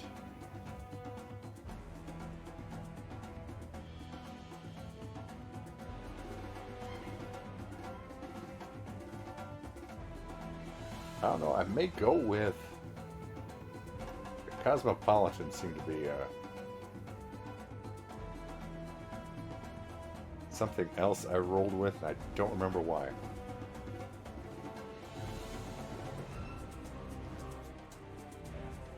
You gain 2 languages and choose 2 of the social stats base skills to be class skills. Okay, that is, yeah, that's a nifty one. What is danged? Another story feat.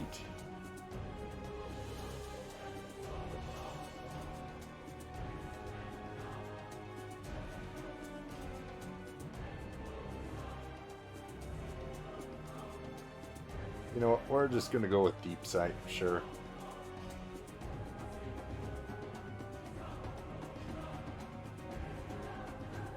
No. They ain't.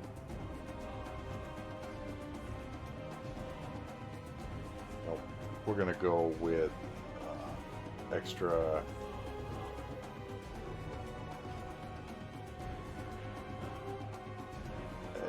discovery.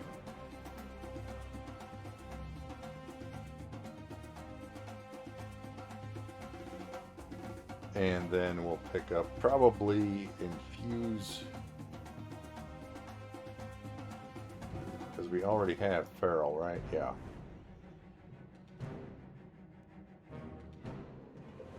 What was enhance? Oh, that's, yeah, that's actually potions.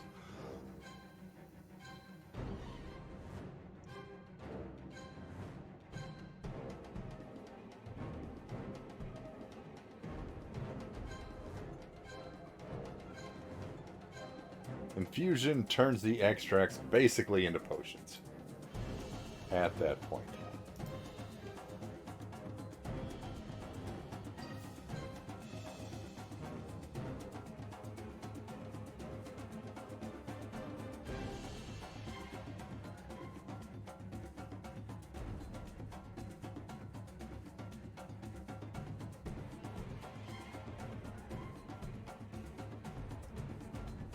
Did we do our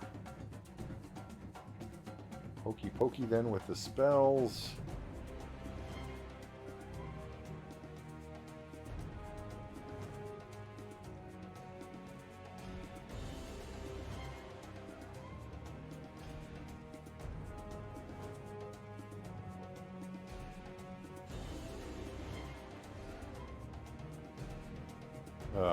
Third level, and Still just rocking the first level spells. Ouch.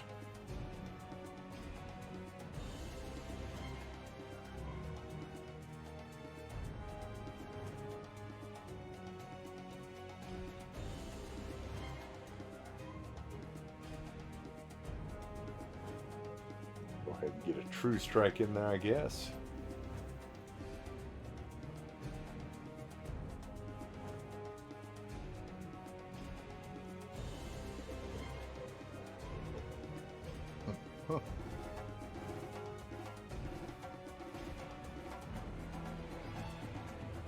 Okay, things to be done none, so we can go ahead and save as.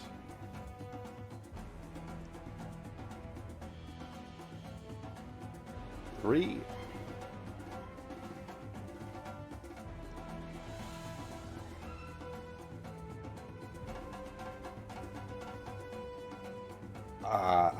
Elves. I don't think it's possible for an elf to do that. That's just not their way. Where is? I don't know how you could think that.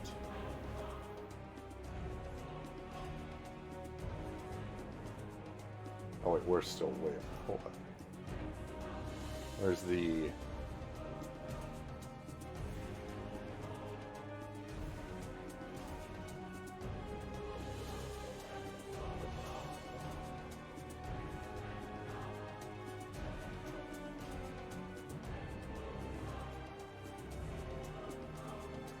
Let me check the elf description. I think it, says they.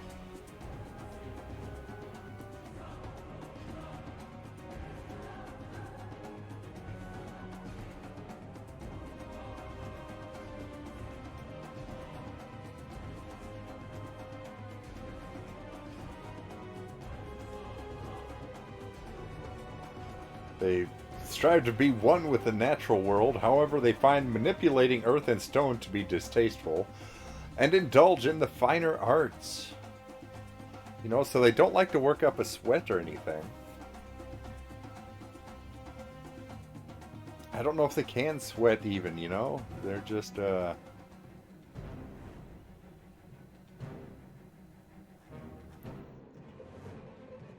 gnomes with their radical colored hairs. Got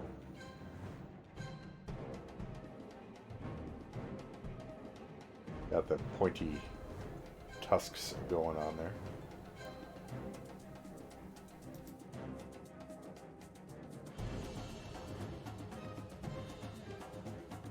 But yeah, this way you can go through then and have characters ready at each level, see how they progress, see if it works out the way you thought it would, or if you need to maybe backtrack and rethink choices. Pardon me. Like I'm rethinking that iron pot after the weight issue and possibly the great axe. Holy cow, we are on the home stretch. I forgot how fast time goes. Wow.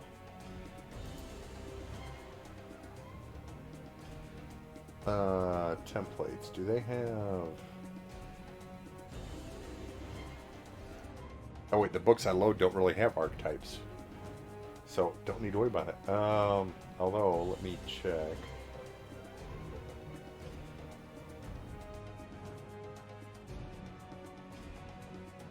Nope. Okay, class.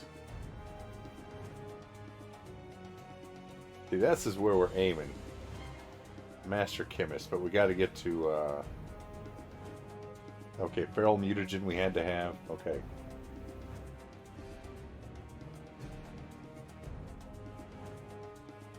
I'll tell you what, that is a pretty nifty idea with the mithril cookware. It's a little odd. I mean, when you think about it, 2,000 gold is more money than, your average peasant's ever going to see. So making pots and pans out of this stuff is a little extreme. But I can see, like, Bilbo was a pretty rich hobbit. at the end there. You know, after his journeys and all that, he had some money. Bilbo could have had him some mithril cookware.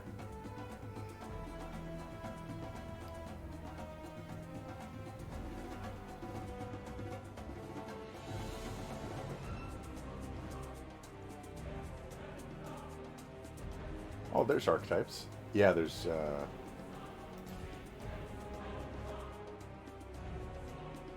Yeah, none. Okay. Miscellaneous. Okay, that's all poisons. Werewolf lycanthropy? Optional rules. That's true. So he could have got it on the cheap, actually. Yeah.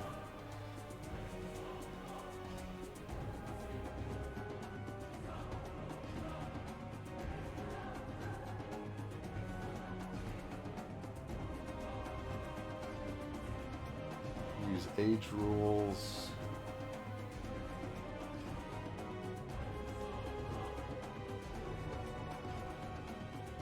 Retraining.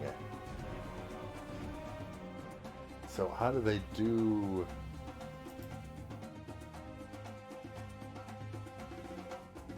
I mean, I know how it works in the book. I wonder how they do it. That's interesting. Game Master Awards.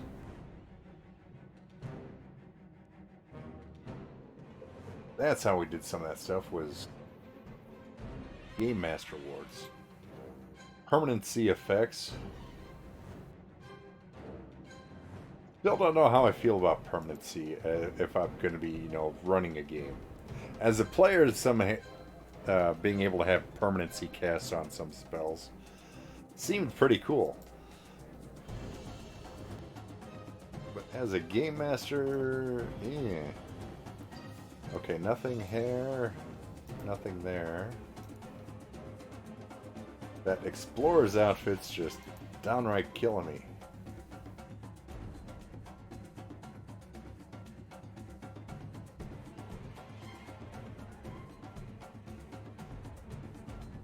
But it's also, you know, loaded with pockets and such. And you gotta wear something.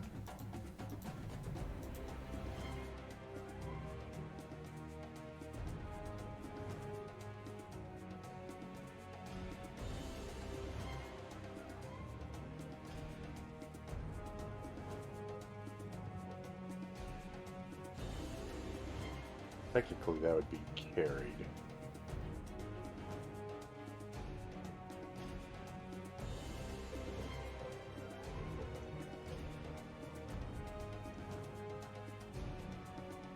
I don't know why that was. Actually, more likely it would be in the freaking backpack.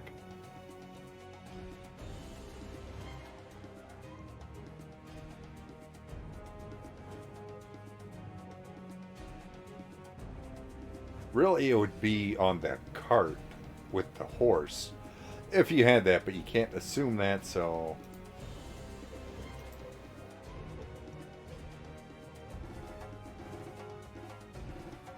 Yeah, still carrying the 73 pounds. The axe alone would drop it down to 61. That great axe is 12 flippin' pounds. Where's the pot?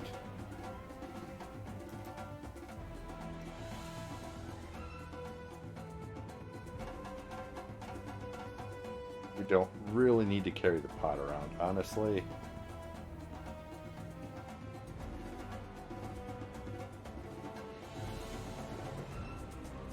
That can just go in the unequipped or not carried.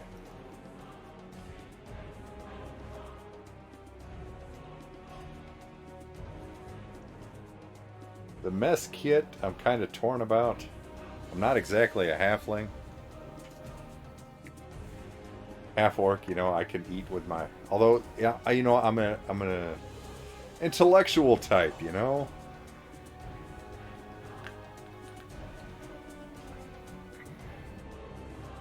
So, you know, there's some sort of dignity to be had there, right?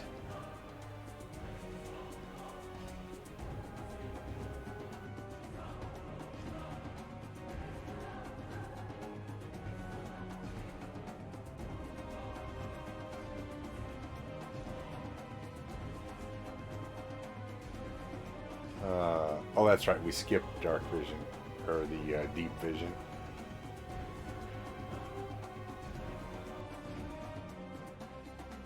So that saves that.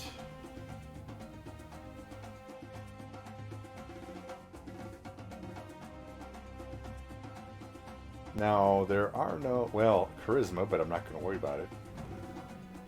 So at 4th level, you gain an attribute point, but none of these are going to be helped by that.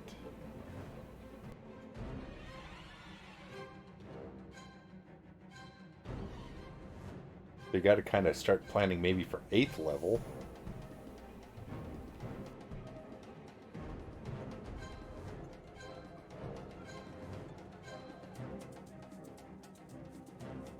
Here it is. Choose your destiny.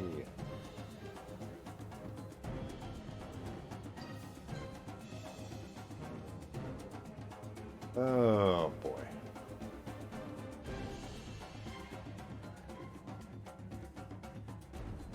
I'm probably going to go with the strength, honestly.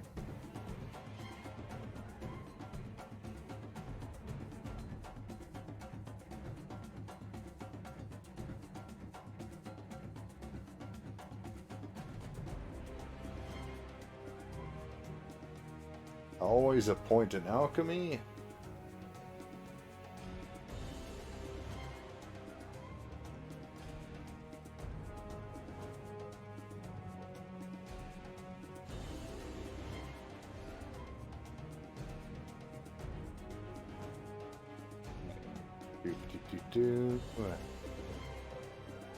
Knowledge. Another one in dungeoneering.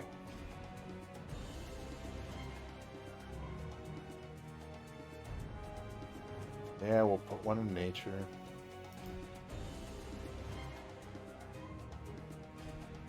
Perception.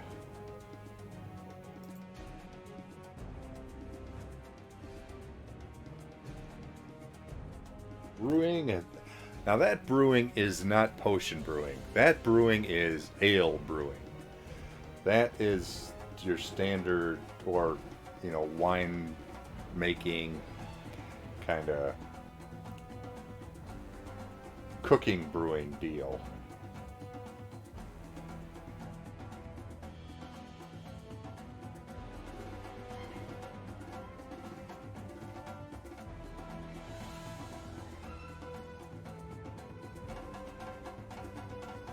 Another point in gardener.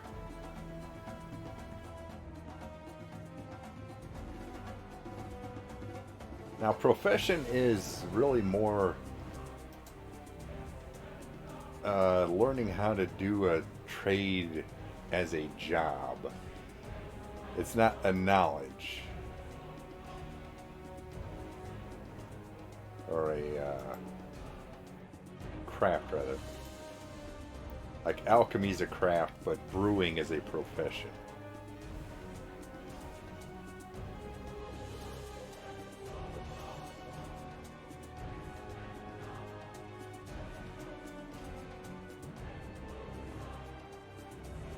Oh, and another discovery.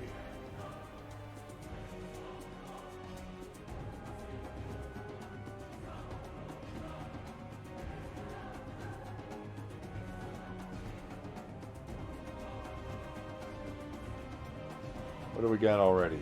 Feral and infusion.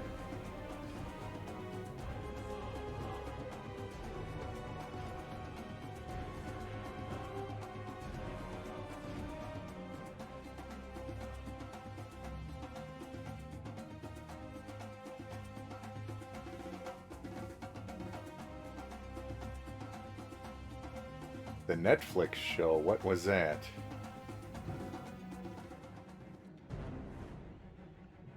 Let's see what we're qualified for here.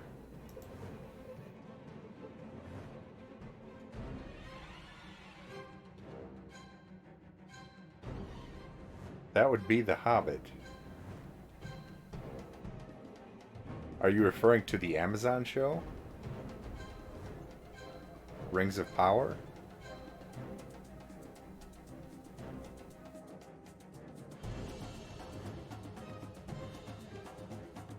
Yeah, because they're guessing here in February or March, season 2 should be coming out. At least that's what everybody's kind of hoping.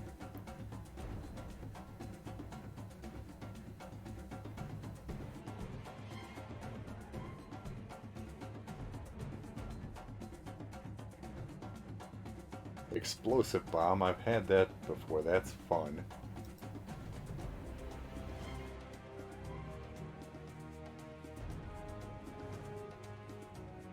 Yeah, because it came out in October or so from the previous year, so they missed that fall slash winter.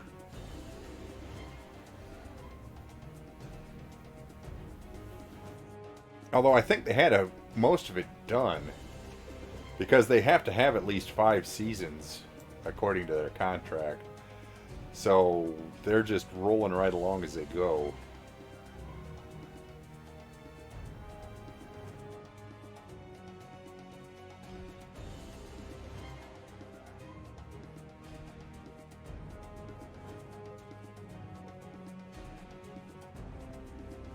Cost 1,000 gold. Okay, not at low level.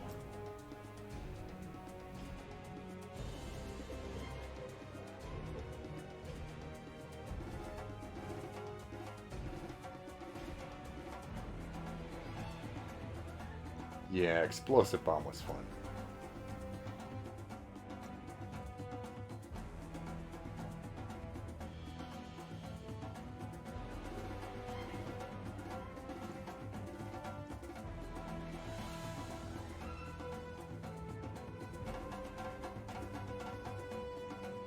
Another spell. Hey, we're up to second level. Go ahead and grab a first level here. Or no, because just get one freebie. So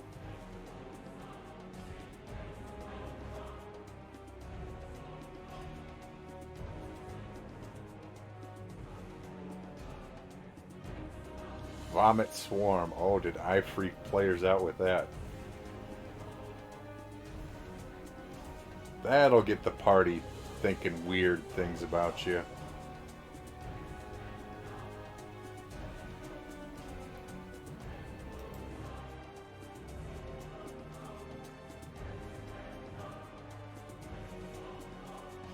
Yep, that was a hoot. I remember that one. Swarms are very effective creatures. They are hard to combat if you don't have area of effect weapons or spells.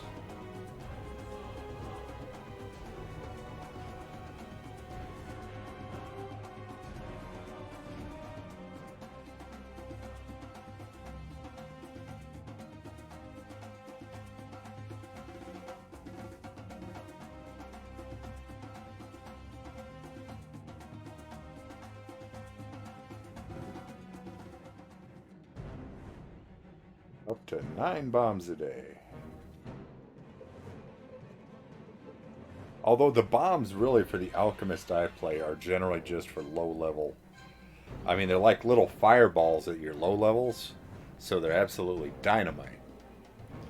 But once I start getting to the, 5, 6, 7, 8, they start to kind of fade away, and it's more about turning into the combat twink.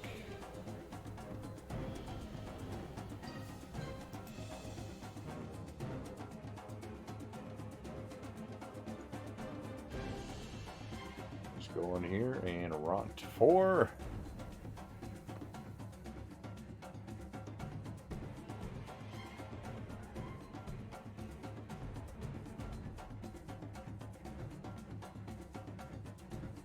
Because by the time I hit second or third level, I already had 3 attacks with the feral mutagen.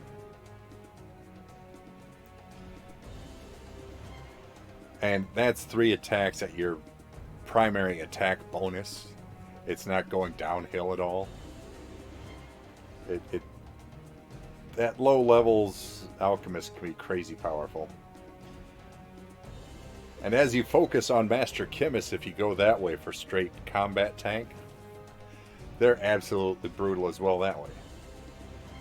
But by then, your barbarians and fighters can keep up. And they get to wear the, nice armor and such.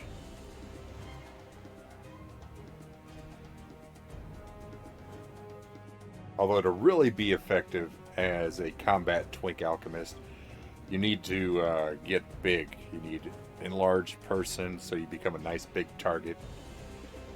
Things like that.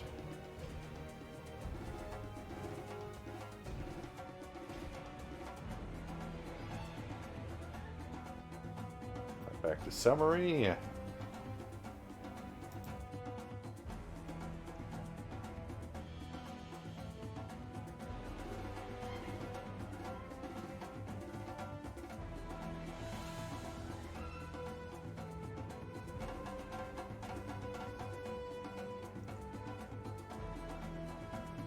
Back to the alchemy as always.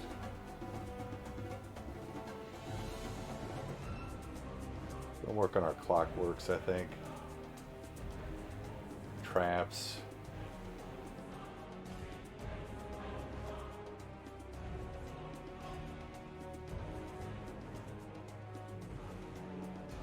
Dungeoneering. Nature. Perception. Always. When I have a character with low perception, it's got to get back up there. You need perception. If it's a class skill and you got a good wisdom, you don't have to dump points in it massively like I do, but when you don't have those things, yeah. It's all the help it can get.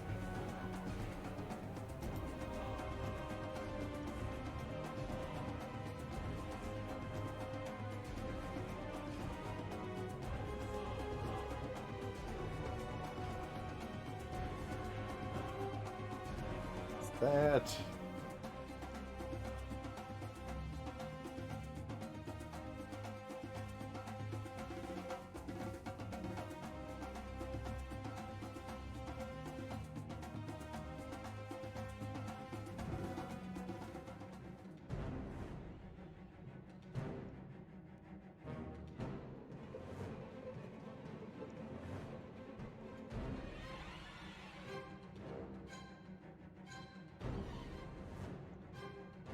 Feet.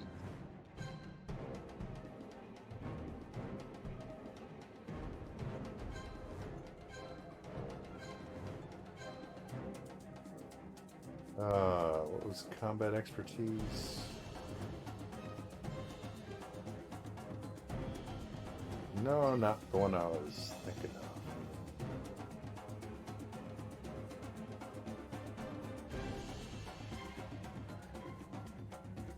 You know what? We gotta have that cosmopolitan. Skills that are not already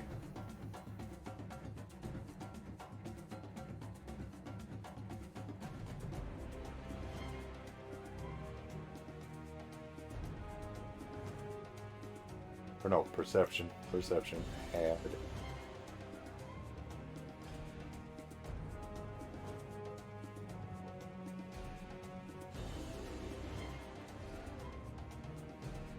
Actually, survival's already one, if I remember right.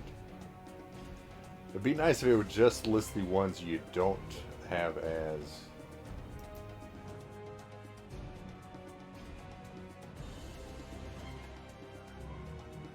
class skills.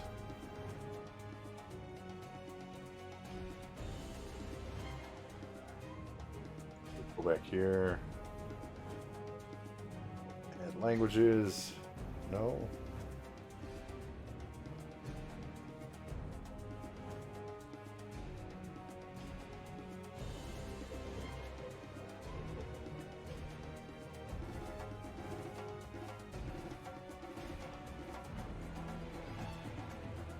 Why are you being weird here?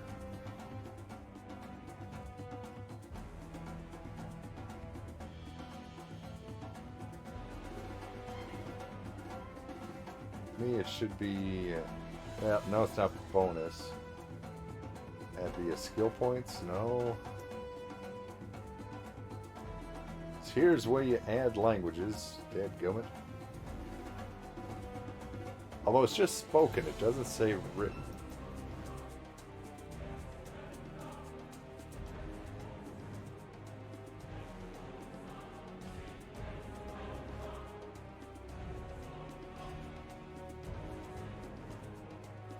Oh, there we go. Drow Sign Language as a spoken language.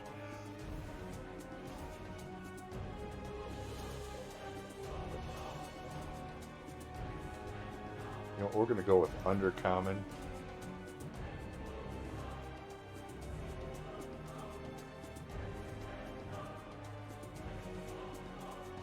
And Drow. Yeah, let's go with that.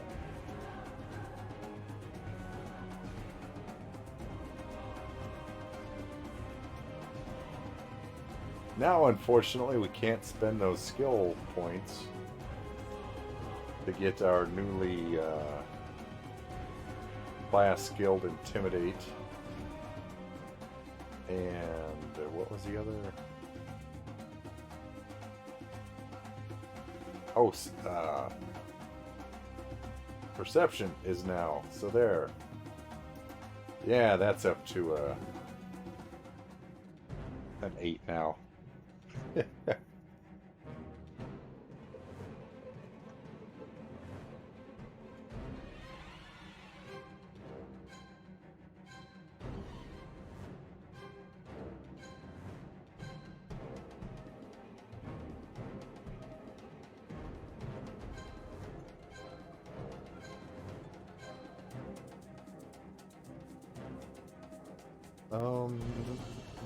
How am I only at 50?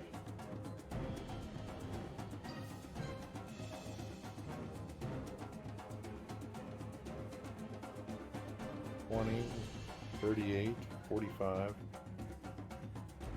Yeah, plus 5, okay.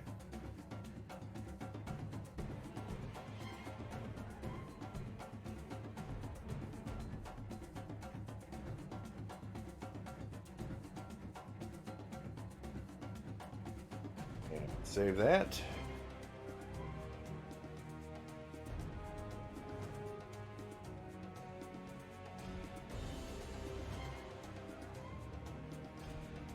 Oop, got my keyboard puppy dog moving.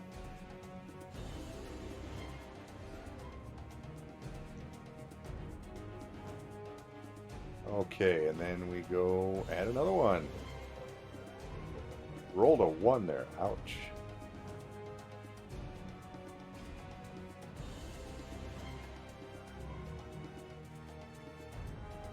Okay, now Intimidate gets a point.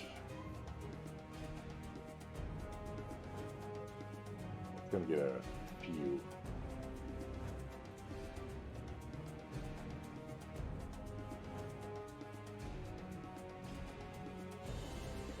Because we finally got it as a class skill.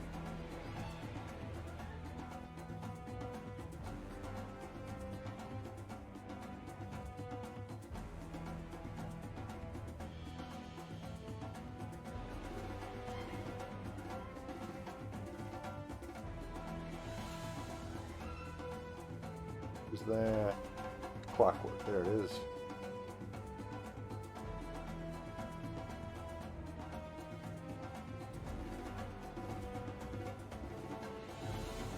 Perception. Again with the survival. There we go.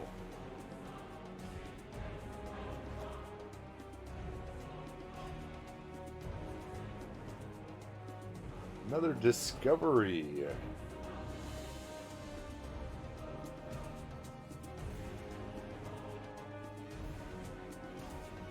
Level 12 for that. Okay.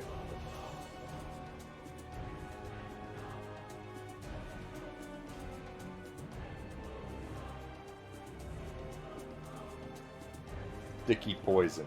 Yeah. Add that bad boy. Poison lasts as many hits as the intelligence modifier.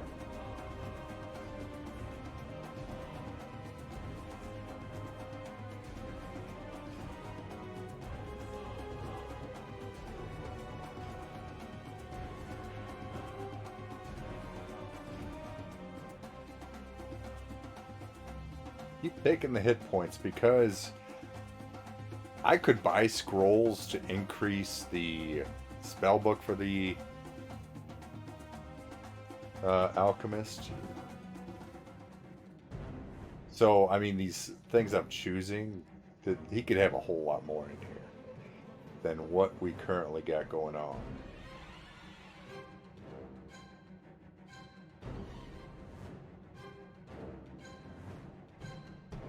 Protection from arrows. As a melee type, that comes in handy. Stupid arrows.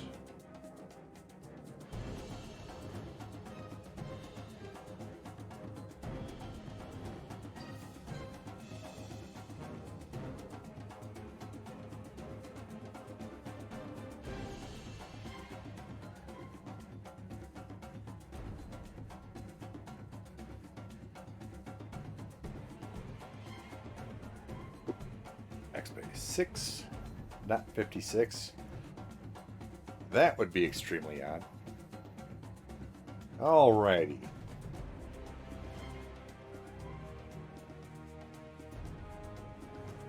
Let's just, for giggles and grins, load one, see what happens, make sure it works out proper. Just loading the level 1, and there it is. What was that? We're going to get ready to wrap up here.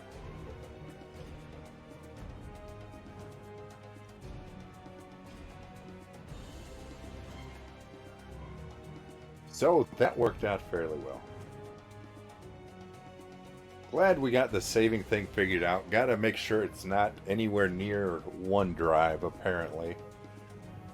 Well, and we had to go back to 8. I don't know why. 10 has issues, apparently. Let's see, today's Tuesday. That means tomorrow is Farm Simulator. Then we can get back to Pal World on Thursday. Did Crazy Lady make it in tonight? I don't recall seeing her.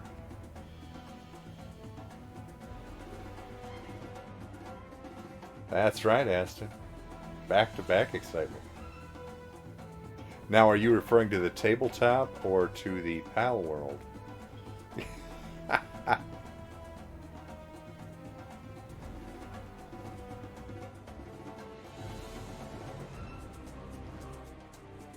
Because I know the centerpiece was the Farm Simulator.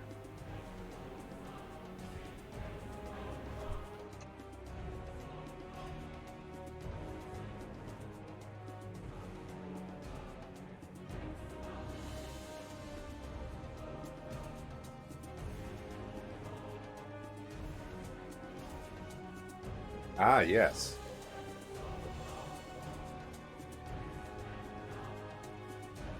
Because I know you're also riveted by Pal World, so I wasn't sure.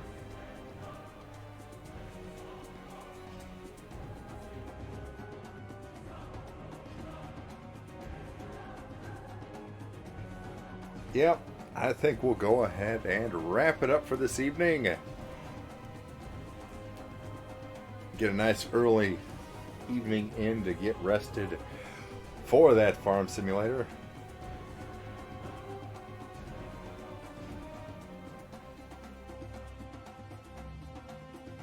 I bet you got a huge game on your for Pal World going right now.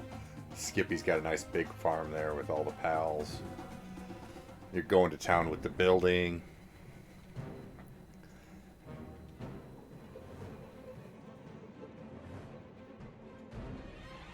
You can't fool us, Aston. That's right. We shall be back. And then you have the super exciting game this weekend, Aston, on Sunday.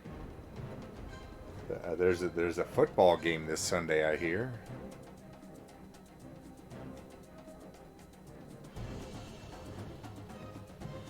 You've chased him off of Pal World.